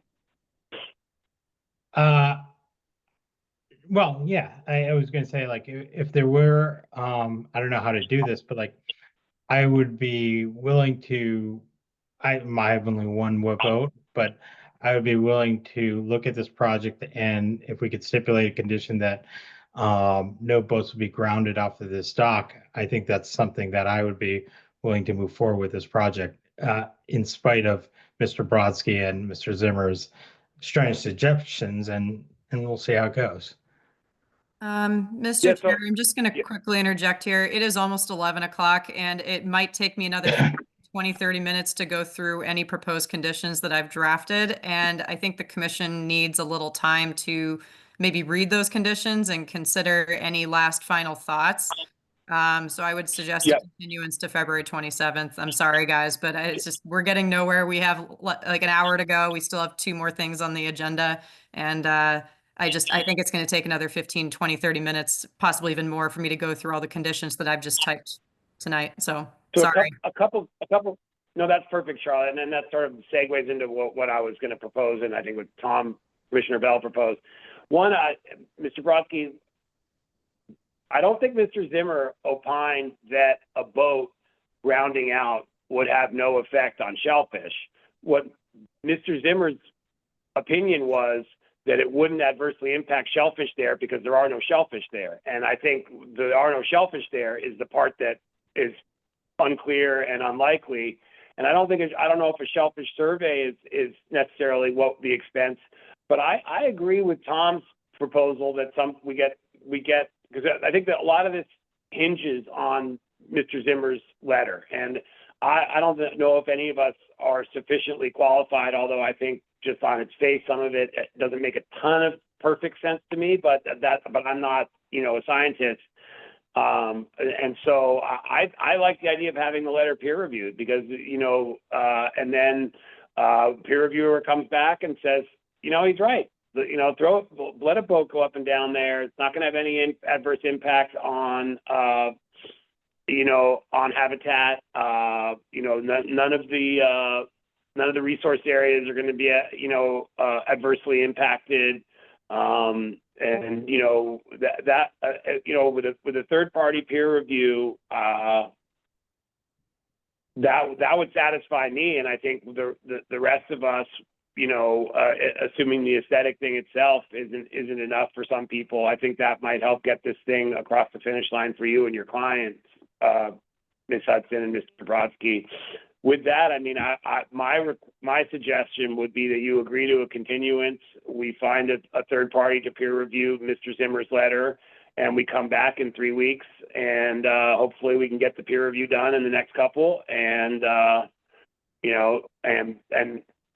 we discuss it again, and hopefully, maybe we'll kick you up to the assuming it's okay with Charlotte, we'll kick you up to the top of the agenda, so that you don't have to wait till the end of the night for us to go back and forth on this again.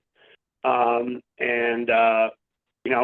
would be my suggestion. I don't know what the commission would do right now. So if you don't want a continuance, obviously that's your prerogative. I don't know what a vote would turn out like right now. And so I would suggest a peer review of Mr. Zimmer's letter and a continuance for 3 weeks.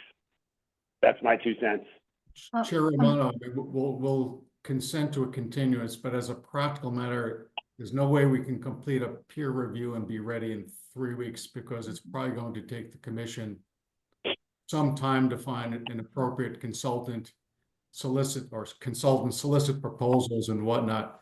So, if you'd like to put us on for the 27th, I'm fairly confident we're not going to be ready, but perhaps we put it on for the 27th with the understanding that we're probably going to have to continue that to a later date. Why don't we get you at the top of the agenda on the 27th? We will do our best to see if we can find the peer reviewer, quickly and get them to review it. If not, we'll even let you know ahead of time. Don't bother, zooming in. Don't bother showing up, and we'll get you on the next possible agenda at the top of it also. Because I feel for the client. I feel for, as someone who does, a few public hearings a month as well. When I'm at the end of the agenda, I mean, I don't know how often you work in Waltham, but I've been there until 1 o'clock in the morning. So I feel for you, and I feel for the homeowner, and don't want to, belabor this and keep you guys for hours and hours at future hearings if avoidable. So would that be all right if we put you on for the 27th? Do our best, but knowing that you may be continued for a future date while we get that letter peer reviewed. And I'd love to have any other commissioners, if you don't think the peer review is a good idea, or if you have another proposal to how to move this forward, we're all ears. But like Charlotte said, we have a few more things on the agenda. It's 11. I think there's one thing I just want to clarify. Like, I still am getting hung up on, it's not just shellfish. There's a whole variety of flora and fauna. So if we do get a peer review, it would be helpful to not limit it to a single species, but understand the ecosystem as a total. It would be the letter in its entirety as well. So, which talks about the various performance standards, et cetera. So let's do, yes, Charlotte, please make a note, so we make sure. That's a different, Chair Romano, that's a different issue, which is a wildlife habitat evaluation, which is not what we're talking about. If that's something that the commission now wants, because it wants to look about other species, I mean, I need to understand what we're being asked to do. With respect to dates, I was going to ask, when's the first meeting in March? So March 6th is the next meeting, because we had to do back-to-back because of the school break. And then there's March 20th. So there's February 27th, March 6th, and March 20th. I'm sorry, yeah, March 20th. Well, are you available on March 6th? I'm sorry. Yeah, no, go ahead. I apologize. Yeah, let's do March 6th instead of February 27th. I don't think, depending upon what you want to accomplish, I don't think we can accomplish that by the 27th. And we do have some availability issues with the team. So I'm wondering whether we should just continue to March 6th. Yeah, let's do that. Does that work for you, Ms. Hudson? Is the March 6th an available date? It is, and I just wanted to mention one thing though. I've done well over 30 docks. Most of the docks that I've designed have been in areas that where I have to put skids on the floats because they bottom out. I have designed and worked over docks, dozens of docks in Cohasset, that is in Little Harbor, Inner Little Harbor, and the Gulf that bottom out. And the thing is, this is the first time that I am having a discussion about what is going to happen with the boat that is attached to the float. My assumption has always been, if you're proposing a float that needs skids because it's going to bottom out, then you're assuming that if there is a boat attached to it, that will be bottoming out as well. And of all of those docks that have been approved, and once again, the regulations haven't changed since 2001. This is the first time that I'm having a discussion over what is going to happen with the boat that is attached to it.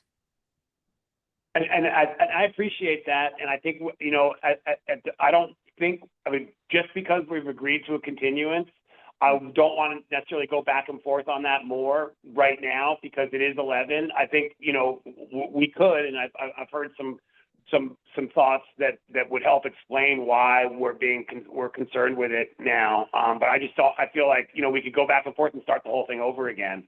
And, I just don't know if we want to do that. Right. So let's agree to the March 6th continuance. As far as, the peer review, Mr. Brodsky, I think you're right. I think we should probably expand the scope of the peer review for the impact of the dock related to Cohasset's bylaw and the wetland regulations, as opposed to just Mr. Zimmer's letter. Why not?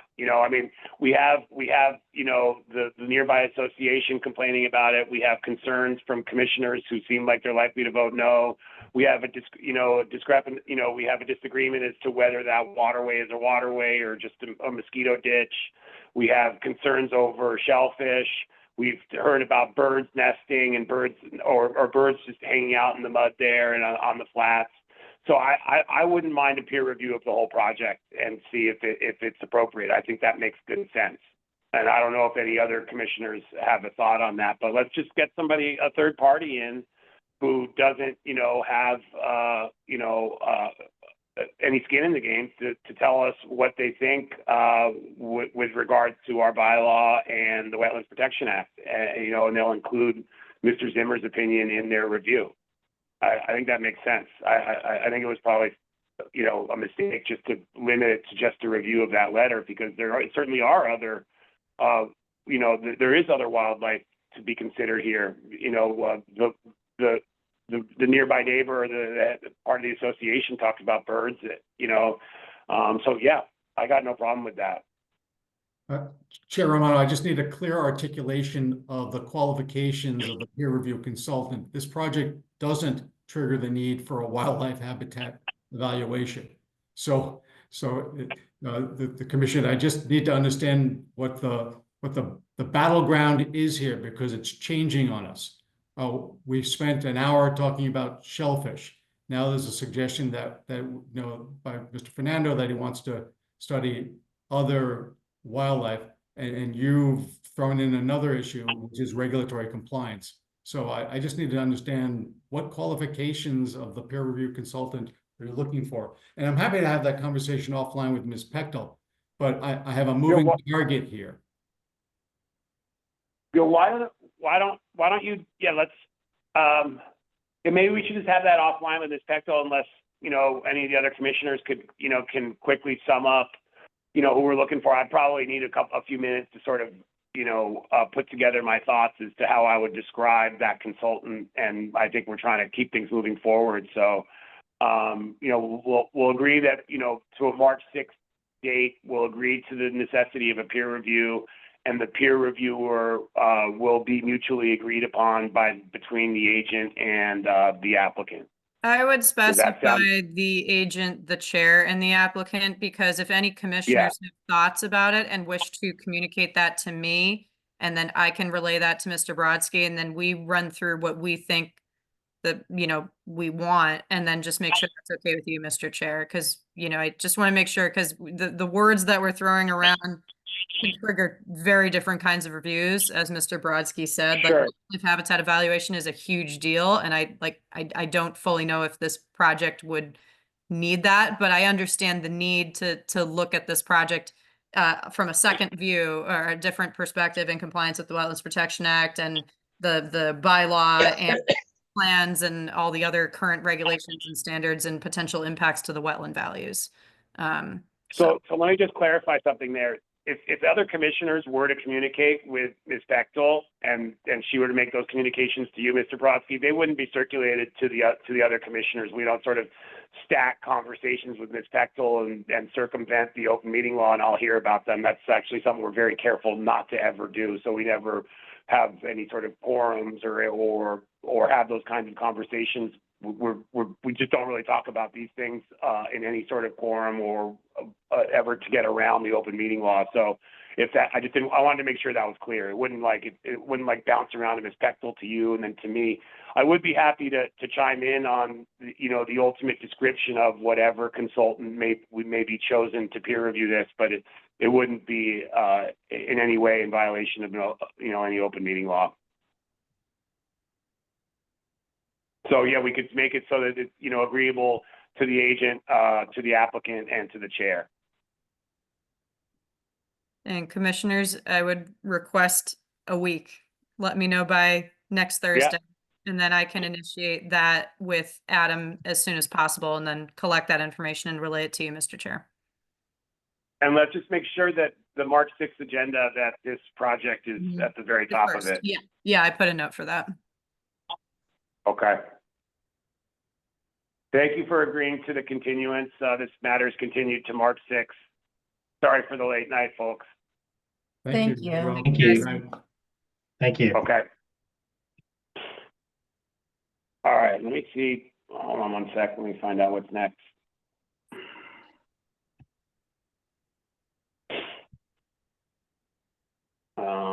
Next is the show cause hearing continued from January 9th, 2025 for riverfront lawn alteration at 29 Riverview Drive. Charlotte, would you like to give us an update? Yes. Hi, Caitlin. Sorry for the wait. So we have Caitlin Campbell, the owner, and Brad Holmes from ECR LLC. Good evening, members of the commission. What we wanted to do was update the commission on where we are. Been working with Caitlin to delineate the wetlands on her property and put together a plan so that we can discuss where we're at and listen to the commission and work together to move forward. So I'll pull up my screen if that's okay. Go ahead.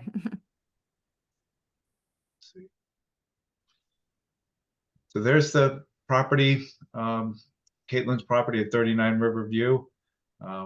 There's at the end of the cul-de-sac is her residence with a driveway coming in and a yard area. There's the Erin River that's off to the northwest. We've delineated the bank of the river here in blue. It's a mean annual high water scenario. There's a bordering vegetated wetland here that we've delineated in green. With that comes the 50 and the 100-foot buffer and these other dotted green lines. And you also have the 100 and 200-foot riverfront area. There is a FEMA flood zone associated with the river that falls within the backyard as well. We haven't put it on this plan just to keep it clean from for viewing purposes. So there was work done in the backyard to create more of a usable lawn area, which brought about the enforcement order from the commission. And Caitlin has hired us to work with you and her to come up with a plan.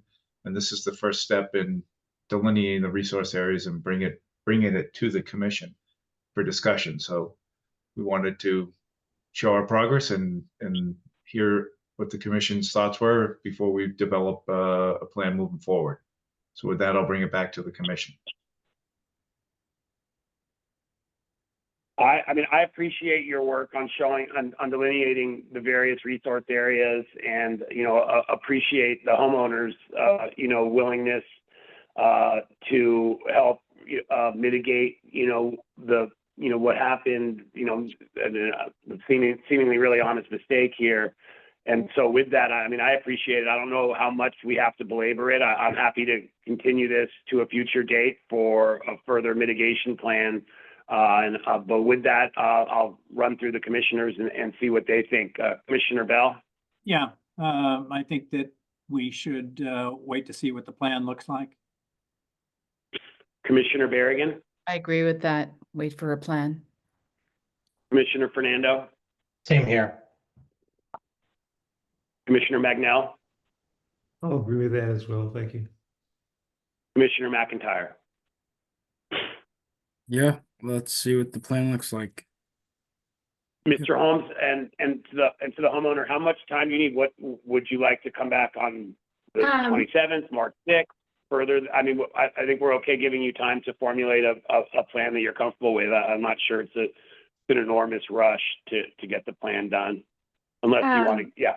I can come back at the next meeting. I had taken, some of like your comments and notes from the last meeting, of what, some of the, acceptable ideas would be. And that I wrote some of it down, but I couldn't articulate it best to Brad. I just wasn't clear, like the extent of stuff. So like if we fill in the wetland area with some of the things you had mentioned, are we able to keep part of the grass that's there? Is kind of where Brad and I were discussing. So I mean, we want you to have the use and enjoyment of your property. I think what would be best is, if you worked with Charlotte, between now and the next hearing, and I don't know if that's enough time for Brad to, to formulate a more detailed mitigation plan. We're not trying to, rack up too much of his time and hours and create more work than necessary. But, we do, I guess we want to just sort of see, what was removed and, and do the best assessment of what happened in the 50 and the 100. It looks like it's all basically within the 50, if I'm reading that correctly. And, tabulate that and then come up with a mitigation plan. Unfortunately, I don't know how much authority we even have just to say, yeah, keep your lawn within the 50. Unfortunately, we're not empowered with that authority to do Mr. that. Chair, we Yeah. are with, and I think I would just add the additional layer of, I agree that we should come to some sort of consensus among the commissioners and with the homeowner and Mr. Holmes that we need to figure out how to restore the riverfront and the wetland to a point where, she still has the enjoyment of her property, but we're still restoring riparian and wetland habitat. So my suggestion to the commission was, would they be open to an on-site visit? And you actually can do this. I've confirmed with town council. If we publicly advertise that the commission will be having a site visit with more than a quorum of commissioners to look at a violation and discuss potential mitigation factors that will be continued at a future meeting, we can do that. It's okay to do that as long as you specifically advertise it and you say the details of what the meeting is and stuff like that, just so that it's public information. It's not a violation of open meeting law. It's obviously not preferred to do that because that can easily, get misunderstood. But for something like this, that's a pretty complicated violation. That's why I suggested it. I talked to Brad a little bit about this beforehand. So that would be up to you guys. I mean, just so that I can read on how much riverfront we should be restoring in this particular case. Because I don't want to make that guess and then have that not be good enough for the commission. You know what I mean? Yeah, let me cut you off. So any commissioners have opposed or are any commissioners opposed to visiting Caitlin's beautiful property and figuring out, even maybe discussing it on site? We'll basically notice a public hearing for that discussion. Do any commissioners oppose that? It doesn't sound like it. Charlotte, Caitlin, Brad, do you think can you guys work together and come up with some potential dates, and Charlotte will circulate them to the commission? And I love doing site visits, so I'm always up for it. Sure. That would work for us, yes. Maybe then what we should do is continue to the March meeting, and that would give us some time to schedule a site visit amongst us, post a notice, meet with the commission, come back with a plan, and hopefully have something for presentation at that March meeting. Yeah, we definitely might have to play the dates a little bit by ear with just the on and off snow. So it might have to be, I might have to have like a potential snow date, you know, in case there's snow on the ground and we got to wait for warmer weather. So why don't we do that? Let's continue it to the March 6th meeting with and we'll let you, and if for some reason it's snowing or the weather that doesn't permit whatever date that works for everybody, and if it's all right with you guys, you know, we'll continue it for a date after that. If for some reason we can't make that happen in the next month. Does that sound good to everyone? Yes. Yes. All right. So unless any other commissioners have any other, you know, thoughts or comments on this between now and then, let's continue this to March 6th with the goal of having a publicly noticed meeting where the commissioners are free to discuss on site sometime between now and March 6th, and maybe a bit sooner than that. So Mr. Holmes might have a chance based on that conversation to put something together for us to potentially even approve on the 6th. All right, great. Thank you all very much. We'll see you hopefully before the 6th. Thank you. Thank you guys. I'll bring coffee. Good night. Have a good night. Good night, guys. Okay. So I'm sorry, 1 second.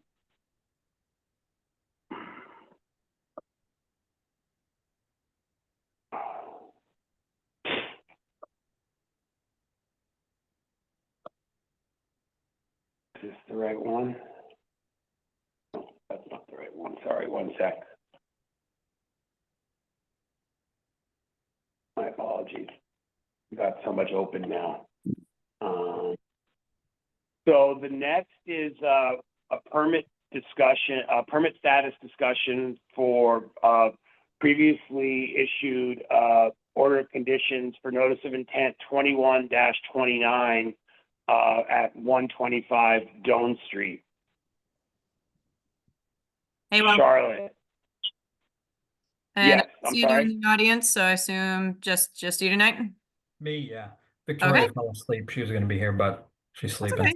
Do you want to share your screen? Yeah. Yeah, I will. Let's see.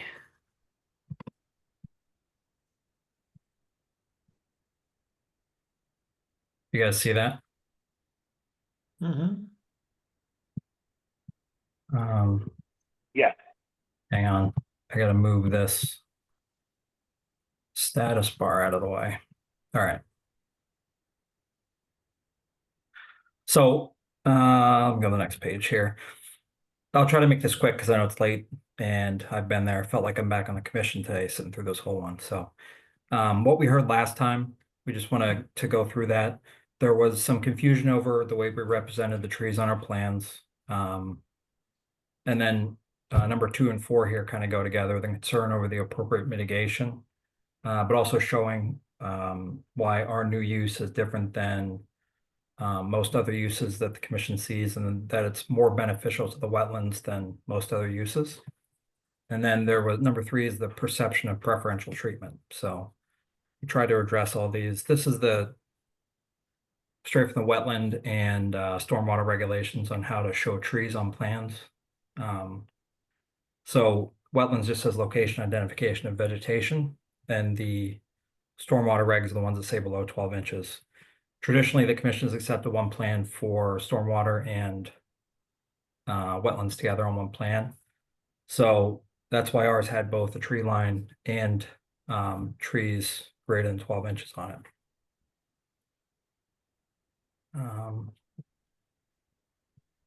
These next few are just a summary of some of the interests, because at the end of this, we did an analysis of, based on the research that we found, how our project affects these interests. So this is the general interest from the bylaw, and I highlighted some of these that aren't brought up that often: wildlife habitats, recreation, aesthetics, and agricultural values. So I actually heard aesthetics discussed a lot earlier today, so maybe that's coming up more. Limited projects, both from CWR Section 22 and 310 CMR 1053. They add economic, infrastructure, and social values. And then there's performance standards there from the state regulation. Section 27, buffer zones. These you'll see in our table later are the categories that we weighed in the previous and future condition to determine the effect on the buffer zones.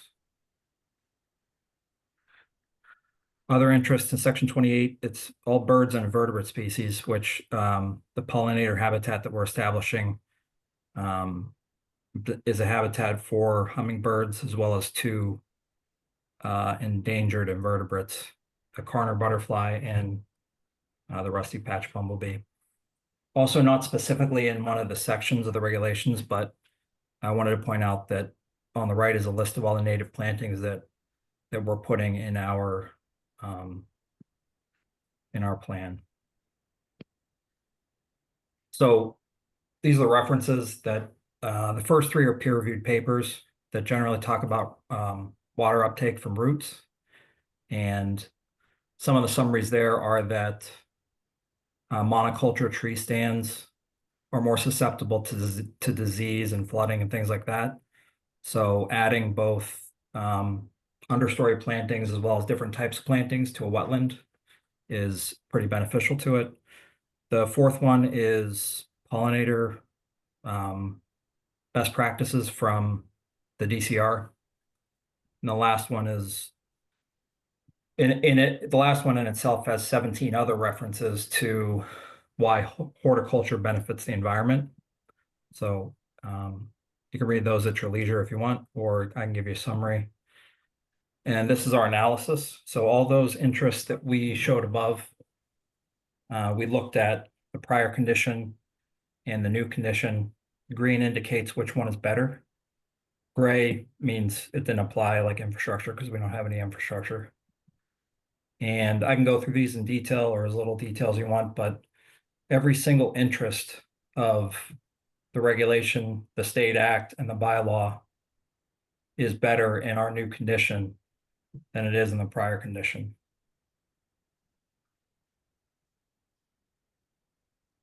This was also something that you guys asked, was previous tree decisions. So just as a sample, I took every hearing from 2023 that included the removal of trees.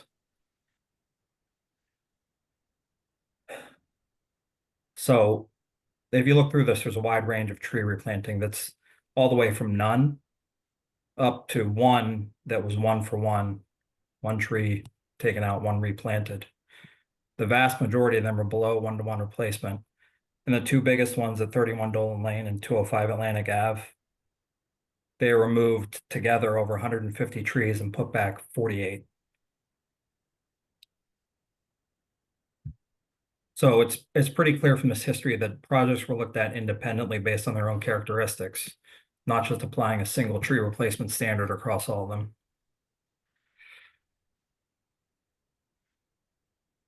And I put some of these quotes in because you can see from these that it's clear what the commission's thoughts were on tree removal at the time. So can read those. And that just takes us to our conclusion that the commission's historical stance on tree removal has not been to require 1-to-1 or 2-to-1 replacement. It's been far less than that. And all of those projects, by the way, from 2023 were driveways, houses, and bridges. They weren't native plantings that took away lawn and improved the wetlands. So below that are also the all the benefits that we found in our research of our project. So wanted to do a more in-depth thing, but I know it's the end of the night, so I tried to fly through that.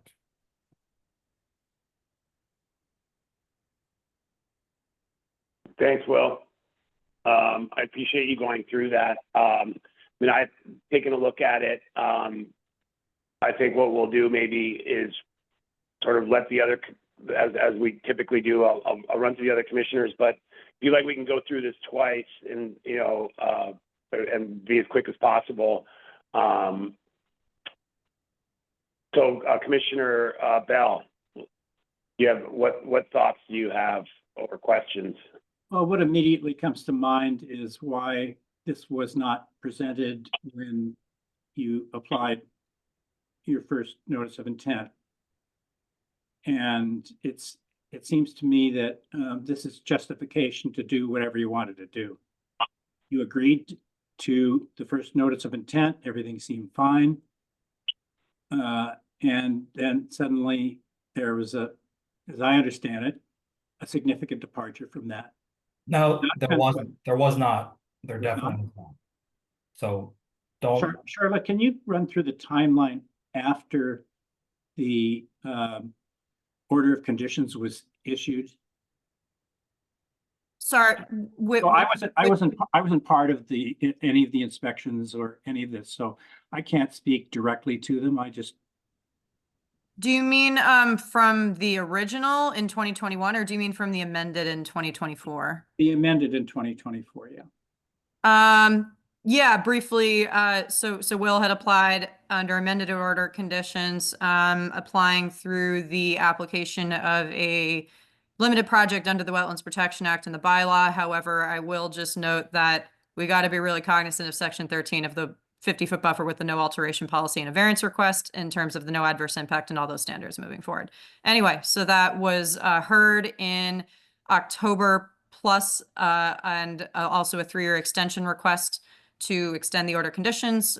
They were granted with conditions. We did discuss tree removal. We did discuss planting removal. We did discuss locations around the property.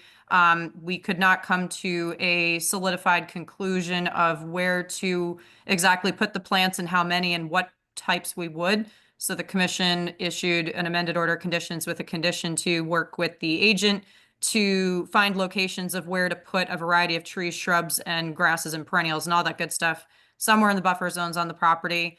When Will had notified me to go out to the site and inspect the limit of work, unfortunately, the limit of work was not staked beforehand, and I will stress that that really needs to be strictly enforced moving forward. I know that's more work for the applicant, but at this point, it's very necessary for multiple projects for multiple reasons. So I called Will and said, hey, like, more trees are coming out than what was shown on the plan. And obviously that's when the confusion came up about, well, only on the plan did we see 12-inch caliper, because Will had also filed in 2021 for a stormwater permit. So unfortunately, there's that overlapping of the requirements of what we normally like to see in the buffer zones. And for multiple projects, I will just mention that we have requested applicants go back multiple times and resurvey trees and give us a better picture of what's going on. And so, we talked to Will, wanted to go to the site. Mr. Chair wanted to come along. We, were concerned about the number of trees that were coming out in the buffer zone, specifically the 50. Politely asked Will to hold off on the tree cutting. Sorry, Will. And, obviously the trees were cut down. So that's why I think we're here today and we're concerned and evaluating the project again. So again, Will, thank you for putting this stuff together. I do have a lot of comments about this last slide. I'm going to professionally disagree with you on a lot of these because I looked through the special conditions and actually went back 3 years and I collected a tree log from 2022 to 2025 to show that there are definitely more consistencies in terms of planting replacement. I will agree with you. It has not consistently been 1-to-1 and 2-to-1. However, it has always been tree replacement as a discussion in the notices of intent. And I will also say that for 205 Atlantic Ave specifically, we never agreed on an amount of trees to be planted back. Mr. McFarland and I never approved a planting plan, and they actually ended up not moving forward with that project.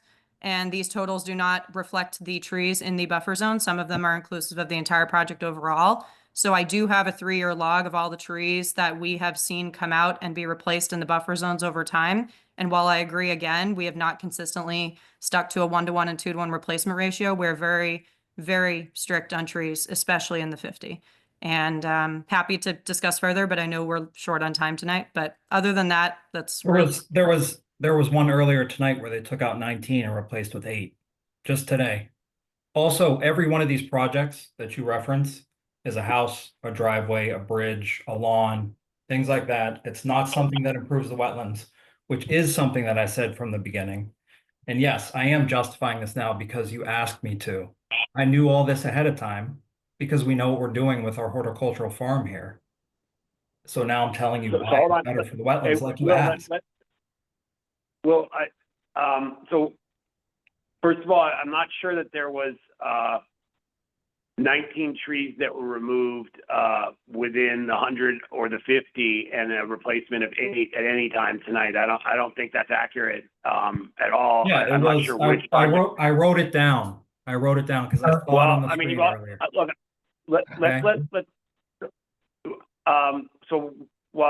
and we can use that project along with the other ones that you cited here, and we can talk about why they're different, but I'm fairly certain That was that also a didn't happen stormwater tonight, but- permit, and I'm strictly referencing the projects in the 50 and the 100-foot buffer where we care much more about trees and it's stricter in our regulations. So I think we can keep stormwater permits out of this because obviously we're not talking Absolutely. about stormwater permit tonight, just the order of conditions. So are we going to take into account that my project is an improvement to the resource or not? I think that's every project.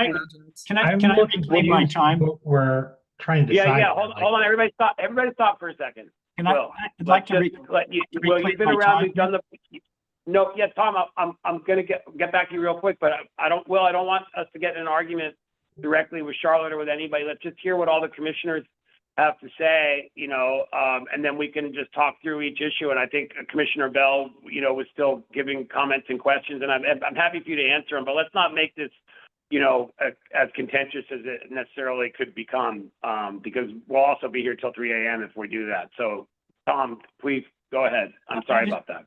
I just have really one question, and that's, Will, did Chairman Romano and Ms. Pechtel actually ask you to stop cutting trees?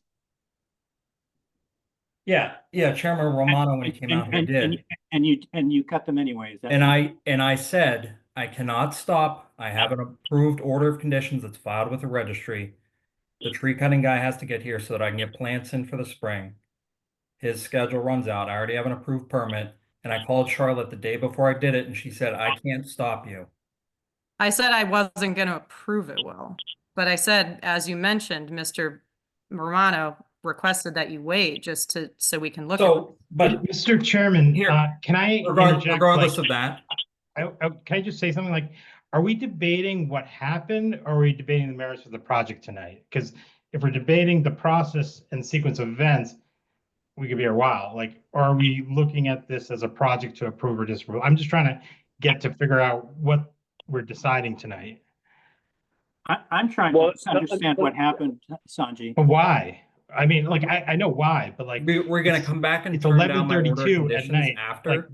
Like, then let's continue this for another day when we can debate what happened. I don't understand what not cutting the trees would have done. Were you going to revoke my order of conditions? Or is it just about the mitigation? Because if it's just about the mitigation, it doesn't matter. Why doesn't it matter? Why doesn't the cutting of the trees matter? No, why doesn't the mitigation matter? No, I'm saying if it's just about the mitigation, the cutting of the trees doesn't matter. You weren't going to stop me from cutting the trees. It's about how much mitigation I have to do for the trees. So I don't know whether I come down or not matters. I don't think we at ever all. got to, I mean, look, let's just keep going with the process, but I think the fact that you cut the trees, it makes it so that we never got to figure that out. So I have an we're here approved because you order cut of the trees. conditions. Like, let's just I have move an on to approved the order of mitigation. conditions filed at the registry. Why would I not do the work that's permitted? It was called out. Because the wasn't- permit, because the there was permit was issued, misunderstood. the permit, I think our argument is that the permit was, not our argument, the fact is the permit was issued under false pretenses.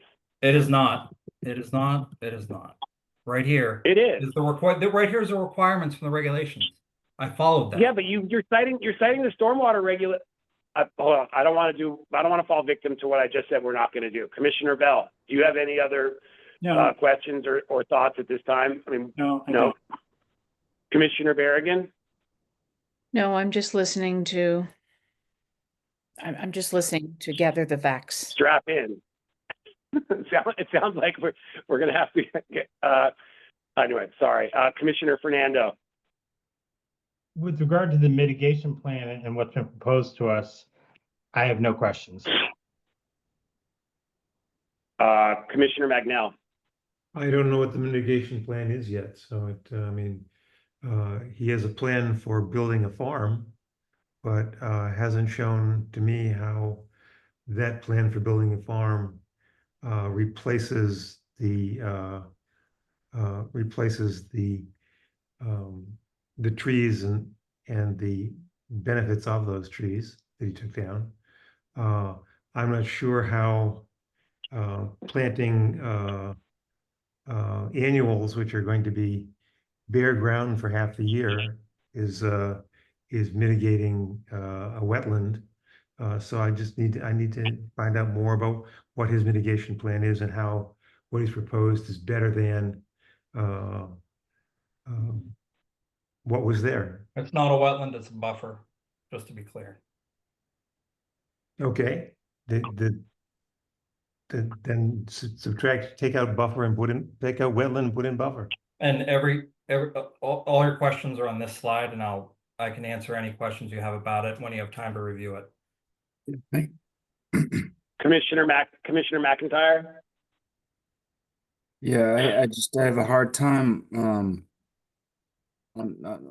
same with, Commissioner Magnell. I mean, there was a rush to get these trees cut to establish what's going to be ultimately like a commercial venture. But you're also arguing that it's habitat, and I think the intent of like a diverse habitat isn't to like farm it, to harvest it. And that's I think that's a stretch to say that commercialized garden is meeting these criteria of the habitat, and it just it seems like a stretch to me. It's tough to say, like, you can't be both. You can't be agricultural and habitat. I mean, I don't. I understand your concern, and I'll point you to my 5th reference from the University of Georgia that says that you can.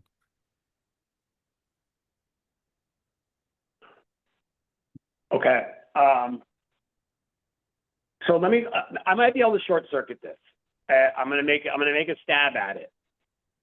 My request, and I think that the commission would agree, before this thing unravels and we have a further problem, and you have some years, it sounds like there's a 2-year extension that's automatically granted on top of 3 years now.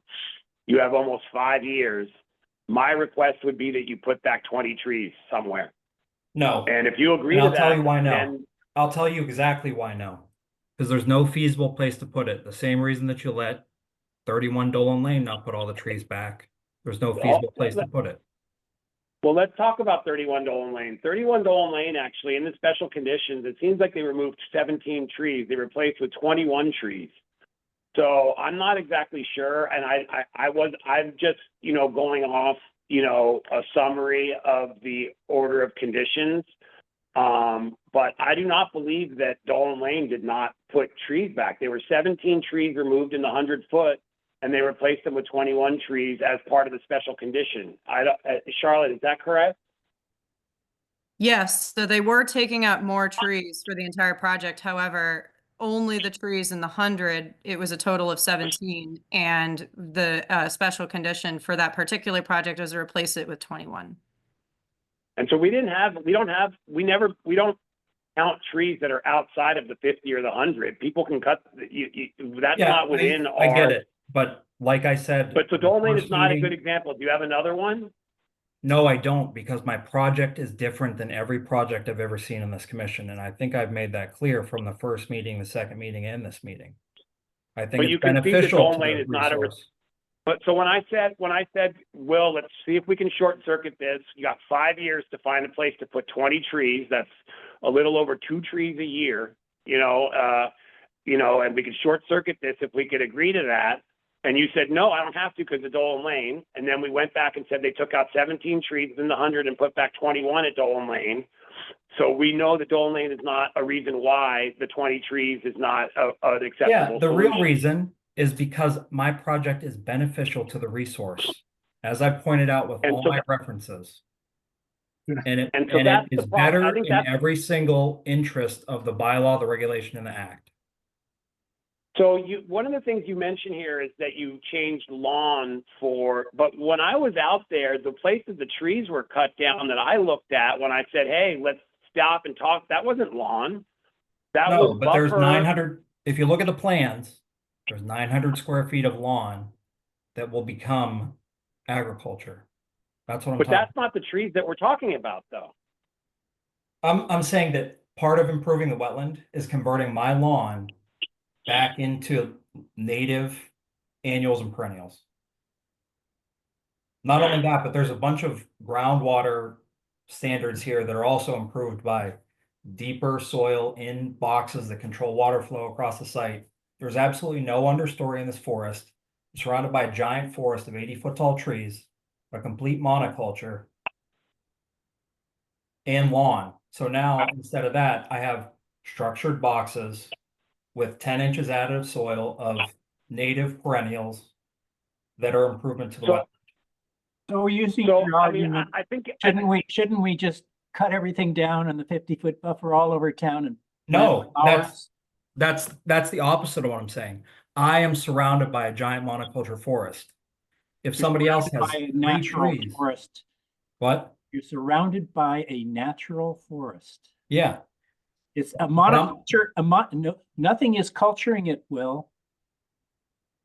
Monoculture refers to planted trees in rows, at least. that's not what the research says that I supplied here. So if you read it, you might learn that. Please. Wait, so I think the part of the concern here is I really just want to short circuit it because I think that we're going to get, frustrated and hostile with each other, which has already started. And I think it's a bad precedent to set, Wait, well, and I'm not stop going to stop comply. interrupting me for a sec. I'm trying to short circuit this and come up with a solution so we don't start arguing with each other, because I don't think anybody on the commission agrees that your flower garden is an improvement to the land. Okay, that's Well, just then not you didn't look something at that my anybody. research. I'm looking at it That's right not now. something I'm anybody looking on at the- it right now. Stop interrupting for a second. That's not something anybody agrees with, and I think it would take some significant research before anybody on this commission agrees that chopping down those trees without informing us ahead of time by submitting a permit application, whether at this point I wouldn't be surprised if it may have been somewhat intentional, the ill description of the 12-inch. Because of the way you've been conducting this and the way you've been arguing this, but you've taken out 30 plus trees on this property. You're talking about not putting any back, maybe one, and that's just not, and no one on this commission is going to agree right now that what you're proposing is an improvement to the forest there. The part of the land that I looked at was you took out significantly more trees than you marked on your plan. I've suggested 20 trees, which I think between the 50 and the 100 is the right calculation. You've said no. In an effort not to sit here and fight about this and continue it, just for the sake of argument, what are you willing to do so that this thing does? Because I think that the solution is to revoke your order of conditions, issue an enforcement order, and start over here. That's what the solution is going to be, unless we start having like a more realistic discussion about this. No is just not an acceptable answer, and that's just reality. And I'm just hearing what the other commissioners are saying, and so yeah. Yep. So like I put here, 832 square feet of native flowers and 900 square feet of native shrubs to replace 11 trees, or whatever the number was. It's 12 of the trees that you've agreed are trees. When I was there were certainly some other ones that may or may not be saplings. They were certainly over 6 or 7 feet tall that we didn't even include in this discussion. So it's more like 15 is the number that I counted. So what does the regulation many of say? them were in the 50. Yeah. So what does the wetland regulation say about tree size and what needs to be replaced? well, it's not clear. I know an actual little teeny sapling would not be included, but the ones that I saw, the number was 15 that I counted while I was there in person. We've decided to say, okay, 12. 12, I think, had 8 in the 50 and 4 between the 50 and the 100. 8 in the 50 would equal 16, and the other 4 would equal 20. And so when you're talking about your flowers that you're going to be, cutting and selling, that does not create a habitat for bees and for wildlife. They're like Commissioner Magnell said, most of the year it's going to be barren ground. And so I'm not sure if that's a solution. So That's not what honestly, Massachusetts. I know I may be coming across as a little bit, don't interrupt me, like direct and straightforward. And I've been criticized for that in my life, but I'm just trying to short circuit this. The number that would be consistent with if you actually look at and your recitation of what the other permits that have been approved are, every single one of them is inaccurate. We've been through it, and none of them are accurate or analogous to what we have here. None of them was an application misrepresented on what was going to come out. None of them did a commissioner come out there and say, hey, we didn't understand this, giving you the benefit of the doubt. Can you wait and come back and talk to us in a couple of weeks? And you went, and that person did it anyway. And the ones that were taken out without our permission were for safety reasons, and we had discussions, and the wood was left on the ground, and mitigation was done with those trees. Not one of those examples that you have on that slide is even remotely justification for what we're doing tonight. So the number that we have is 20 based on this. If your answer is no, my garden, my commercial flower garden is the mitigation, then I think the commission's going to have a further discussion, with or without you as to how we're going to proceed on your order of conditions. So I'm just telling you directly what my opinion is, and from listening to at least a couple of the other commissioners, what my sense is from what's going on with this tonight. And so that's my 2 cents to you, and I'll turn it over to you if you have anything further to add or respond. Like I have said from the beginning, believe 100% and have provided you with all the evidence about pollinators from the DCNR, about water uptake from tree roots versus smaller plant roots, that what I've proposed with 832 square feet of flowers and 900 square feet of shrubs outside of the agricultural area, but within the 50-foot buffer between the boxes and the resource, is more than enough mitigation for the 11 trees that were cut. Well, 15, but 12 that we're giving you've agreed on. 8 within the 50, What, and another you're 4 gonna outside. show me a project where you counted 3-inch trees as trees? That's not what the wetland regulation says. It says show all vegetation. It doesn't say show every single tree. Yeah, all vegetation. That includes 3-inch trees. This is the part this is what I'm trying not to do, is go back and forth and argue with you. Wait, just give me 1 second here. I hired Merrill, who does half of the presentations to us, and they said, based on the wetland regulations and everything historical that the commission has done, we show a tree line and how that tree line changes for NOIs. So that's what I did, and that's everything I've ever seen on when I was on the commission. So why are you treating me differently than every other submission that's ever come to this commission? Quite frankly, Will, you've taken out 30 plus trees over the course of this project, and you're considering putting 1 back. How are you being treated differently? You're being treated differently, yeah, but Wait, are you talking about from my original submission? You're counting all those? Yeah. Well, why does that matter at all in this? I put an addition on my house like everybody else in this town does. Let's just talk about these 12 trees then. And with these 12 trees, it's 20. And I haven't heard, and if your response is, no, the flowers and the shrubs are my mitigation, and that's the impasse we're at, then the commission will have to discuss further. I don't know what else to tell you. I think I've amply shown. You have 5 years here. It's not about being extorted for trees. I think I've amply shown that what I'm proposing is not adverse to the resource. And if you want to take that to the state, we can do that. So extortion and. All right. So that sounds like, so right there, you're saying it's either what I show or litigation. That's what you just said, right? I didn't say litigation. There's an appeals process at the state, isn't there? It depends, Will. Do you want to, Yeah, sorry, go ahead, revoking a Charlotte. permit, I think, goes straight to the courts. But to modify a permit, you could appeal through DEP. But again, if there's any enforcement order issued, you'd have to appeal to court. So what are you saying? You're gonna revoke my permit? No, On what we're ground? saying is, can you help us agree to a reasonable amount of mitigation No, here I and not cannot. just ignore the fact? I cannot, because I Okay. think it's an important Okay. point that what I'm doing is different. A very important point that we should be encouraging in this town. Well, we're not on the same page, man. We don't agree with the idea that your gardens are a habitat replacement for a 50-foot buffer zone. We're not buying it, and we looked at your resources, and it's not. We're not on the same page. We don't agree.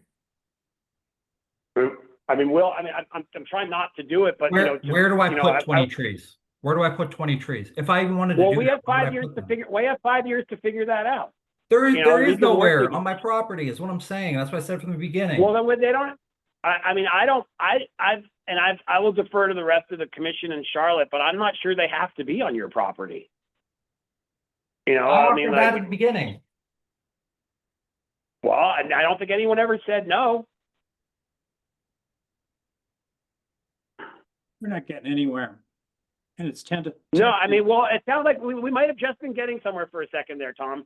Are you saying that, you know, if you agree to 20 trees and we figure out which ones can reasonably go, hold on, and we figure out which ones can reasonably go on your property, and, you know, and then we look for other places on town property that, you know, we can put the rest of the trees, that you're going to be okay with that? I stand by everything that I've submitted. And I don't think that 20 is a fair number given what you've done historically, even if I was building a driveway like everybody else. But given all that, there's nowhere to put it. And before I'd offered to contribute to the tree fund or plant 7 trees throughout town or whatever, just because I've been on the commission and I believe in the environment, and I believe that this is better for the environment.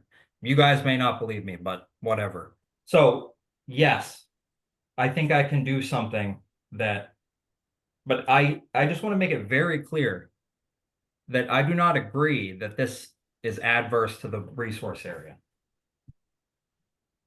It's not. I'd like to say something to be on the It's record. not beneficial. Is my feeling. I'd like to say something to be on the record. I do agree with Will. This is a different project, and I am convinced that the plan that I see in front of me, and you could argue my expertise doesn't match some of the others, is a valuable addition to the resource area. And we have looked at different projects. Heck, we were just spending 3 or 4 days, 3 or 4 meetings with the Weir River folks, or, you know, putting pesticides in there. And like, you know, there are differences in this project than every project I see. So I myself am supportive of this project, just to be clear. And I might be in the minority or the only one on this commission, but I would like to see this project proceed. So Sanjay, or I don't think any of us are opposed to the project necessarily. It's just the idea of mitigating the trees that came out. I wish the best for the project and for Will. I love the idea of Girl Scouts coming and, like, you know, working in the flower beds. I support all of that. But we're talking about cutting down trees in the 50-foot buffer against the will of the commission. And so I don't understand, you know, without having that approved, I don't think anybody's disagreeing with you, Sanjay. We want the project to work, but you don't think there should be any mitigation? I don't think there should be any. I think this is an appropriate mitigation from my perspective as a commissioner. I think it's an appropriate commission. I do want to segment what I think was probably a troublesome procedural and execution of what happened here from what's being in front of me, which is, this is a plan to do something in the resource area. It doesn't match our other projects. I do believe, based on what I've read and is presented in front of me, that this is beneficial to the area. And I would be willing to not look for a one-to-one replacement of the trees that were removed here because of the unique nature of this project. That's just one opinion. Good. you, I mean, I sometimes stand out on my own opinion too, so I get that, and I'm not sure that you're the only person on the commission who feels that way. I know how I feel. I don't know necessarily what the best steps are. Tom, as my predecessor chair, how would you suggest procedurally we continue this? It's 5 minutes to midnight. Do we continue to another hearing for us to discuss further? I'm asking you just because you were the chair right before me. Can I propose something? Sure. Commissioner Bell, did you want to say anything or? No, well, if you, first of all, if you're going to just be adversarial here, then I don't think we're gonna make much progress here. I know you believe in what you're saying here, but your job is to convince us, and being aggressive is not the way to convince anybody of anything. Yeah, that's And so. I think that you need to cool off.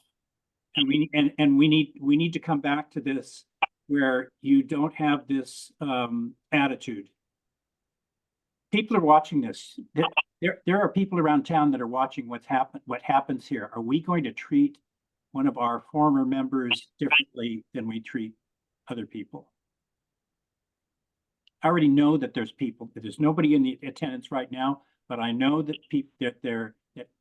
some people are aware of this situation and they're watching it. So as we said at our last meeting, it's really important that we come to some conclusion here that appears to be consistent with what we've done in the past. And if we don't, we're going to have a very hard time making any headway with anybody else that wants to do something in the 50s. I fully disagree with that. Like, this is a different project, Tom. Like, I think two things. We could agree that we want to litigate what happened in a meeting. That's fine. Let's just do it in another meeting and not until midnight. But if that's what you want to do, is to litigate the procedural things, the things that Will did, which I'm not endorsing at all. I'm trying to delineate that from the decision in front of us, which is, are we willing to move ahead with what he's asked to do, or even not revoke anything that we've already acceded to him. And the second thing is, this is a different project. Like, this is the whole precedent thing that Adam Brodsky also brought up earlier. So, I think we have to get some alignment there. Are we going to treat this differently, or you have your opinion, I have mine, but like, I'm not treating this as a precedent setter. Just like I didn't treat Ware Farm as a precedent setter. Adam Brodsky's mistaken that a decision the commission made in 1984 is one we have to do exactly the same today. That is complete nonsense. That's and you're applying the opposite. Yeah, we're applying the same logic then when we say have to be consistent. Like, yeah, we can't play it every. You're saying the opposite thing. We're not applying the opposite to you. You put out a slide that showed 7 or 8 projects, and none of them were analogous or supported your position here. Can I reclaim my time, please? I was the one that was called. Yes, I'm sorry, Commissioner Bell. Okay. I mean, we've got 2 minutes before the meeting must close. Must close. It cannot continue to the next till 12:01. And I suggest that everybody cool off here. My suggestion was just go through these interests next time. We return with cooler heads.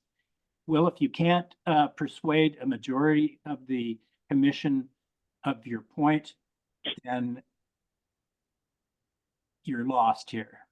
Well, I was relegated to 11:30 at night with 10 minutes to go. So if I can discuss the analysis of protected interests next time. You have a good point there. You have an excellent point. So I say that let's continue this, but let's return to it with a different attitude. Yeah, I actually, so it's 11:59. Let's continue this to February 27th. And, you know, I read through every one of your slides, Will, but what I did not look at were the sources, and it looked like number 5 was the one that you thought particularly supported the idea that Let's not get your into the flower. weeds. Yeah. Yeah, no, what I'm just saying is that I will do a move to better job adjourn. of looking at It's your sources. 11:59. We have to stop. I move Yeah. to adjourn. So let's continue to February 27th. I appreciate your frustration, Will, but let's continue to February 27th. Okay. I don't know what else to do. And with that, I'd entertain a motion to adjourn. I move to adjourn. Second. All those in favor? Aye. Aye. Aye. All right, the meeting of February 6th is closed. All right. Thanks, guys. Have a good night. Tom, have a wonderful Yeah. trip. Thanks. Yeah, good. Have a great trip, Tom. Take care, guys.